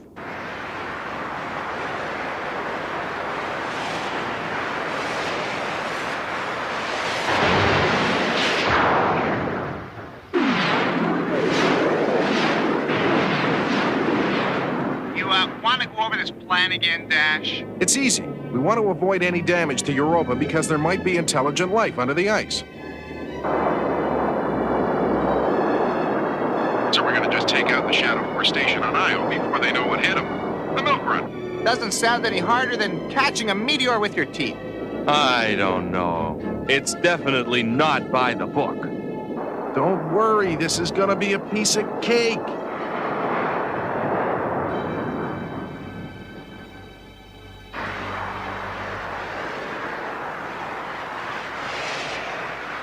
Uh-oh.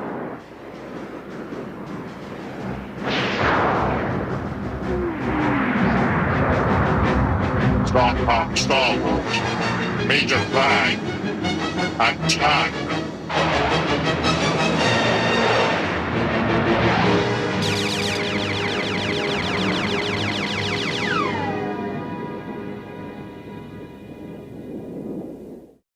After these messages, we'll be right back.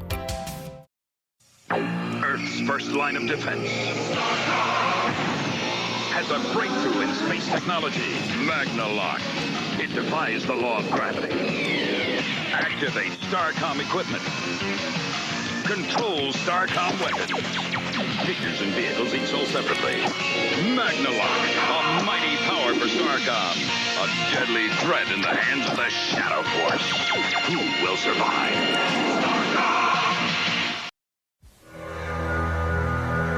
STARCOM headquarters, defending planet Earth from the Shadow Force deep in outer space at the New Frontier. Colonel Corbin uses MONOLOGUE to activate secret weapons for surveillance and instant defense. Power deploy brings weapons to life and deploys troops to any part of outer space, ready for action at the push of a button. Modulation enables troops and cargo to be transported efficiently from one battle location to the next, anywhere throughout the frontier, ready to fight the Shadow Force. STARCOM by Coleco. More exciting adventures waiting at your toy shop now. Just when you thought Earth was safe, Shadow Force is back with Shadow Raider, their new mechanized menace. All-terrain tread, hidden cargo driver, and a weapon system that'll blast anything out of its path. Almost anything. STARCOM's HARV-7 can stop it. Half battle tank, half transport. HARV-7 can pick it up and move it out. The Shadow Raider and STARCOM HARV-7 don't even need batteries. Figures and vehicles each sold separately.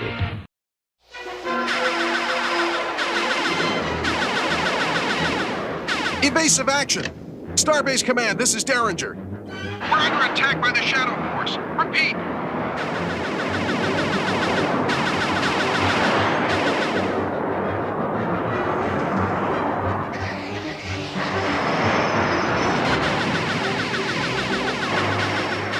A piece of cake, you said? A milk run?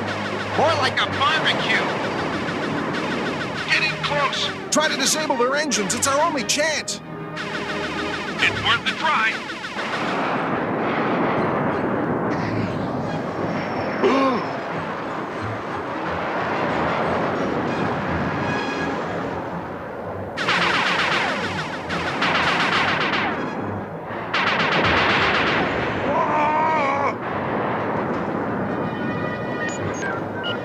Blast it!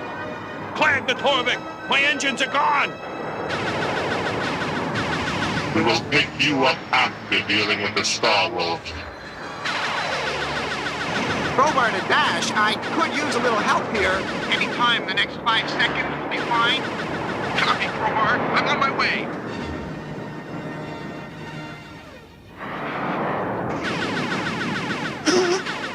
It might be a while.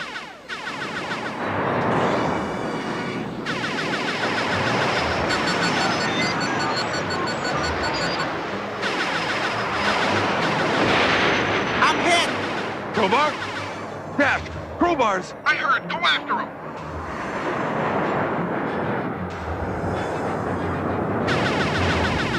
This game is over, Derringer.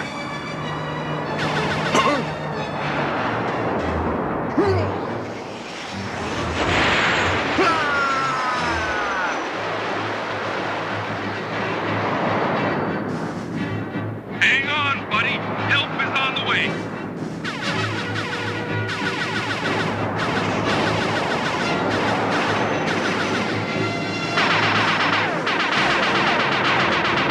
This is like shooting a water pistol in a tank.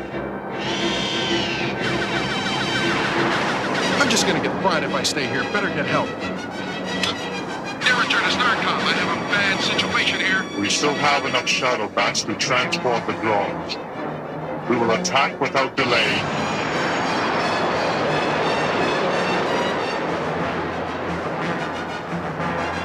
Pull up, Slim. You can't save me. You're just gonna crash with me. Don't be silly. I can't let you crash. It's against regulations. Have it your way. Magno Magnalogue on!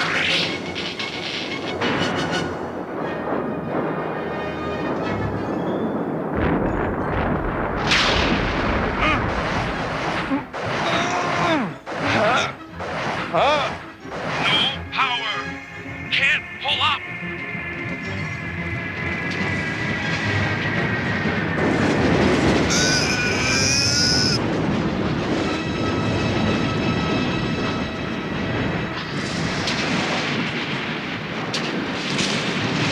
I told you not to try it, but would you listen? I tried to radio for help. Too much interference from Jupiter. There's got to be a way off this hot plate. Well, we could climb into one of those volcanoes and wait for it to erupt, but it might get a little uncomfortable. This is interesting.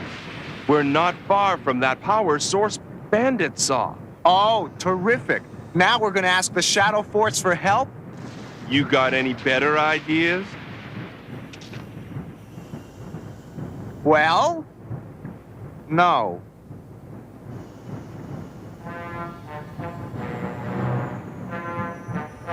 Assemble the drones, and we will assign them to the Shadow Bats.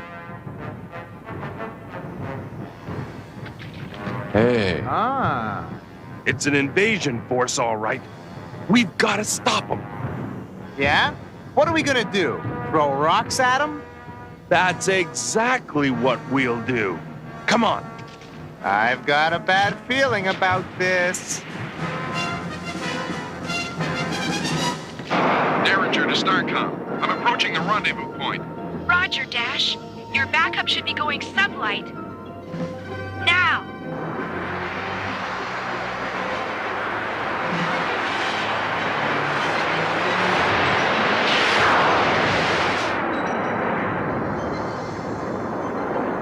Your ride's here, Dash. Climb aboard. Magnalogue on. Power them forward.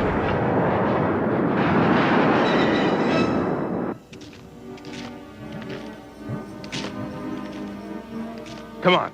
We'll throw the Star Wolves into the lava pool. You're crazy! If we do that, the power cores might cause an eruption. Exactly. Come on. In this low gravity, we can each lift one. Have you given any thought to what might happen to us if that pool erupts? Like I said before. Have you got any better ideas?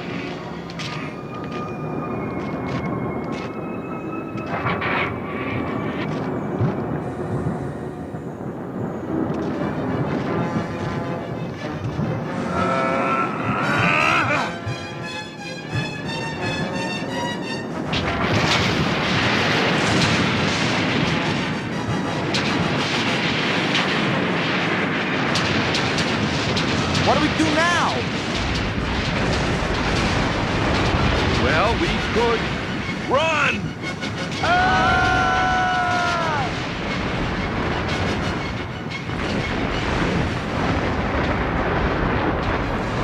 An eruption.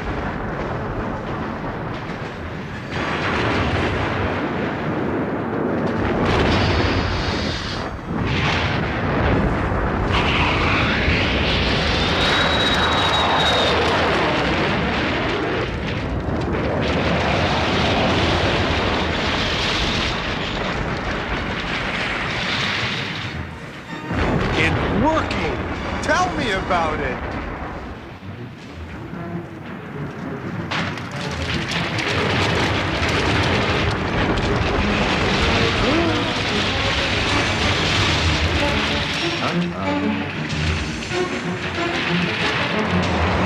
Look!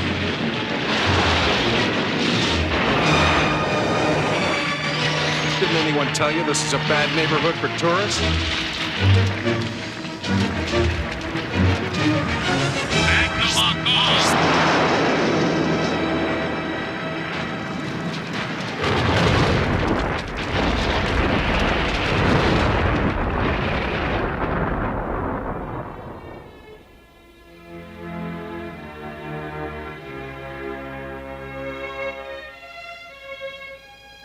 Thanks to you three, we can continue our search for intelligent life in Europa's oceans. Good luck. Tell them hello from me. It might take years, but it's worth it. Thanks for getting us away from there, Dash. Yeah, though you did cut it a bit close. Hey, have you no sense of drama?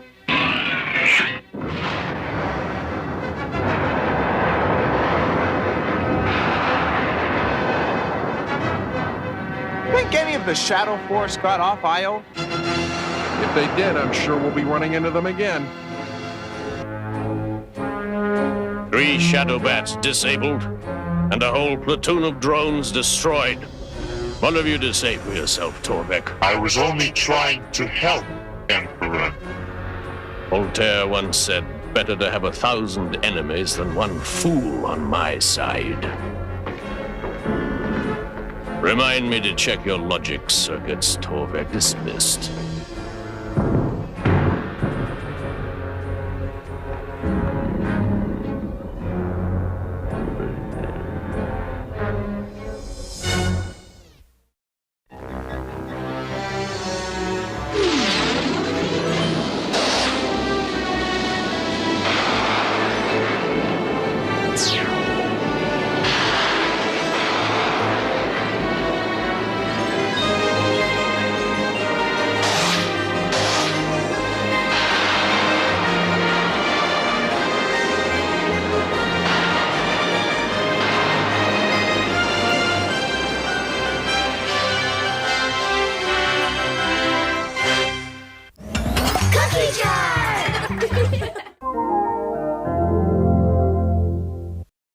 Stay right there. Another action-packed lineup of Saturday morning cartoon Maxout is coming up next.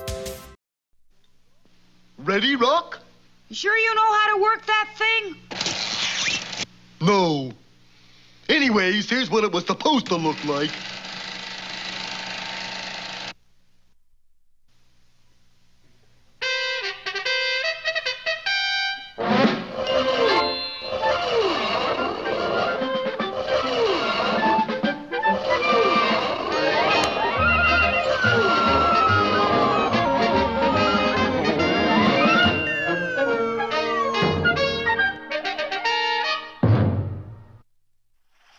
Well, disaster has dogged the footsteps of our heroes in their search for mooseberries, the missing ingredient for their rocket fuel. First of all, they found that the one mooseberry bush was strictly off limits due to the mooseberry blight. And then finally, Bullwinkle's clever plan to make a swimming raid on the island went slightly awry when he neglected just one little detail. I can't swim! A moment later, Bullwinkle had disappeared over Thundering Falls. Bullwinkle! As Rocky raced toward the falls, those sly spies, Boris and Natasha, watched from a distance. Is Moose kaput, darling? No. Look there. He's caught in bush. Not for long. Do we try to save him or let him go? Which was last orders from headquarters? You took message, darling. But they sent so many. Quickly, get me central control. But while Boris and Natasha tried to get their orders on whether or not to go to Bullwinkle's aid, the intrepid squirrel was already high in a tree next to the falls, carrying a long rope which he tied to a tree limb. Bullwinkle, can you hear me? I can hear you, but I can't see you. I'm up in this tree. You sure picked a fine time for sightseeing. No, wait. I'm going to glide down with a rope. Okay. And the plucky squirrel, trailing the rope behind him, launched himself into space. Down he zoomed across the face of Thundering Falls and right to Bullwinkle. Nice flying, Rock. But at that instant, the bush tore loose. Hang on, Bullwinkle! And with great exertion of mighty moose muscle, Bullwinkle did hang on, as he, Rocky, and the bush swung back to the safety of the shore. Made it! Were you scared, Bullwinkle? Shucks, no. I was as cute as a cucumber, Rocky. Bullwinkle, I'm over here. That's the bush you're talking to. Imagine me not knowing my best friend from a mooseberry bush. Bullwinkle? Say that again. All right. No, before that. You said this was a... Just a mooseberry. Mooseberry! Bullwinkle, you did it! You found the last available mooseberry bush in the country. Just my keen eyeballs, I guess. Meanwhile, the two spies had just contacted their superiors overseas. I tell you, I sent whole tank full of rocket fuel by submarine to main seaport. Well, now it's missing. The tank or the rocket fuel? The seaport. Oh, so now I kill moose, right? No, you idiot. Get the formula and return home. We got special reception planned for you. Okay, over and out. Now we gotta get this bush back to Washington, Bullwinkle. Yeah, before it catches the mooseberry blight. But at last we got the secret ingredient. Secret ingredient? Come on, Rocky, let's start hiking. Hold on there, gentlemen. Who are you? Special Agent FPI. You mean FBI? No, FPI. Federal Plant Inspector. You got any peaches, pears, pineapples, passion fruit, papayas, or mooseberries? Well, it just so happens. Aha, a mooseberry bush. And, it's crawling with mooseberry blight. It is? This plant must be sprayed right away, quick. Now, wait a minute, you can't... There's no charge. Oh, that's all right then. So the inspector sprayed and sprayed until not a thing could be seen. And when the cloud cleared away, both the bush and the inspector were gone. Boy, that's what I call a powerful spray. Well, what has happened to our mooseberry bush? And does this mean failure to our friends? Heck no! We're the heroes. Don't miss our next episode, The Inspector Detectors, or A Kick in the Plants.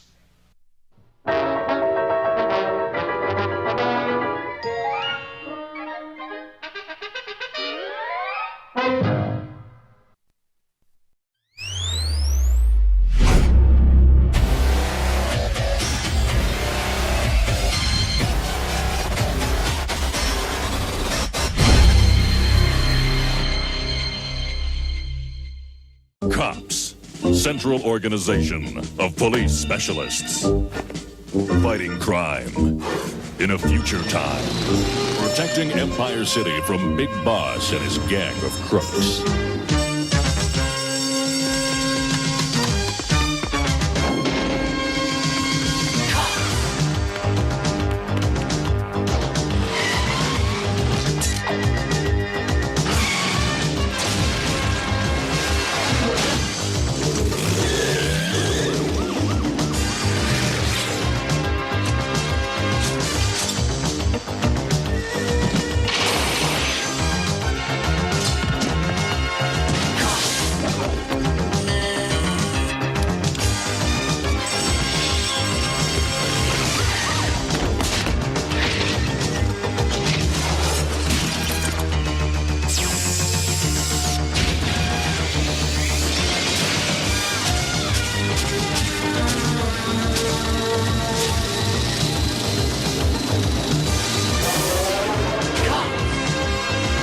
It's crime fighting time.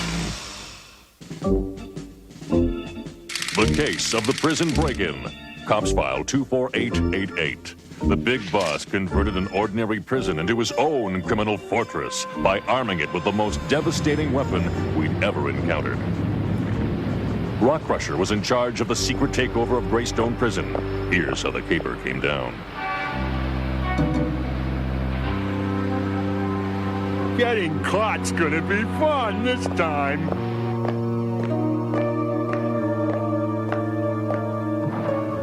And so the giraffe says, but what'll I do with all these socks? This is a stick-up. Give me all you can. Huh?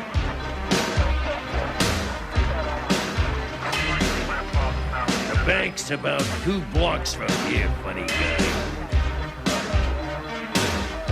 Hey. This isn't a job! Hand over the policeman's ball fund! Rock Crusher?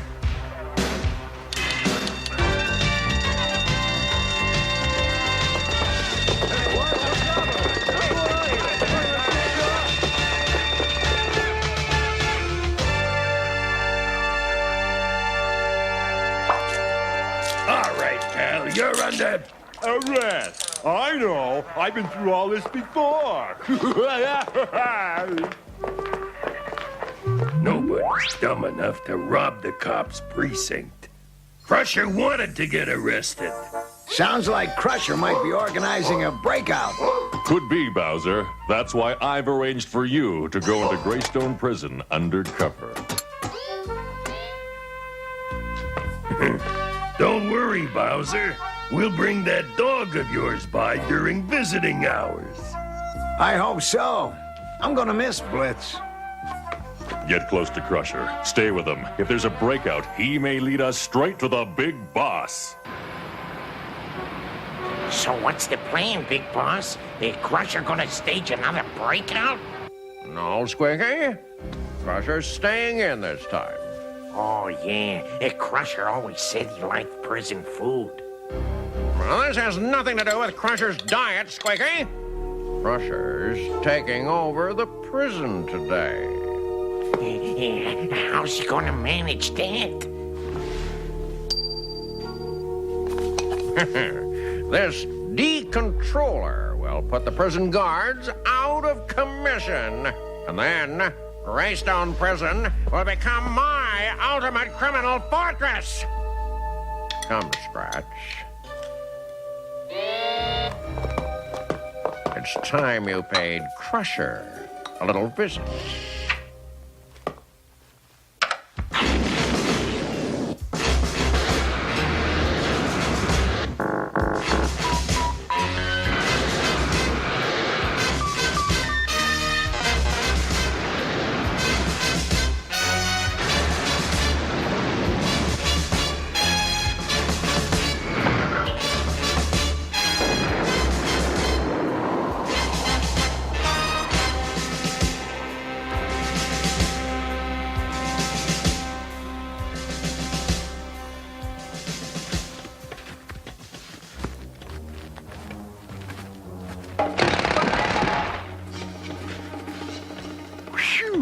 Good thing we're almost done. Yeah, wow!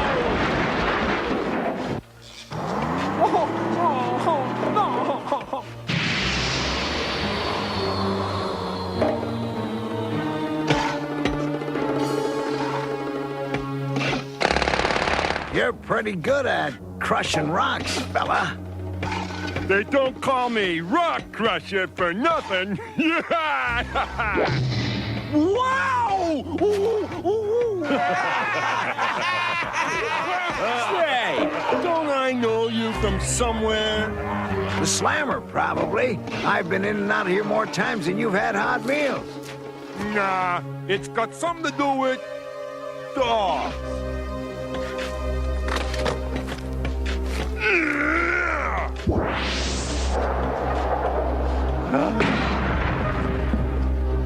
You own a dog? No, it's my name, Mad Dog. I hate dogs. A lousy pooch sent me to prison once. His name was Blitz. I hate dogs, too. Good. I can trust a man who hates dogs. Now, weasels are another story. Hello, Scratch. I've been expecting you.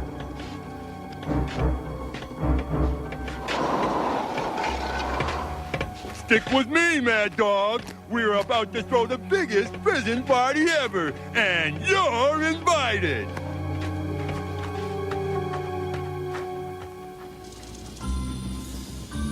All right, Mad Dog, Greasy, here's the plan. You guys distract the guards while I work my way over to the generator.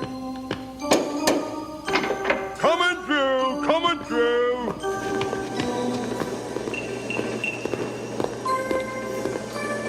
Swabbies, watch your feet. What's What are you doing there? All right, settle down. Yeah, good job, Mad Dog. I like your style. My mistake. It'll be over soon.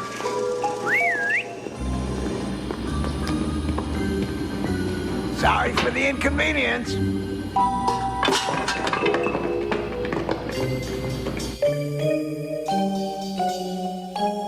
What this?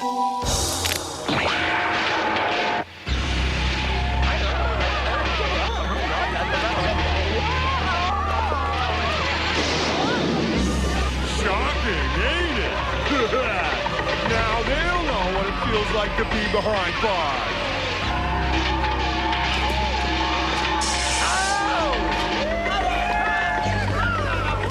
Come on, let's party!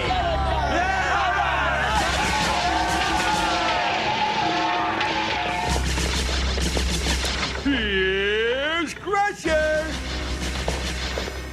Hey, Warden! Come out, wherever you are!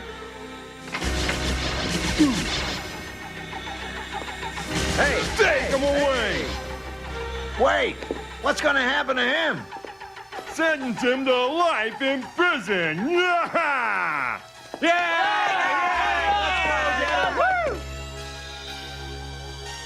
Nice view, huh? We can control the whole city from here. How's that, Rock? We just wait for a special delivery. And here it comes now. Let's go!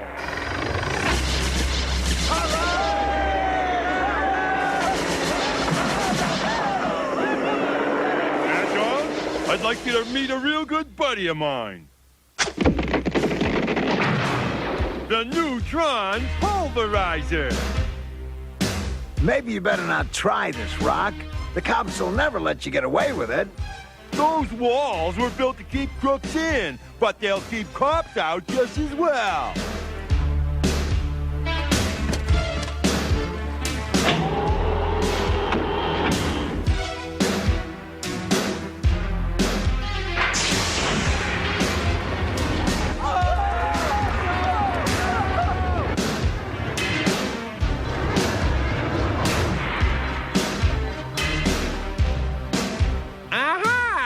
Never did like that statue. I think it's about time I gave the commissioner a little call.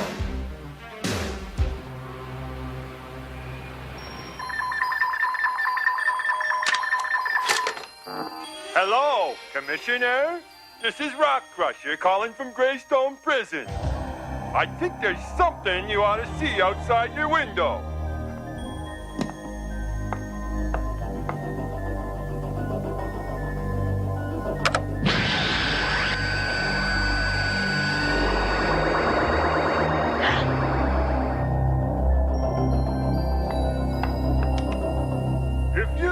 My demands by 6 o'clock tonight, I'll destroy City Hall. Please leave a message after the beep and have a nice day.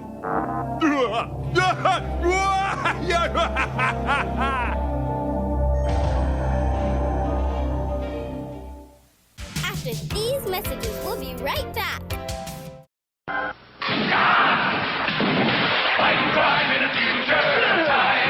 If we're gonna stop the crooks, us cops gotta know who they are. That's the Rock Crusher. No jail can hold them. And here's Berserko, a dangerous street punk. Meanwhile, at the crooks' hideout.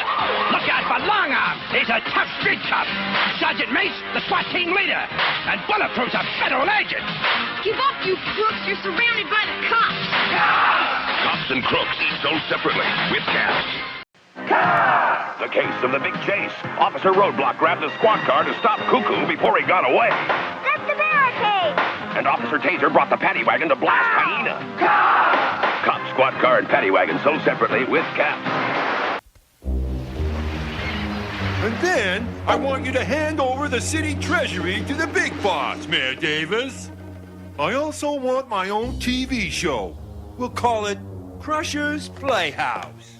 Hold on a sec, Mayor. What is it, Mad Dog? You've been making demands for over 2 hours now. Hey, you don't get a chance like this every day, you know. I'll be right back. I want to make sure the warden's behind bars. Good idea. And send over 400 pizzas. But if I smell one anchovy...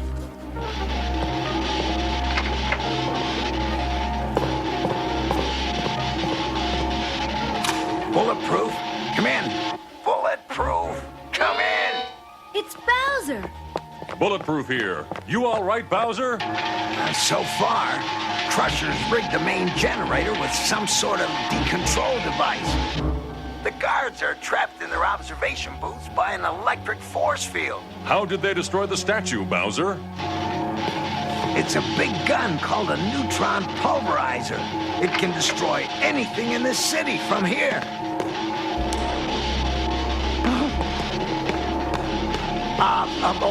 Don't worry, Mom. I promise I'll write soon. Hi, Ma. Rock Crusher here. You got a fine boy. Now that we've taken over the prison, You'll have to come and visit sometime. You can be sure I will, Mr. Crusher. Sounds like a sweet lady. Good thing you got to talk to her, because I'm gonna have to wreck this now. Never know when a fellow inmate may go bad and radio the cops.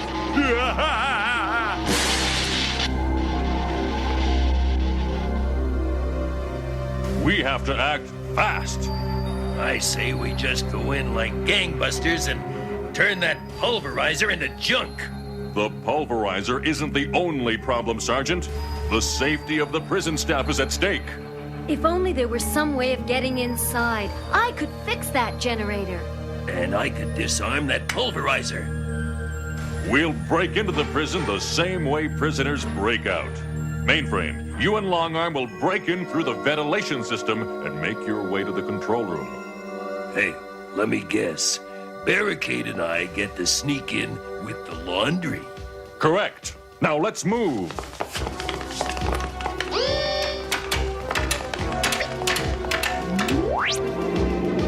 What is it, Greasy? Looks like a laundry truck. Wait! It's gone! What do you mean it's gone?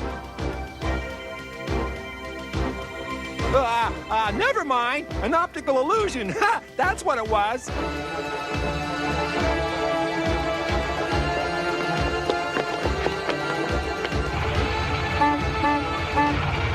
Come on, come on. I got other deliveries to make. Think we ought to let him in? Yeah, I think we oughta.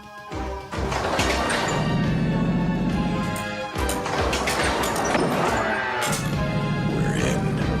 That was easy.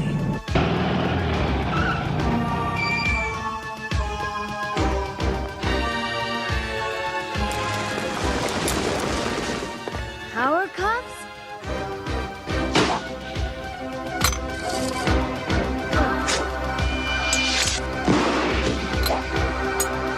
Take it away, Sarge!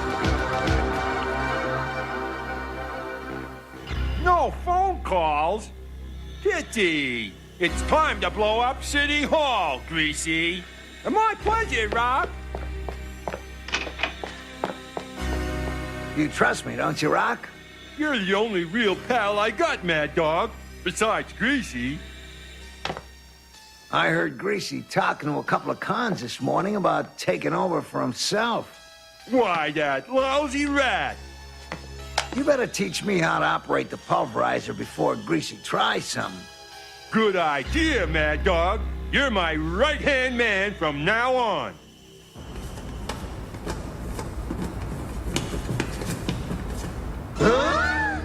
You two breaking out? No, we're looking for a leak in the pipes. Well, I'm getting out of here.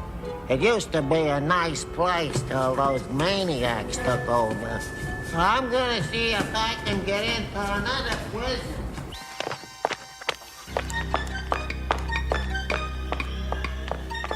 I can get in a pretty good shot at the pulverizer from here. Hey, Bulletproof, this is Mace. We're in position. Repeat, COP team in position. Okay, when I give the signal, take out the pulverizer. You got it, Bulletproof.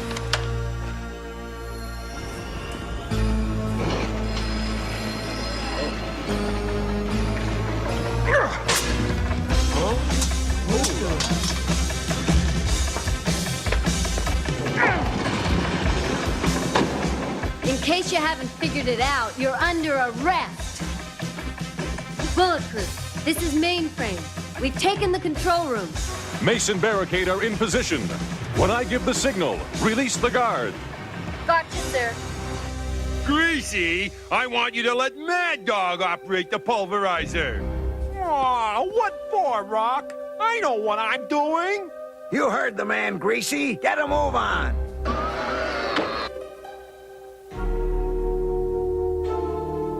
Bowser, you meathead! What is it, Mace?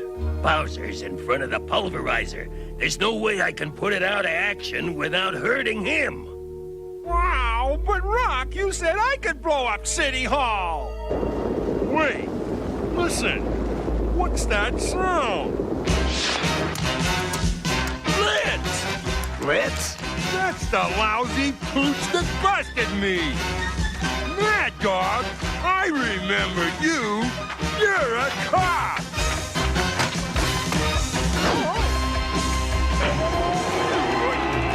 Let go, Blitz. I hate dogs. All right, team. It's crime fighting time. A little anti-decontroller spray ought to do the trick.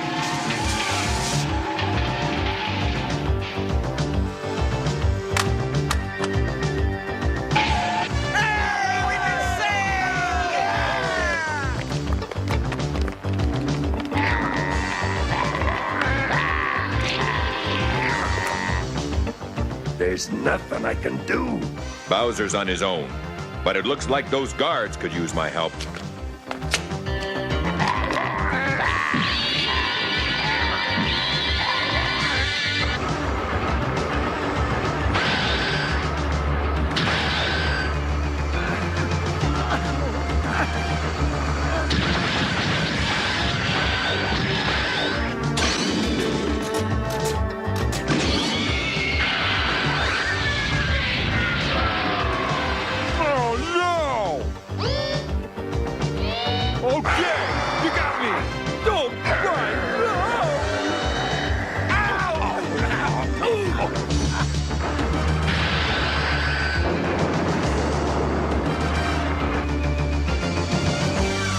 Freeze!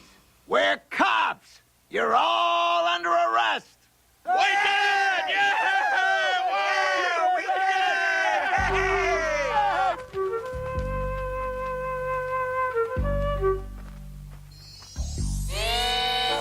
Thanks, Blitz, old boy. It's a good thing Blitz came along after all. He broke into the prison the way cons break out, too, by tunneling. That's because Blitz thinks like we do. He's part of the team. Now, there's only one thing I liked about all this break-in business. It wasn't any hassle putting Crusher in prison. He was already there. Oh, no. Not you guys. You breaking out? No. Breaking in. I've been crawling around in here for a week, and I still can't find the way out.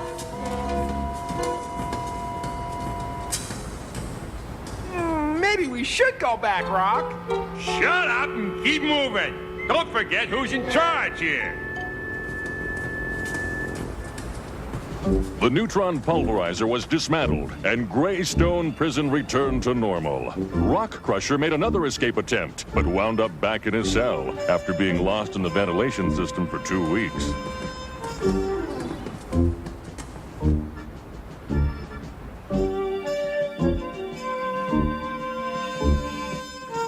Cops File 24888, the case of the prison break-in. Case closed. Hey, you made it to the end of the episode. That's awesome. If you like our videos, go ahead and like, comment, and subscribe. If you're in a position to help out the channel, consider supporting us on Patreon. Be sure to check out our Facebook page where you can keep up to date with us. And go ahead and watch another episode of your favorite nostalgic cartoons right here at the Cartoon Vault.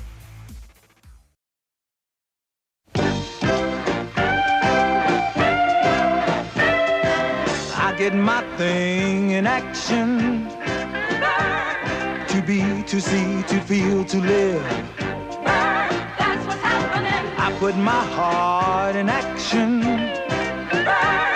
To run, to go, to get, to give. You're what's happening. That's where I find satisfaction, yeah. Yeah. To search, to find, to have, to hold. To be bold. When I use my imagination, I think, I plot, I plan, I dream, turning in towards creation. I make, I write, I dance, I sing, when I'm feeling really active. I run, I ride, I swim, I fly, other times when life is easy. I rest, I sleep, I sit, I lie. That's what's happening. I can take a noun and bend it, give me a noun. Fast, bold, break, and plow. Make it a verb and really send it. Show me how. Oh, I don't know my own power. I get my thing in action, in being, in doing, and saying. A verb expresses action, being or a state of being. A verb makes a statement. Yeah, a verb tells it like it is.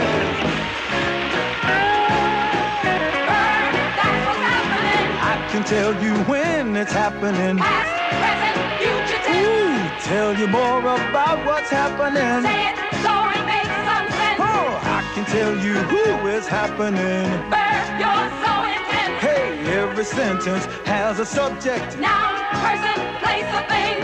Find that subject, where's the action? Verb can make a subject sing. Take a subject, what is it? What's done to it? What does it say? I can question like, what is it? Verb, you're so demanding. I can order like, go get it. Verb, you're so commanding. When I hit, I need an object. Verb, hit the ball. Ooh, when I see the object. Do you see that bird ball? If you can see it, then put the ball over the fence, man. Go ahead on. Yeah, all right. What? He hit it. It's going. It's going. It's going. What? I get my thing in action. That's what's happening. To work, to play, to live, to love.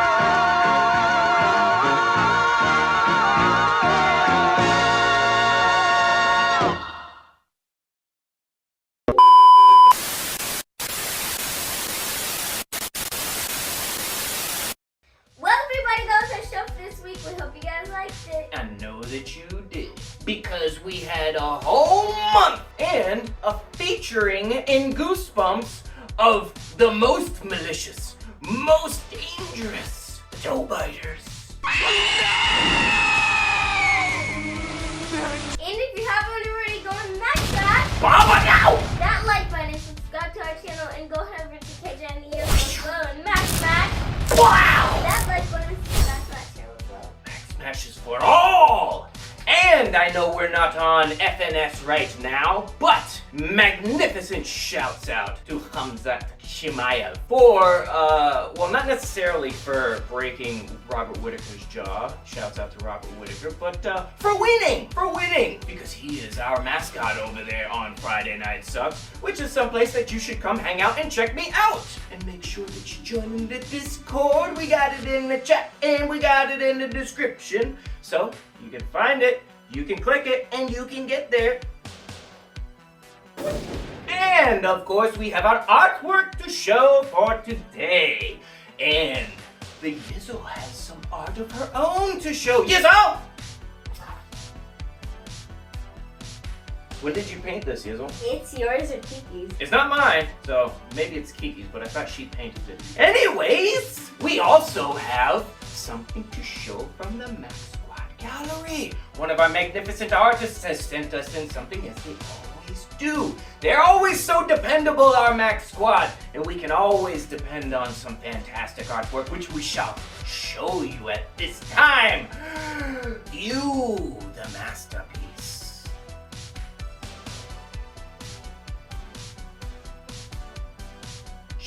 And if you have not already, make sure you send your artwork into smc.maxout@gmail.com. We shall get it. We shall process it and put it out for the world to see. But that is all we have for today. We are about to get into some American gladiators, but not the ones that you're familiar with, my friend. Oh no, we shall not be seeing no turbo, no nitro, no sirens on this, but we may see a Hulkster. So make sure that you hang out with us for the closer and be here with us tomorrow for the showcase. I don't know what it is yet, because I haven't done it yet, but it's gonna be something cool, I promise you. Thank you for hanging with us, and be with us always right here on the only place for all kinds of cool stuff. And I always gotta figure out things to say because we always got so much cool stuff to do. This is Saturday morning cartoon by myself, she gonna do it with me this time? Saturday morning cartoon Maxout!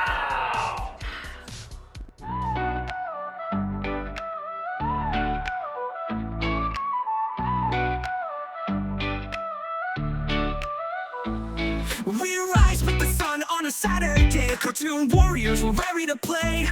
The Max Squad rolls, we're a tight-knit team, bound by the love of an animated dream. From the cosmos we've gathered, united and strong, with laughter and stories we all belong. The evil General Cube won't steal our scene, cause we're fighting back with the Max Squad machine. We're more than a fan base, we're the core, guarding the fun that we all adore.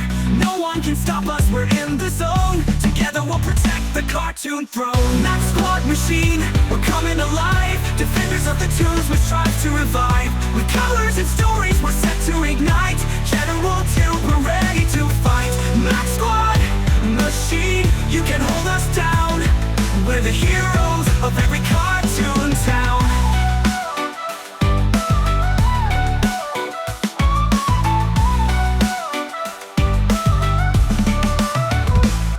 From distant stars and comic strips. Don't watch TV. Don't read magazines. Don't even listen to NPR. Create your own road show.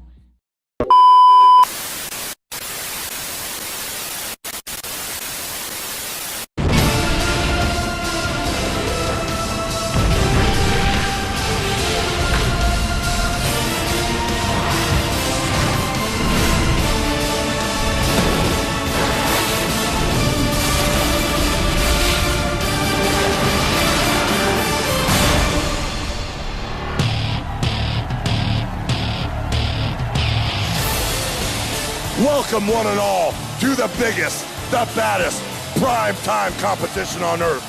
We've got a brand new arena, brand new gladiators, brand new events, and Layla even has a brand new baby on the way. That's right, Hope, and we cannot wait for all the action. Last January, Gladiator Mania swept the nation. That's what I'm talking about! Over 68 million viewers tuned in to watch a new breed of American gladiators take on contenders in the ultimate test of stamina. Was I a little mean that time? Strength. Where you going, son? And heart. That's an American gladiator! And now, the wait is over! 30 seconds! That's the real deal, baby. Thousands turned up for our nationwide casting call wanting a piece of gladiator action. From the diehard I'm getting married today. to the delusional.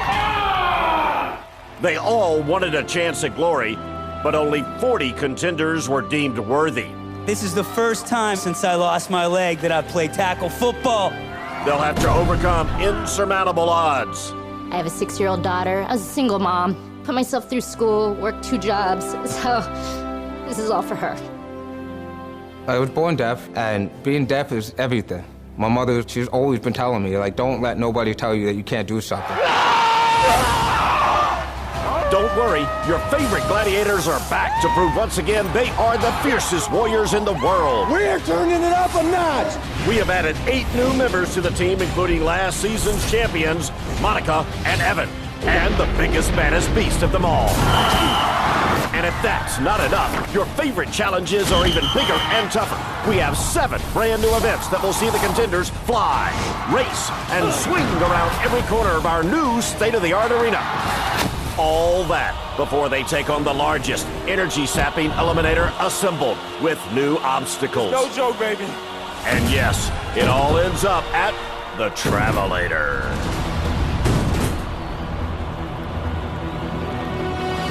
More contenders, more gladiators, more events, plus something new every week in the biggest gladiator arena ever built. It all starts now.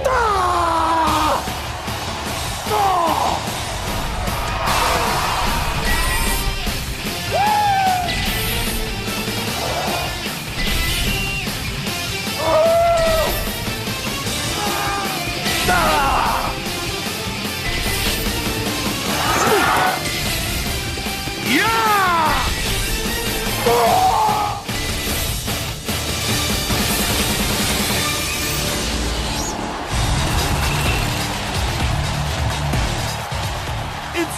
season premiere of the new American Gladiators, and the crowd is going wild as the men prepare for their opening event.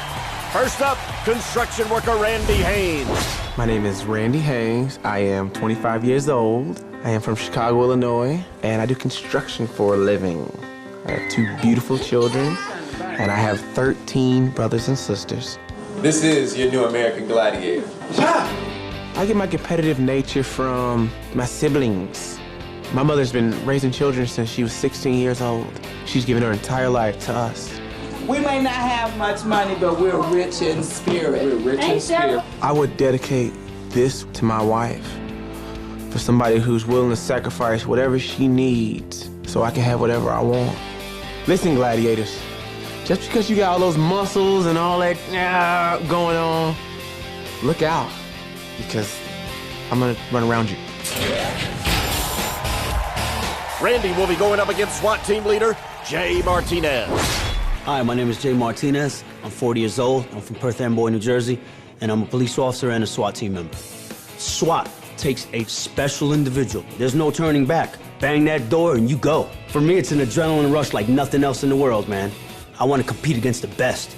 I want to go up against these big boys and show them what a Jersey kid can do. Now, I respect all, but I fear none. This kid's all about challenges, and that's what I want. The first event that Randy and Jay will face is one of the many new events at Gladiator Arena. This is Rocketball. All right, let's rock this Gladiator Arena. Rocketball is the first of many new events we're unleashing this season here in our Gladiator Arena.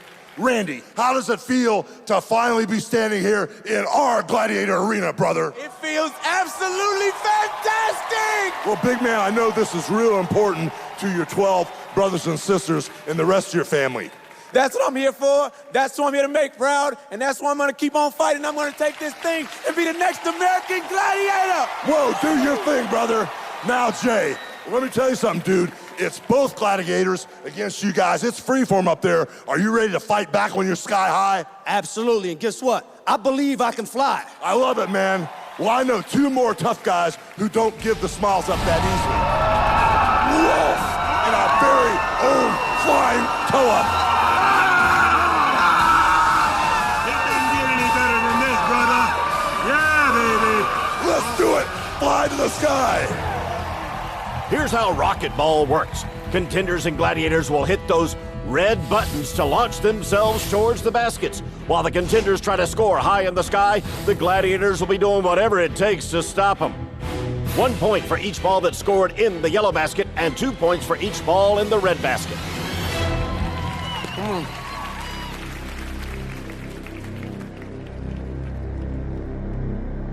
Are the contenders ready? Gladiators ready? 3, 2, 1. Best strategy in Rocketball, the timing of your launch. Ooh, Jay scores the first point. He got the ball in the yellow basket. There goes Randy. Jay with the slam dunk. He's got 2. Randy with his first point. Slipped it in past Wolf's defense. In and out for Jay. Tough break. Denied by Wolf. Toa eyeballing Jay. I love this event. Oh, there's Randy with the second point in the yellow basket. These guys are flying all over the place. Randy, never let it go. They're running out of time. Woo. One last attempt for Randy. No, knocked away by Wolf. Yeah, nice try, Jay. Way after the buzzer, kid. Woo! My goodness. Can we go again? Here's another look at our first taste of Rocketball.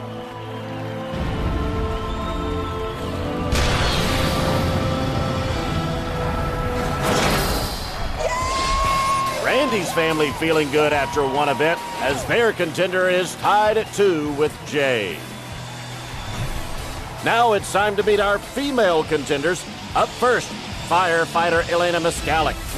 My name is Elena Miscalik. I'm 22 years old from Foster City, California. I'm a firefighter for San Jose Fire. I was born in the Kyiv, which is the capital of the Ukraine. When I was about 2 months old, Chernobyl occurred, which was a radiological explosion about 100 kilometers from where we lived from. My parents decided to immigrate to the States. When you come from another country, you really appreciate that if you have an opportunity here, you can accomplish whatever you want. Эта украинская девочка покажет вам, что я могу сделать. Смотрите сюда, и я вам все покажу. Elena will be competing against martial arts instructor Melissa Trinidad. My name is Melissa Trinidad. I'm 30 years old. I'm from Brandon, Florida. I'm a mixed martial arts instructor for children. I have a 6-year-old daughter, Malaya. She is the love of my life. She's my inspiration. I was a single mom with her and put myself through school, worked 2 jobs, so this is all for her. I could say my biggest asset is that I'm the total package. I might be small, but I'm powerful. I'm explosive. I'm nimble. I'm just gonna knock them dead. They're not gonna even know it's coming. They won't even see it. For their first event, the women will take on Pyramid. Let's go down to the floor where Layla is with the ladies. Now, Melissa, out of thousands who showed up, you were one of the smallest hopefuls to try out for our nationwide contender auditions. How are you feeling now? I feel great. You know, my size is a total advantage. I'm a surprise contender. You can expect the unexpected for me. I'm ready to explode, baby. Now, Elena, we just heard your amazing story a moment ago. You've been through a lot in the last 22 years. You think you've learned anything that'll help you up there? You know, I learned a ton, and part of that's perseverance, endurance, and never giving up. I've got a great background here. I'm happy to be an American, and I'm happy to do it. Ow! All right, now it's time to find out who's going to be standing in your way. All right, Elena, you're going to be colliding with Crush. Quite a challenge for Elena because Crush is undefeated as a gladiator. And Melissa, you're about to get a taste of Venom. Melissa also in for a challenge because Venom is undefeated in Pyramid. Are the contenders ready? Gladiators ready? Yeah. 3, 2, 1. Stick and stay, much more on the way for Season 2. More new games and more new gladiators. It's all next.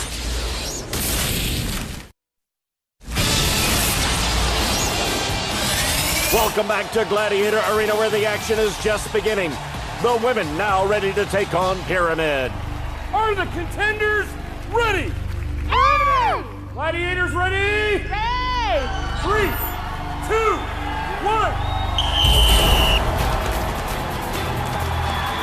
Bring it, come on. 10 points to the first contender who can make it to the top of Pyramid. Crush, too strong for Elena. Oh, nice move by Melissa trying to use the screen, but Venom is not fooled. Come on. Here we go. Look at Elena trying to hang in there, but Crush with the crushing takedown. Elena right back to her feet. Ooh, big hit by Crush. 8 seconds left. 8 seconds. Time running out on the ladies.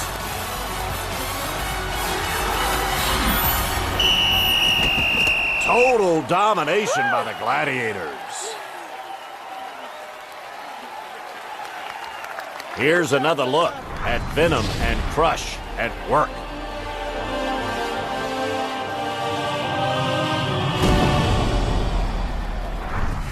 Okay, ladies, you both were trying really hard, like I see that, but neither of you made it. Now, you look like you were trying to use your speed up there. You're trying to get to the top, but then Venom got you. I think it's the law of gravity, not that she was any faster than me, but she definitely had the height advantage because she was above me. I think if I had 5 more seconds, 5 points definitely would have been mine. Well, it definitely looks like you ladies gave it all you got. Good job. After one round, the ladies continue in their search for their first points. Let's head across the arena as the men take on a classic event that's now twice as big. Hang Tough. Hang Tough is our own diabolical combination of strategy and strength. Randy, can you score some points, brother? I got 7 words for you, Hope. Who's afraid of the big bad wolf? Wolf. His bite is just as bad as his bark as we take a look at his Subway Gladiator stat sheet.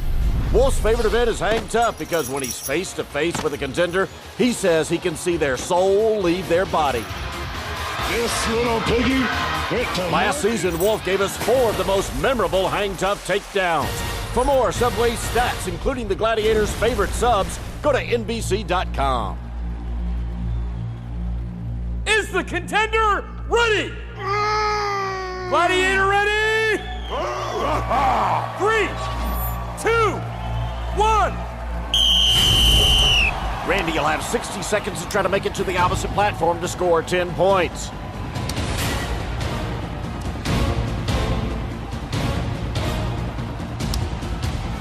Already in trouble. Wolf's... Oh, Randy broke free of the wolf claw. Impressive by Randy. Where you going, boy? Randy's close, but Wolf is stalking his prey. If Randy can stay dry and in the blue ring scoring zone, he can still pick up 5 points. 10 seconds.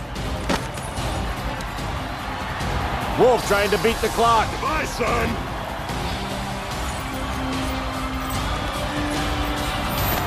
Oh! That was too close to call. This one will have to be reviewed.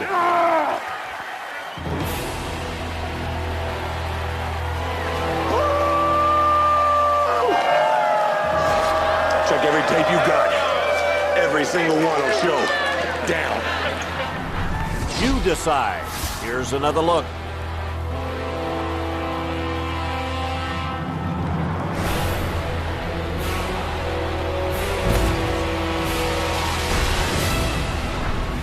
Without a doubt, that's the toughest hang tough we've ever seen here, brother. But because you were so tough, you got 5 big points, brother. And Big Dog, you made it with only a half of a second to spare. How does it feel? It feels absolutely fantastic. It feels absolutely fantastic. That's what it's all about. That's what I'm here for. That's what I came to do. And I'm glad I made it happen. Yeah, happy birthday, son, because that's the only present you're going to get this year. All right, guys, let's hear it for Randy Mania Brothers. Randy taunting Wolf. I don't think that's a good idea there, Randy. That's what it's all about. Ain't the size of the dog in the fight. It's the size of the fight and the dog.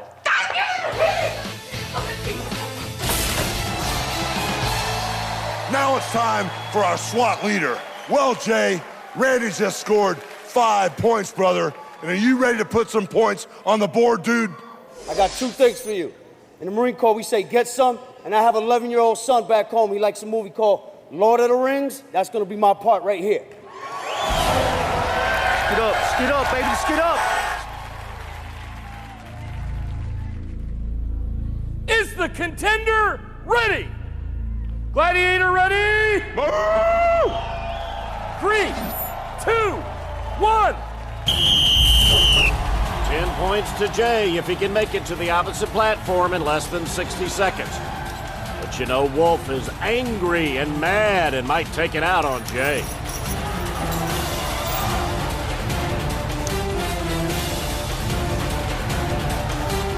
Uh-oh. The contender's in trouble. Bye-bye. Gone.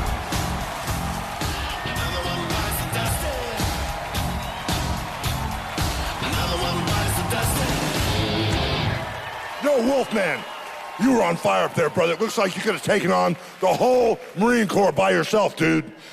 Yeah, you know, if you don't have the time to check the clock on that one, he's down, I win. That's pretty strong words from the Lord of the Ring. Yo, Jay, get in here, brother. 5 points behind, dude. A big 0. Are you ready to step up? Gotta step up now. Big talk like that's just gonna get me fired up. I'm not even gonna sleep tonight over that. All right, guys, let's hear a big hoo-yah for Jay. Yeah, baby. After 2 events, Randy takes a 5-point lead over our SWAT cop as the ladies get ready for joust. how much I like going toe-to-toe, and that's why I love this next event so much. Joust, one of the most popular events here at the arena. Up first is Elena. All right, Elena, you're gonna be colliding with Crush. Is the contender ready? Gladiator ready? Yep. 3, 2, 1.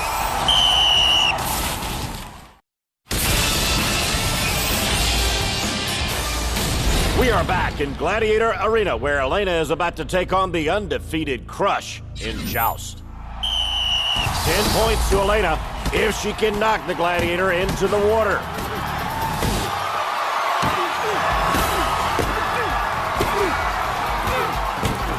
Look at the beating that Crush is putting down. Elena hanging in there, though. No, not anymore.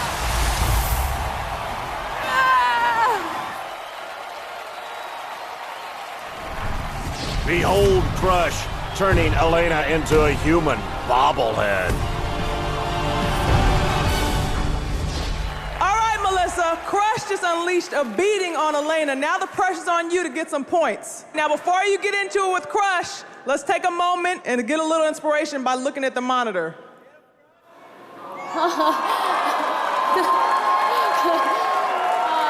I can only imagine what having her here does for you. I know, she's my inspiration. She's the reason why I'm so motivated. That little girl is my everything.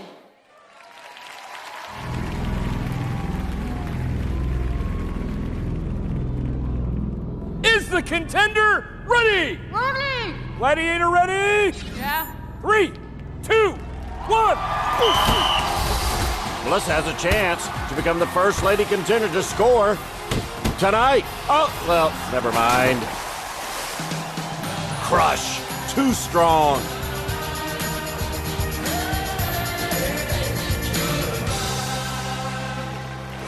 After 2 events for the ladies, Zeros reign supreme. Oh, we love you. I love you. Oh. I love you. Did good, That was babe. fun. Randy and Jay now take on Gauntlet. Okay, Gladiator Maniacs, let the hitting begin and get ready to make some noise. This is Gauntlet, one of the wildest and toughest events the contenders have to face. All right, man, time for our gladiators to take it to you. Titan.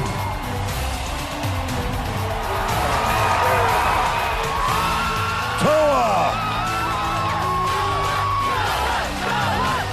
Militia. And Justice. We love you, Justice! Well, tell me, Jay, how does a SWAT team leader approach a dangerous situation like this one, brother? I'll tell you what, Hulk, it's pretty simple.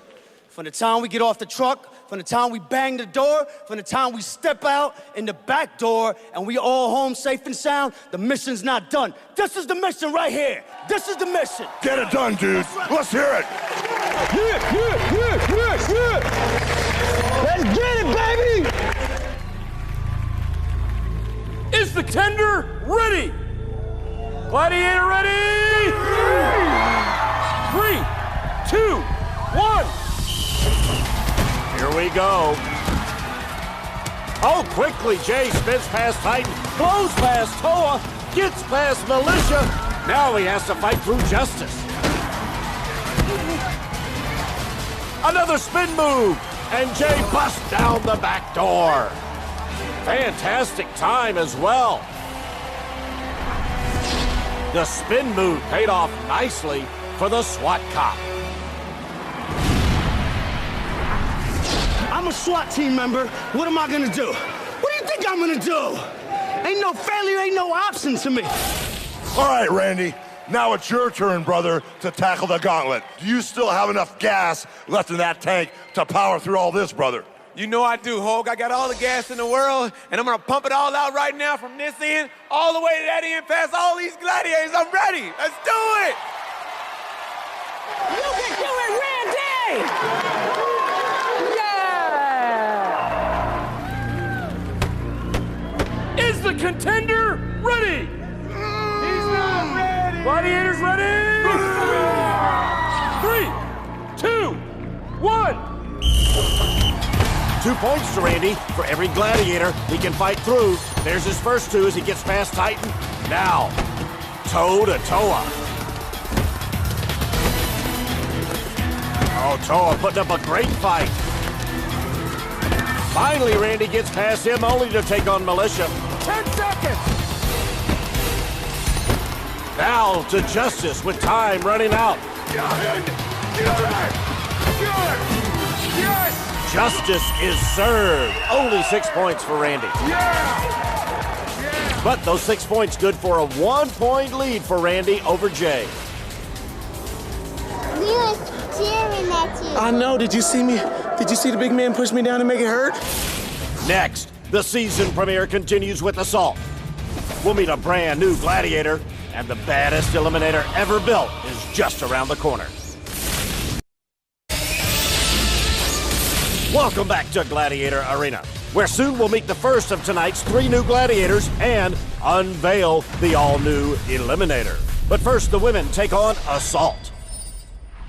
The rules of Assault are simple. The contenders need to hit the target and send that gladiator flying across the arena for 10 big points. First up is Melissa, who'll be taking on the sweetest gladiator of them all, Helga. The pigtails are back. Is the contender ready? Ready! Gladiator ready? Ready! 3, 2, 1. Melissa safely to her first station, the slingshot.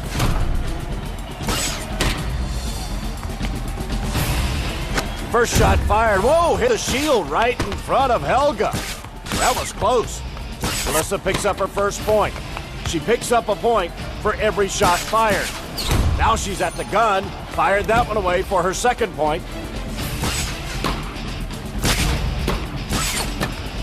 Doing a good job avoiding Helga's shots. Now Melissa's got the bazooka in her hand.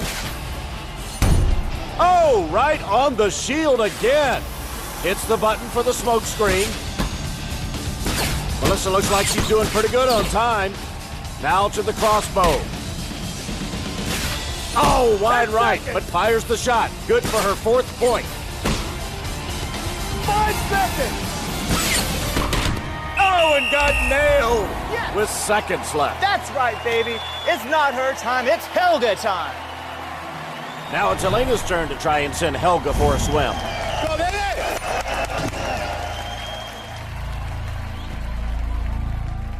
Is the contender ready? Oh, yeah! Gladiator ready? Ready! 3, 2, 1. 10 points to Elena if she can hit that bullseye above Helga's head. 1 point for every weapon fired. Fairly weak shot off the slingshot, but still scores her first point. Onto the gun. Fires the gun for her second point.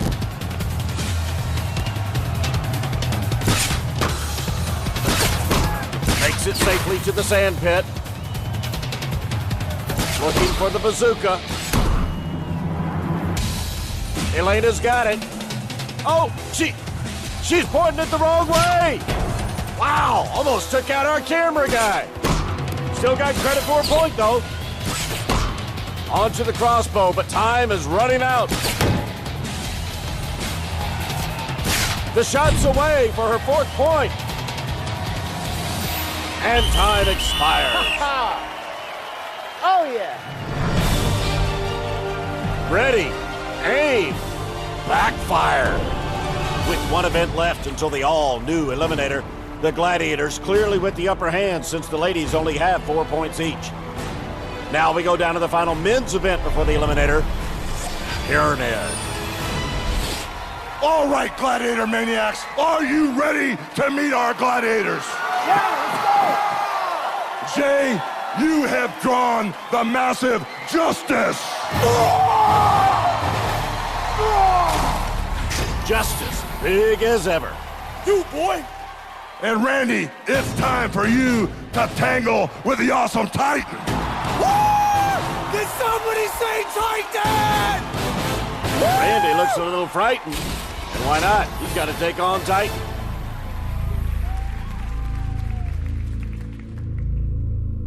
Are the contenders ready? Let's go, yeah! Gladiators ready? 3, 2, 1. Jay in blue, Randy in red. Oh, almost a quick move by Randy. But Titan tosses him aside. Jay's got one knee in the scoring zone, but you got to get two knees in that scoring zone to pick up 5 points. Oh, so close! No, we don't want to hold on! We want to go down there! Titan talking a lot of trash. 30 seconds! 30 seconds! And Justice throwing Jay down. What? You gotta make up your mind! You gotta make up your mind!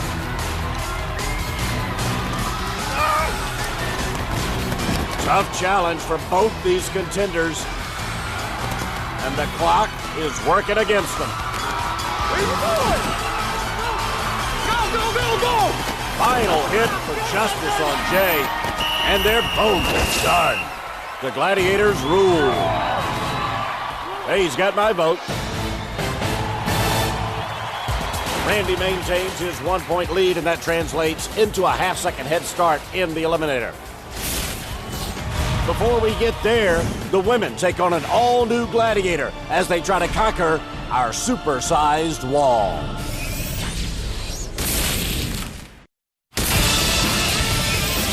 This is the last event for the ladies before they take on Eliminator. More than 5 stories tall, it's our super-sized wall. You've caught glimpses of it all night, but now it's time to see it in action.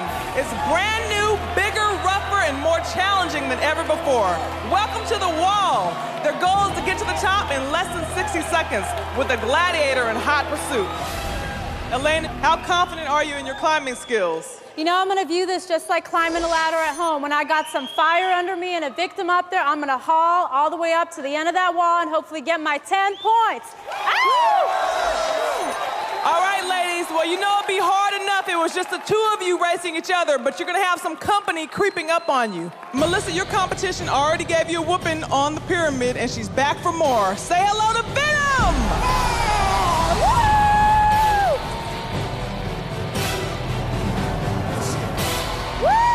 All right, Elena, you're going up against one of our newest gladiators. She's last year's contender champion. It's Jet! Behold the beauty, speed, and power of our brand new Jet.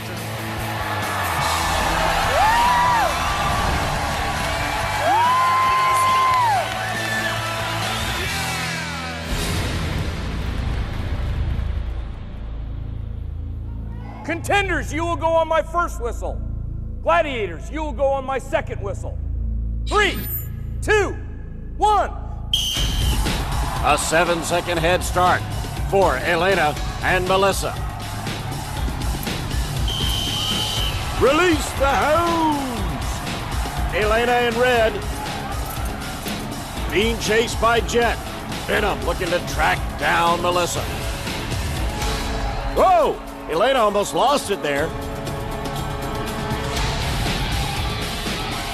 Both gladiators nipping at the heels of the contenders.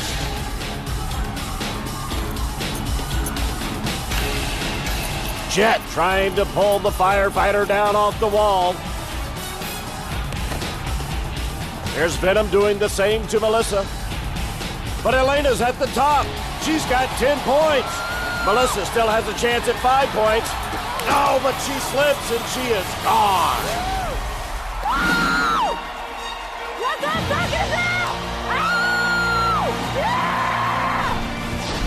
Yeah! Elena's experience as a firefighter coming through at the right time. Elena's 10-point lead going into the Eliminator will give her a 5-second head start on Melissa. Up next, the moment you've all been waiting for. It's bigger, better, longer. It's the Eliminator. All the action, all the effort, all the bumps, and all the bruisers lead here. Our new larger-than-life Eliminator. In just a moment, you guys will run head-on-head into all new challenges, along with a great equalizer we call the Travelator. But before we get going, check this out, brother. Oh boy, oh boy. Hey Jay, we just want to wish you good luck. You know you trained for this, you know you're prepared, just go out there and attack. We know you can do it.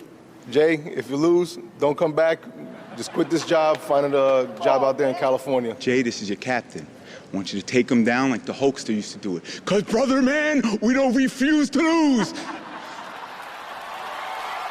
What do you think, my brother? Man, that's gonna get me charged up, man. No doubt about it. Good luck. We'll see you guys at the finish line. Let's hear it, guys.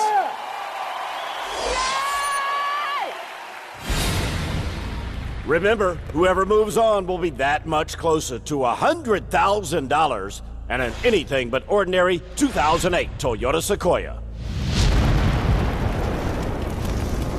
Are the contenders ready? Randy, you will go on my first whistle. Jay, you will go on my second whistle. 3, 2, 1. Here we go, the new Eliminator. The underwater swim longer than before. Both contenders dead even as they begin that 30-foot climb up the cargo net.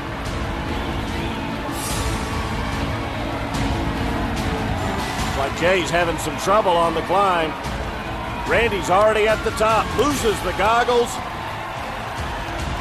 moves on to the rope swing.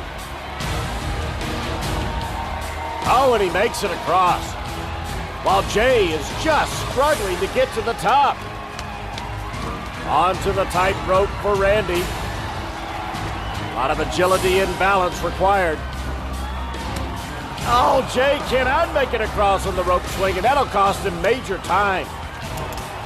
There goes Randy into that grueling hand bike. We all remember that. Randy across it in one try. Now to maintain balance on the spinning barrel, and he does that too. Randy looking great, while Jay is struggling. There he goes. Randy to the top of the zip line.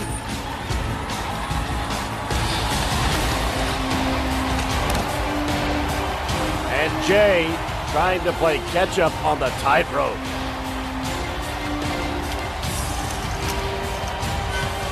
Randy finishing on the teeter-totter and aggressively attacks the Travelator. But the Travelator could be Jay's last hope. Jay hoping that Randy struggles and he slips. This could be an opportunity for Jay, but Randy fights his way through, makes it through the Travelator on one try. Jay just trying to finish.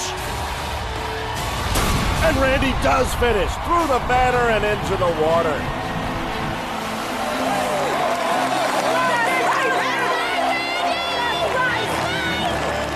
That's what the new Eliminator can do to you. It's all about pride now for Jay.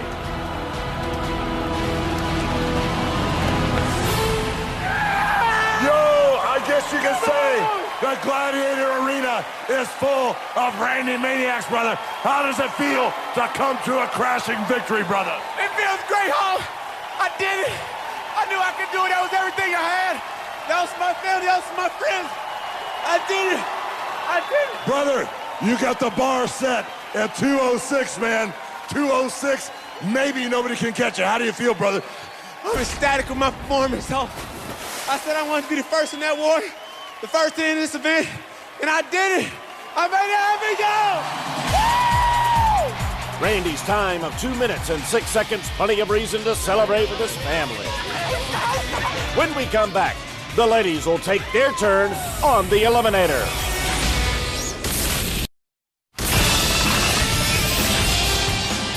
Welcome back to Gladiator Arena, where the ladies are about to tackle the Eliminator.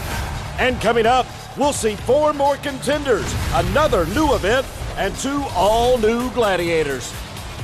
But first, let's go down to Eliminator, where Elena will have a 5-second head start.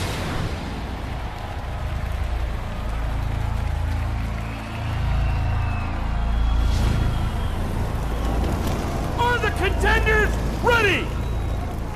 you will go on my first whistle. Melissa, you will go on my second whistle. 3, 2, 1. The underwater swim, longer and more demanding than before.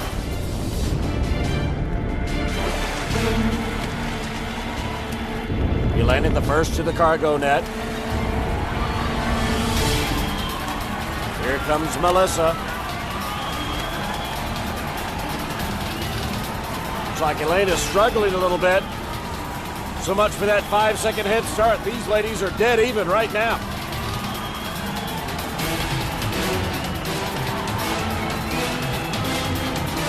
Oh, look at that. They both get to the top of the cargo net at the exact same time. Both grab the rope swing. Oh, this is a great race. Neck and neck as they navigate their way across the tightrope. Now to that grueling hand bite. A much higher price to pay if you let go. As Elena finds out, Melissa hanging tough, fighting through it. That upper body strength coming through for Melissa. She now takes the lead and goes down the barrel roll.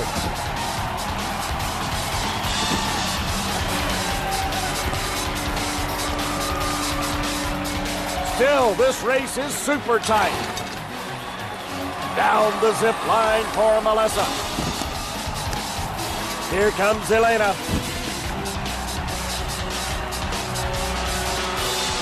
Their legs are jelly at this point, but they gotta maintain their balance through the teeter-totter. And now the Travelator, and Melissa misses on her first try, as does Elena. You gotta keep your feet underneath your body when you take on the Travelator. Both women look exhausted. And neither can grab a hold. There goes Elena. Oh, she has a chance. She's looking good. Oh, no, she didn't keep her feet moving. Elena goes down. And Melissa goes up, but she too loses her feet.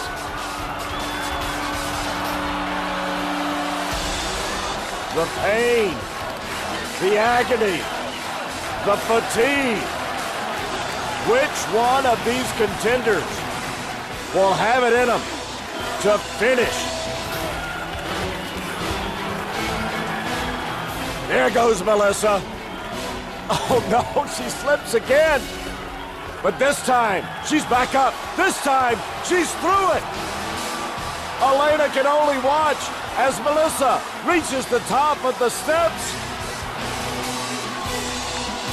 Bust through the banner and into the water to become the first lady winner of the all-new Eliminator.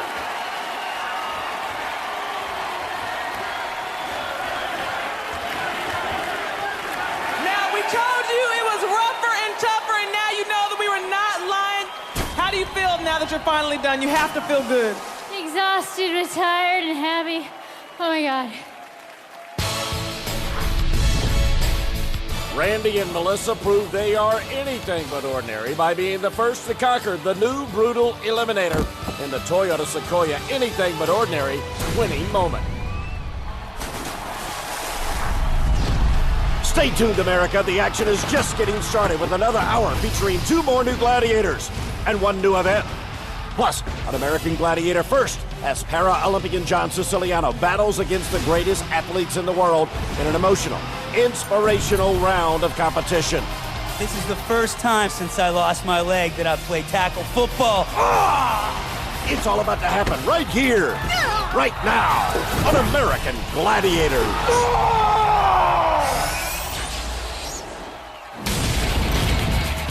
Time now to meet our second group of contenders in tonight's competition. First up for the ladies, Vanessa Warren. My name is Vanessa Warren. I'm 35 years old, and I'm from Colorado Springs, Colorado. I'm a major in the United States Air Force. I've been in the military for 15 years, served 10 years on active duty as a Black Hawk helicopter pilot, and now I am starting a new career with the Air Force Reserves. I wanted to have a family, and we did. We started having kids, and it's great. My husband has a special name for me, and he likes to call me Major Pain. The gladiators can expect a storm to be coming, because I got thunder and lightning. Not bad for this Air Force Major. Vanessa's competition for tonight will be Nikki Key. Hey, I'm Nikki Key from Queens, New York. I am 27 years old. The main reason I want to be American Gladiator is just when you think of American Gladiator, you think of the fastest, the best, you know, superhuman people. And then secondly, to prove something to myself. My biggest theme is, you know, let your fury ignite your passion. I'm addicted to success. Failure is not an option, so succeeding is definitely what I have to do. Now that we've met both contenders, we go down to the floor to Layla, who's standing by with the ladies as they get ready to battle. Pyramid. Yes, it's time for more hard-hitting contact high above the floor on Pyramid, where 10 points go to whoever can get to the top first, and 5 points if you make it to the scoring zone. Battling the gladiators will be Nikki from Queens and Vanessa, the military mom whose family calls her Major Pain. Now, Vanessa, you know showing up with a nickname like Major Pain is just asking for it from the gladiators, right? That's right, but I got that name because I can bring it, baby! Now, Nikki, you're just seconds away from going head-to-head with the gladiators. How are you feeling right now? Nervous? Get it, bring it, let's do it. Let me wish both of you ladies good luck, because now it's time to bring in your gladiator competition. Nikki, you'll face the overwhelming power of Venom! Venom looking to stay undefeated on that mighty pyramid. Say hello to last year's champion and this year's new gladiator, Jet! Beauty and brawn and overflowing with athletic ability. That's Jet. Jet, does a pyramid look any different from that angle? Oh, it looks a lot sweeter from up here.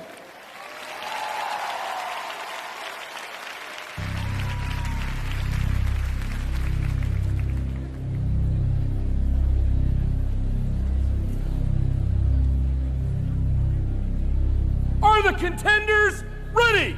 Yeah! Gladiators ready? Ready! 3, 2, 1. Nikki in red, Vanessa in blue. Come on, bring it, bring it. Nikki taking on Venom.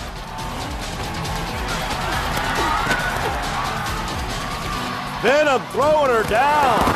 Ooh, looked like she landed awkwardly. Nikki's a little slow to get back up, but she's not giving in. Come on, bring it. Oh, a big throwdown by Jet. The Air Force helicopter pilot cannot get past the Jet. Venom just coiled around Nikki, not letting her go anywhere. These two gladiators refusing to give up any ground at all. Time running out on the contenders. Go, go, go. And they come out with nothing. The gladiators rule the pyramid as Vanessa gets pummeled by Jet. And as you'll see here, Nikki rolls her left ankle after being flung down the pyramid by Venom. We'll have to see how much that ankle injury will affect Nikki in the events to come. After taking on Pyramid, both women come up empty. Next, a former para-Olympian takes center stage in Gladiator Arena. One leg, two legs, no legs. Men are men. And another new high-flying event will be revealed.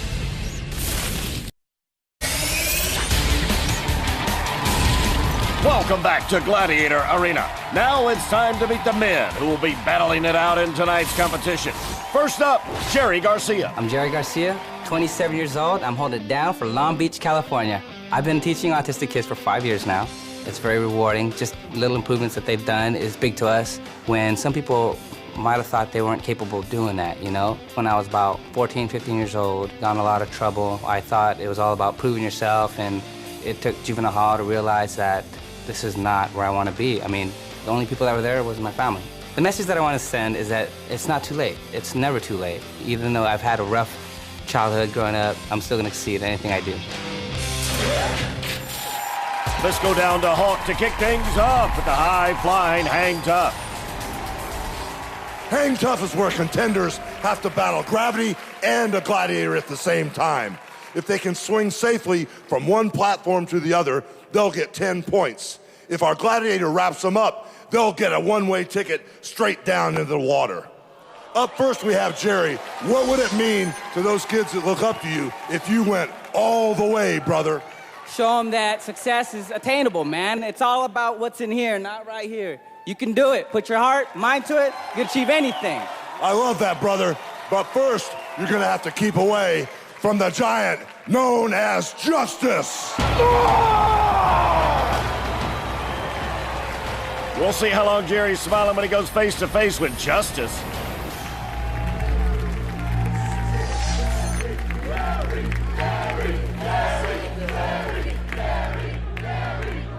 Is the contender ready? Ready.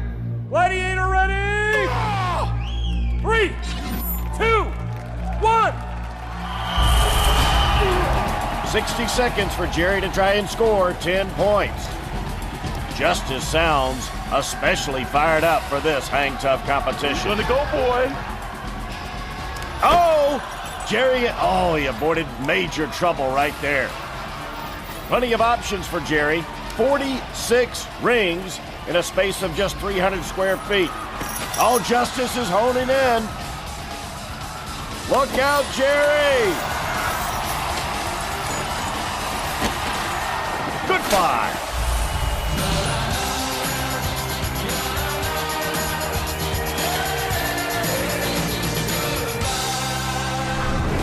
Like a massive condor, Justice relentlessly and ruthlessly attacks his prey, overpowers Jerry, and tosses him into the drink.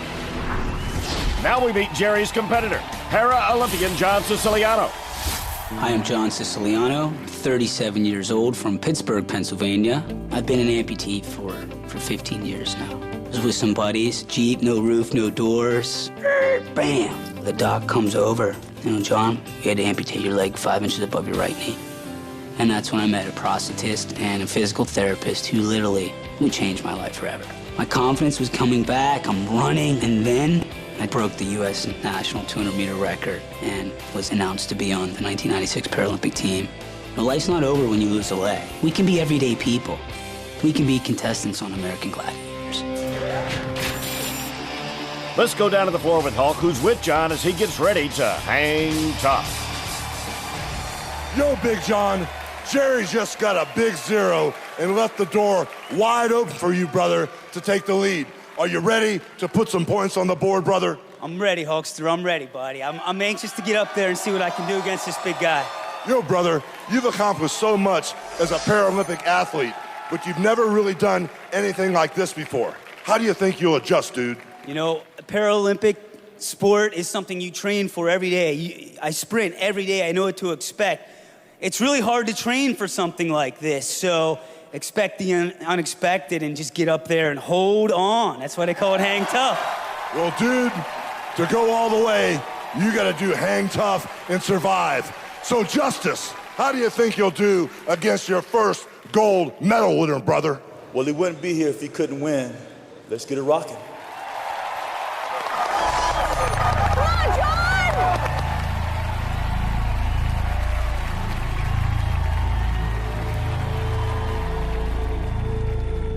Is the contender ready?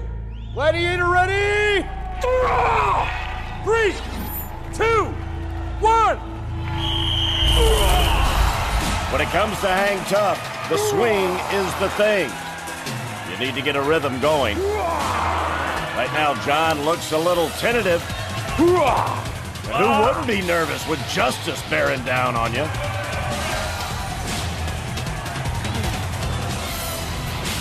That's a lot of gladiator coming right at you. Look out. Oh, there he goes. Another one bites the dust. Another one bites the dust. That was one of the most intense things. I'm glad, though, that the first defense out of the way, you know what to expect when you get out there and what that feels like, and just the whole, man, this is not for the weak. Total justice domination, keeping the contenders scoreless after one event. The action continues as the ladies throw down in Gauntlet. Here at the Gauntlet, the only thing that stands between our contenders and 10 points are 4 beautiful but deadly gladiators who are kind of protective of their territory. Vanessa, you're first up. Are they gonna have any issues to deal with you? Oh, they got issues with me, baby. 120 pounds of dynamite! All right. Well, let's see how you do when these gladiators get their hands on you. Say hello to Venom!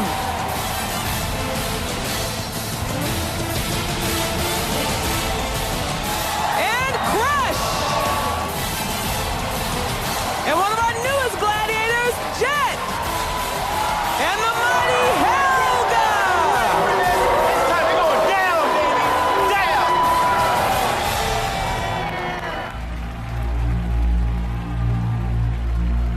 Is the contender ready?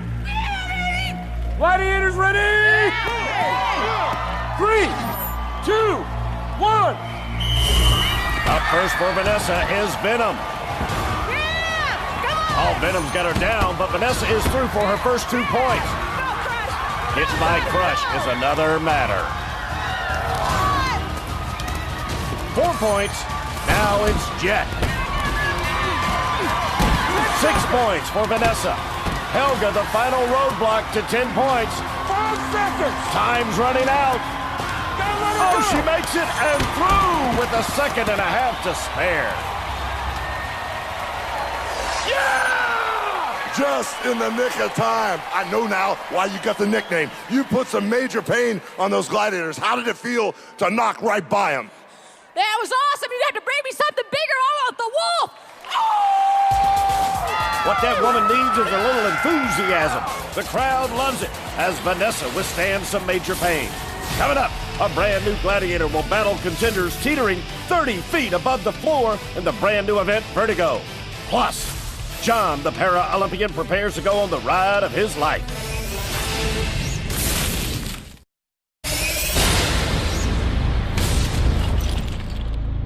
Welcome back to Gladiator Arena. Unfortunately for Nikki Key, she will be unable to continue in the competition due to the ankle sprain that she suffered on Pyramid. Bad news for her, good news for her replacement. I'm Nikki Smith. I'm 34 years old from Yucaipa, California. I teach 6th grade. My kids, Mason and Julia, are so excited about me doing this show. They're just like, yeah, we know you can do it, Mom. My father was a huge influence in my life. He recently passed away from leukemia, and, you know, that's been very hard. I watched American Gladiators as a child with my father. It was so awesome, and, you know, he is looking down on me. He's so excited for me just to make it this far. I know he is. Gladiators, I am not your normal PTA mom. I'm down to get dirty because I'm here to do this. She's raring to go and standing by with Layla. Yes, we're losing one Nikki, but gaining another. Nikki Smith, you're gonna pick up where Nikki Key left off. Now, unfortunately, she left you with 0 points to inherit. And wouldn't you know it, the first gladiator you're running into is the one that put Nikki out of commission. How are you gonna handle it? I am here to rock this. I'm not just an ordinary little school teacher. I'm here to fight. All right, well, it's all on you, Nikki. Good luck. Hey.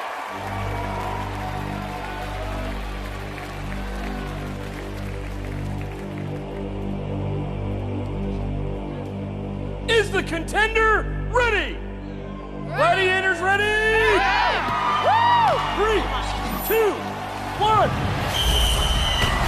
Venom is a tough way to start for our replacement contender, but Nikki gets past her quickly. Showing a lot of spirit and energy to get past Crush for 4 points.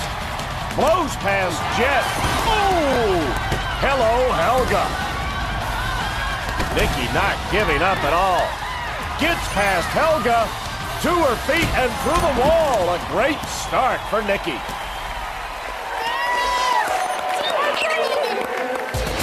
Nikki steps right in and shows the gladiators and Vanessa she's ready to go. Now it's time for the men to go sky high in the brand new game of racquetball. Who said man isn't supposed to fly? In this unreal new event, contenders will be launched and rocketed right into the sky, where they'll try to score as many points as they can by tossing balls into those baskets. Yellow baskets are worth 1 point. The higher red basket is worth 2 points. John, Jerry, let's bring in the team that's ready to bring it back down to earth. Let's have a Gladiator Arena welcome for the always powerful Titan and the Howling Wolf.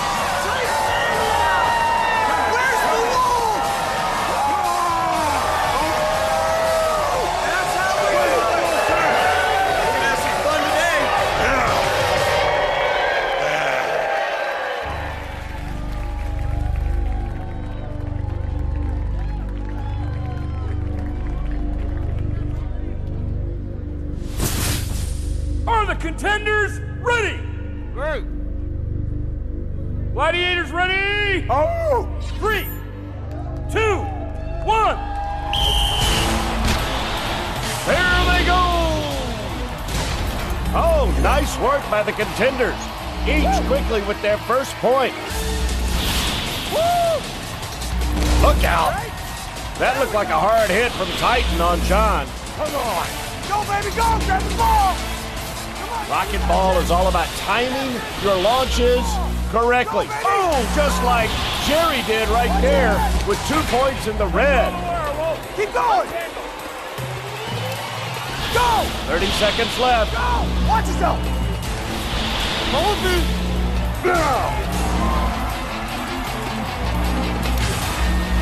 Oh no! John launched without a ball. It's easy to get confused. There's so much going on out there. There he goes. On fire! Oh, come on, I want to hit somebody. Final few seconds. Go, go. There we go. Watch yourself. Oh, look at Jerry beat the buzzer. He finishes with 5. Jerry soaring and scoring to not only beat Wolf with the finger roll, but to beat the buzzer. After 2 events, Jerry jumps out to a 5-1 lead over John. Now it's time for the ladies to hold on tight. They'll be competing 30 feet above the arena floor in vertigo. Welcome to Vertigo, another pulse-pounding new gladiator event we're unveiling this season. In vertigo, 1 contender and 1 gladiator race across the top of 30-foot sway poles. Contenders earn 5 points if they make it to the scoring zone, 10 points if they can beat the gladiator to the end. Now, Nikki, after stepping out and earning 10 quick points in Gauntlet, the only thing standing between you and doubling your score is either the fear of heights or the gladiator. Which one concerns you more? I am kind of afraid of heights, so I'm just gonna have to get over that fear, and I know that I'm gonna do this. Are you guys ready to meet one of our new gladiators? Let's have a gladiator welcome for the beautiful and powerful Phoenix!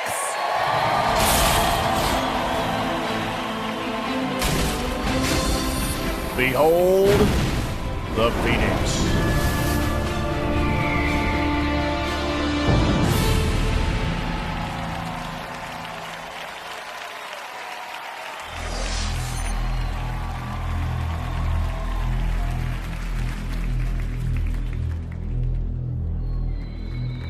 Is the contender ready? Gladiator ready? Ready! 3, 2, 1. First, they have to scale that 30-foot pole.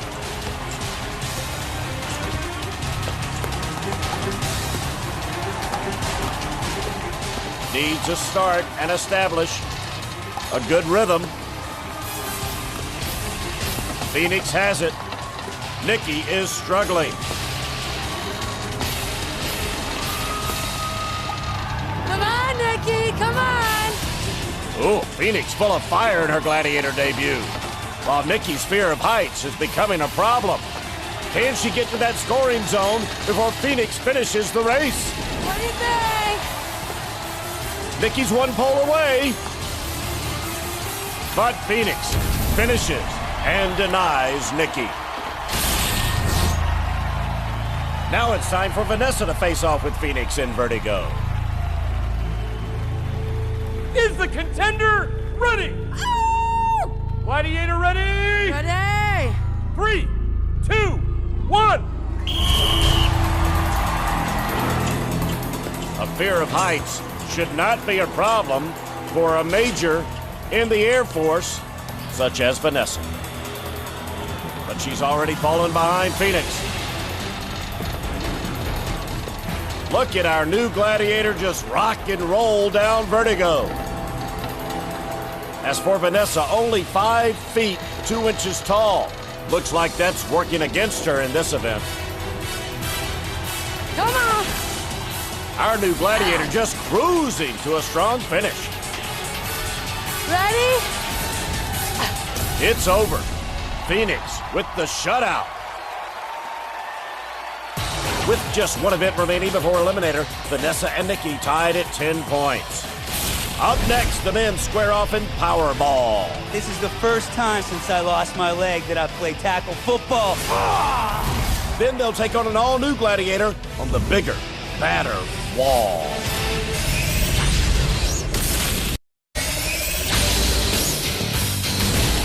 We are back at Gladiator Arena.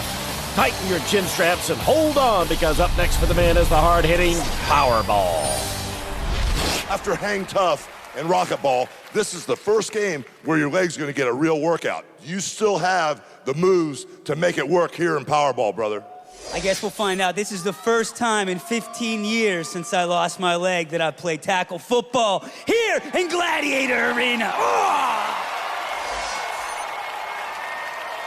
Here's the team that will stop at nothing to make sure that both of you guys are flat on your back. Here comes the awesome Toa, Titan, and Militia.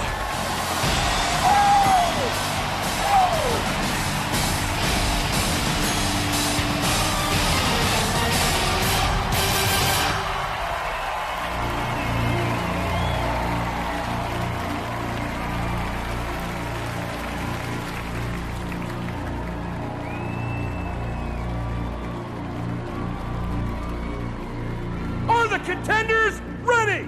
Ready. Gladiators ready? Yeah! 3, 2, 1. Here we go. Whoa, quickly a double team on Jerry.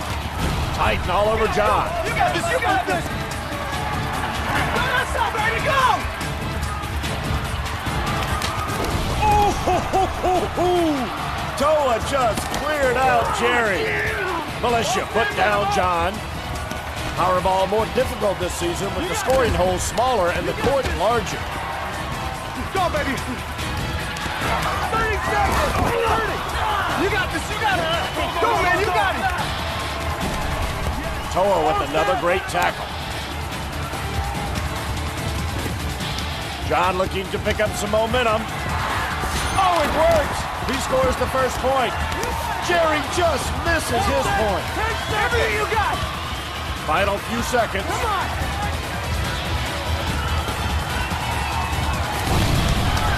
Get up, go! You got this! Oh, John's great effort, a little too late. The Gladiators ruthless, but showing great sportsmanship. That is awesome! Good job, man. The Gladiators relentless in their pursuit of the contenders. Ooh! Giving up just 1 point to John in this hard-hitting round of Powerball. Wow, it's emotional. Look at me, it's emotional. That was, it felt good to get that back, you know? That felt really good. With just one event before Eliminator, John hopes to erase his 3-point deficit.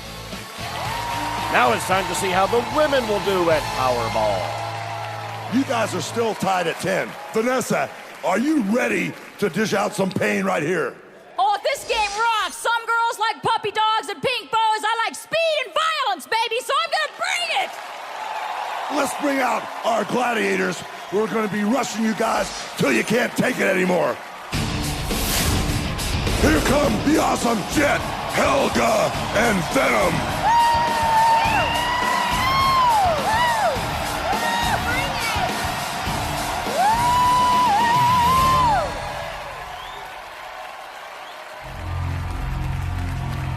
This game of Powerball, the last chance for the ladies to score points before Eliminator.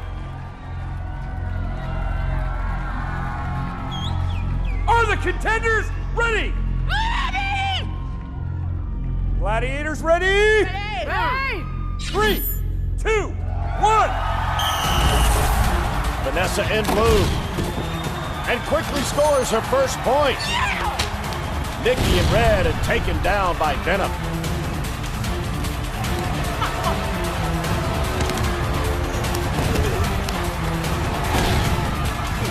Jet with a beautiful tackle on Nikki.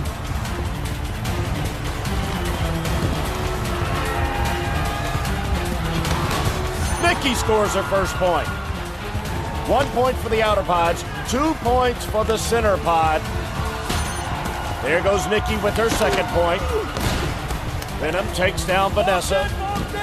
Don't forget Helga guarding that center pod. Oh, another beautiful effort by Jet to plant Vanessa. Nikki double teamed by Jet and Helga while Venom works on Vanessa. Awesome. Good job. That was good.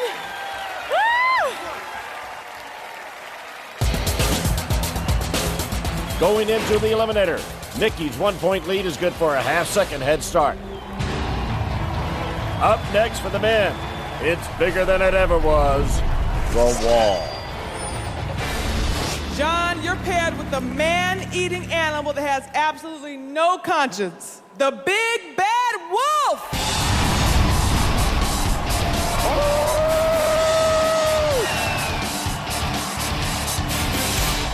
All right, Jerry, you're about to have a brand new gladiator on your trail. Crowd, please help me welcome contender, champion, turned gladiator. It's Rocket! A supersonic addition to the Gladiator team. Yeah, baby! Yeah! Oh, it's good to be here! Yeah, baby! Yes. Now, Wolf, you've got to be happy working with him instead of chasing him, right? I chased this guy up the wall like 3 times last season and couldn't catch him. I'm glad that I don't have to deal with him anymore, and I feel really bad for you. Bring it. You got this, John! Come on, baby, you got this! Are the contenders ready? Ready. Gladiators ready?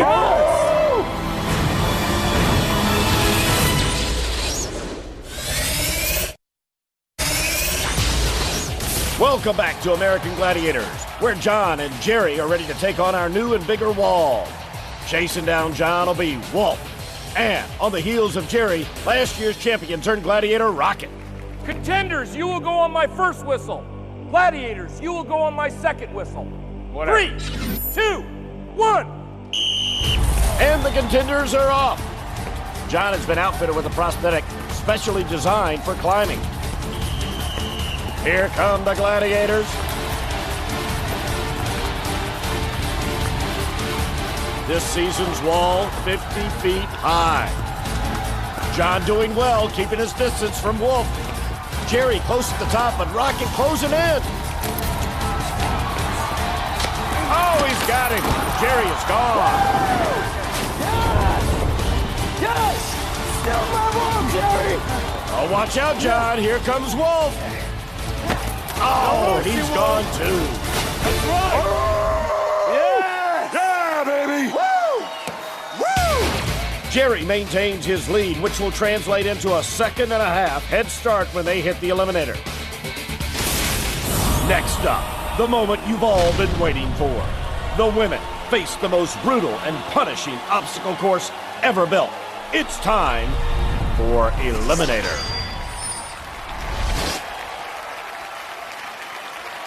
Now the time has finally come for Nikki Smith and Vanessa Warren to go straight up against each other on our spirit-breaking eliminator to see who will take the big step towards the next round, $100,000 in a 2008 Toyota Sequoia. It's time for the eliminator, guys. 2 strong contenders. Will it be Vanessa, the Air Force major, or Nikki, the school teacher? Are the contenders ready? Nikki, you will go on my first whistle. Vanessa, you will go on my second whistle. 3, 2, 1. The underwater swim, twice as much fire and much longer than last season, and Nikki needs to come up for air while Vanessa continues with her swim.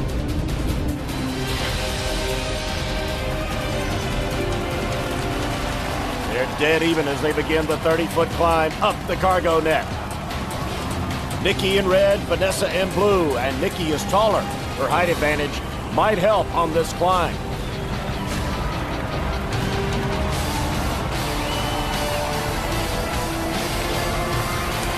Both these moms feeling the exhaustion and fatigue setting in. Oh, Nikki goes down hard off the rope swing while Vanessa makes it across. Her military experience coming through in the eliminator. There, Nikki makes it. Vanessa down the tightrope. Oh, Nikki almost slipped off, but she is right there with Vanessa. Up next, the hand bike, the grueling test of upper body strength. Oh, Vanessa is fatigued. Nikki looks the same as they both fall into the ball pit.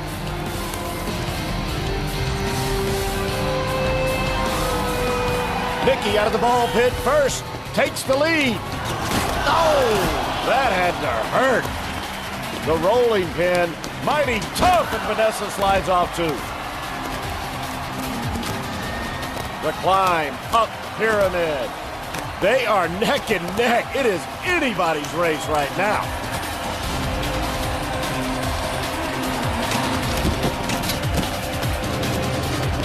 The teeter-totter, where balance is a must. Too bad their legs are just shot. Vanessa seems frozen in time while Nikki's down to the bottom. Oh, but look at Vanessa, using the momentum from the teeter-totter to scale up the travelator, keeping her feet moving. She is through on one attempt. Nikki still stuck on the travelator, while Vanessa grabs the rope and busts through the banner to win. Major pain through the eliminator in 3 minutes, 24 seconds. The Big V in the house, my brothers.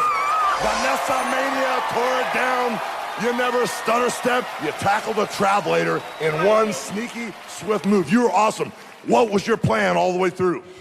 I'm a good hill runner, so I knew my strength would come at the end where everybody had trouble. And I came ready to rock that one. If I can beat that, I can take it. The crowd cheers on Nikki to finish what she started. Vanessa enjoys a victory hug from her kids and her husband. Thank you. Coming up next, the man take on eliminator is a highly motivated Jerry. It's 100 grand on the line. I want that. It's mine. Battles John, who will push himself to the limit like never before. I am scared a little bit.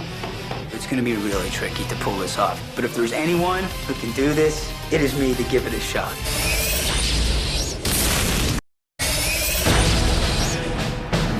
Welcome back to the season premiere of American Gladiators, where we've met 3 new gladiators and witnessed 2 new events.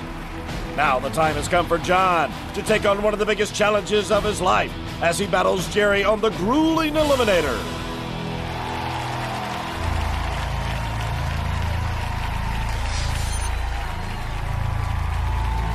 John readies himself for a monumental task.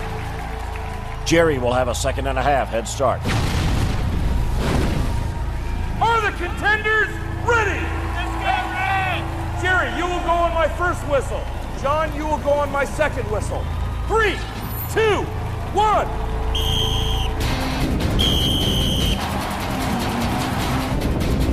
A tough challenge for both of these contenders.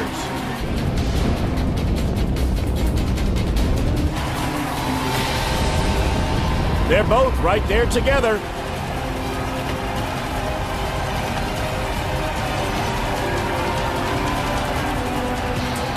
Jerry climbing up the net.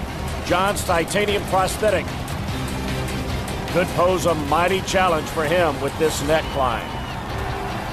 Oh, look at Jerry already to the top. On the rope swing and across. Jerry's doing a great job. John still fighting, showing a fantastic spirit. Oh, he's to the top. Outstanding effort. Jerry quickly across on the hand bike. And down the rolling pin. He is doing great. And so is John as he completes the rope swing. Down the zip line for Jerry. Doing great on time. Another large challenge for John, the tightrope.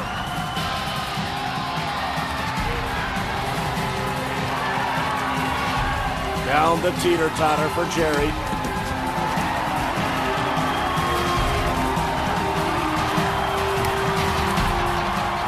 Great job by John. Here goes Jerry on the menacing travelator, doing a good job of keeping this feet moving. Oh, no. Thought he had it. Oh, the hand bike. Too much for John. Jerry again on the travelator. Got to keep the feet moving. Got to keep the feet moving. He does. He is through. Up the steps. John still fighting hard. Jerry is through the banner in 3:03. Great job by Jerry. And now the crowd turns their attention to John. He is focused on completing what he came here to do.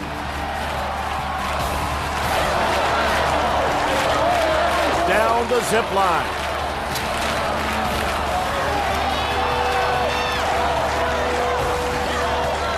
On to the teeter-totter. Digging deep for whatever energy he has left.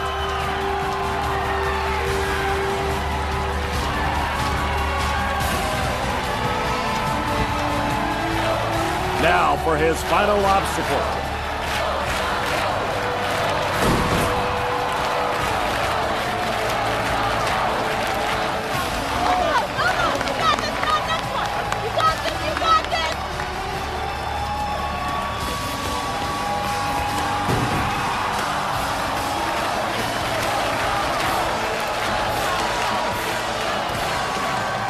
He's just looking for whatever energy he has left.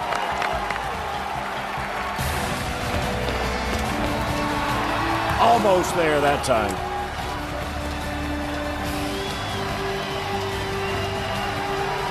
The crowd also determined not to let John give up. Oh, this could be it.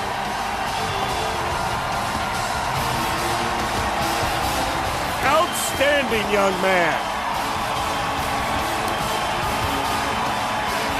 What an inspiration, ladies and gentlemen. He has done it.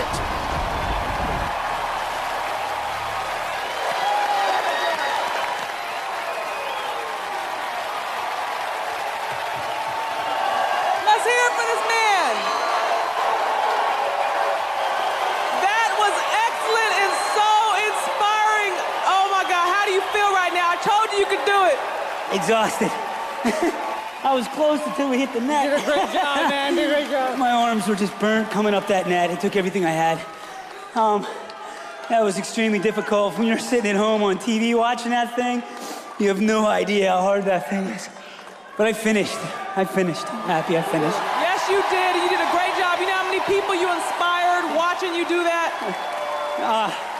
Thank you. That's really nice. There's no excuse whatever you want to do. Just get up and do it. And I hope I just proved that you can do anything. You can finish the Eliminator on one leg. Well, you know something, my brothers? Triple props to you, my man. You tore it up, you tore it down. You made everybody in the Gladiator Arena very proud, my brother. I gotta raise everybody's hand. That's right. This was the greatest Eliminator of all times. So let's hear it, Gladiator Maniacs.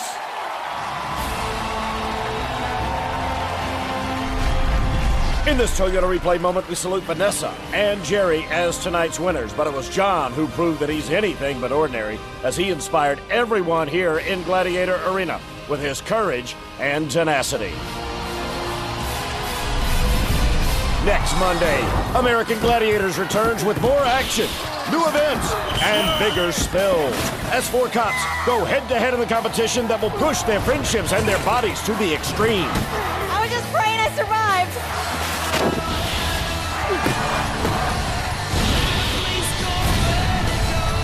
This season it just gets better as ordinary men and women go head-to-head against your favorite gladiators. With new events and new gladiators. It will test them with things they have never faced. All, of course, culminating in the new Eliminator, the most grueling obstacle course ever assembled. We're just getting started. American Gladiators is here to stay. Grr. Only one man and one woman can win the ultimate glory. Who will it be? See you next Monday, 8 o'clock, 7 Central.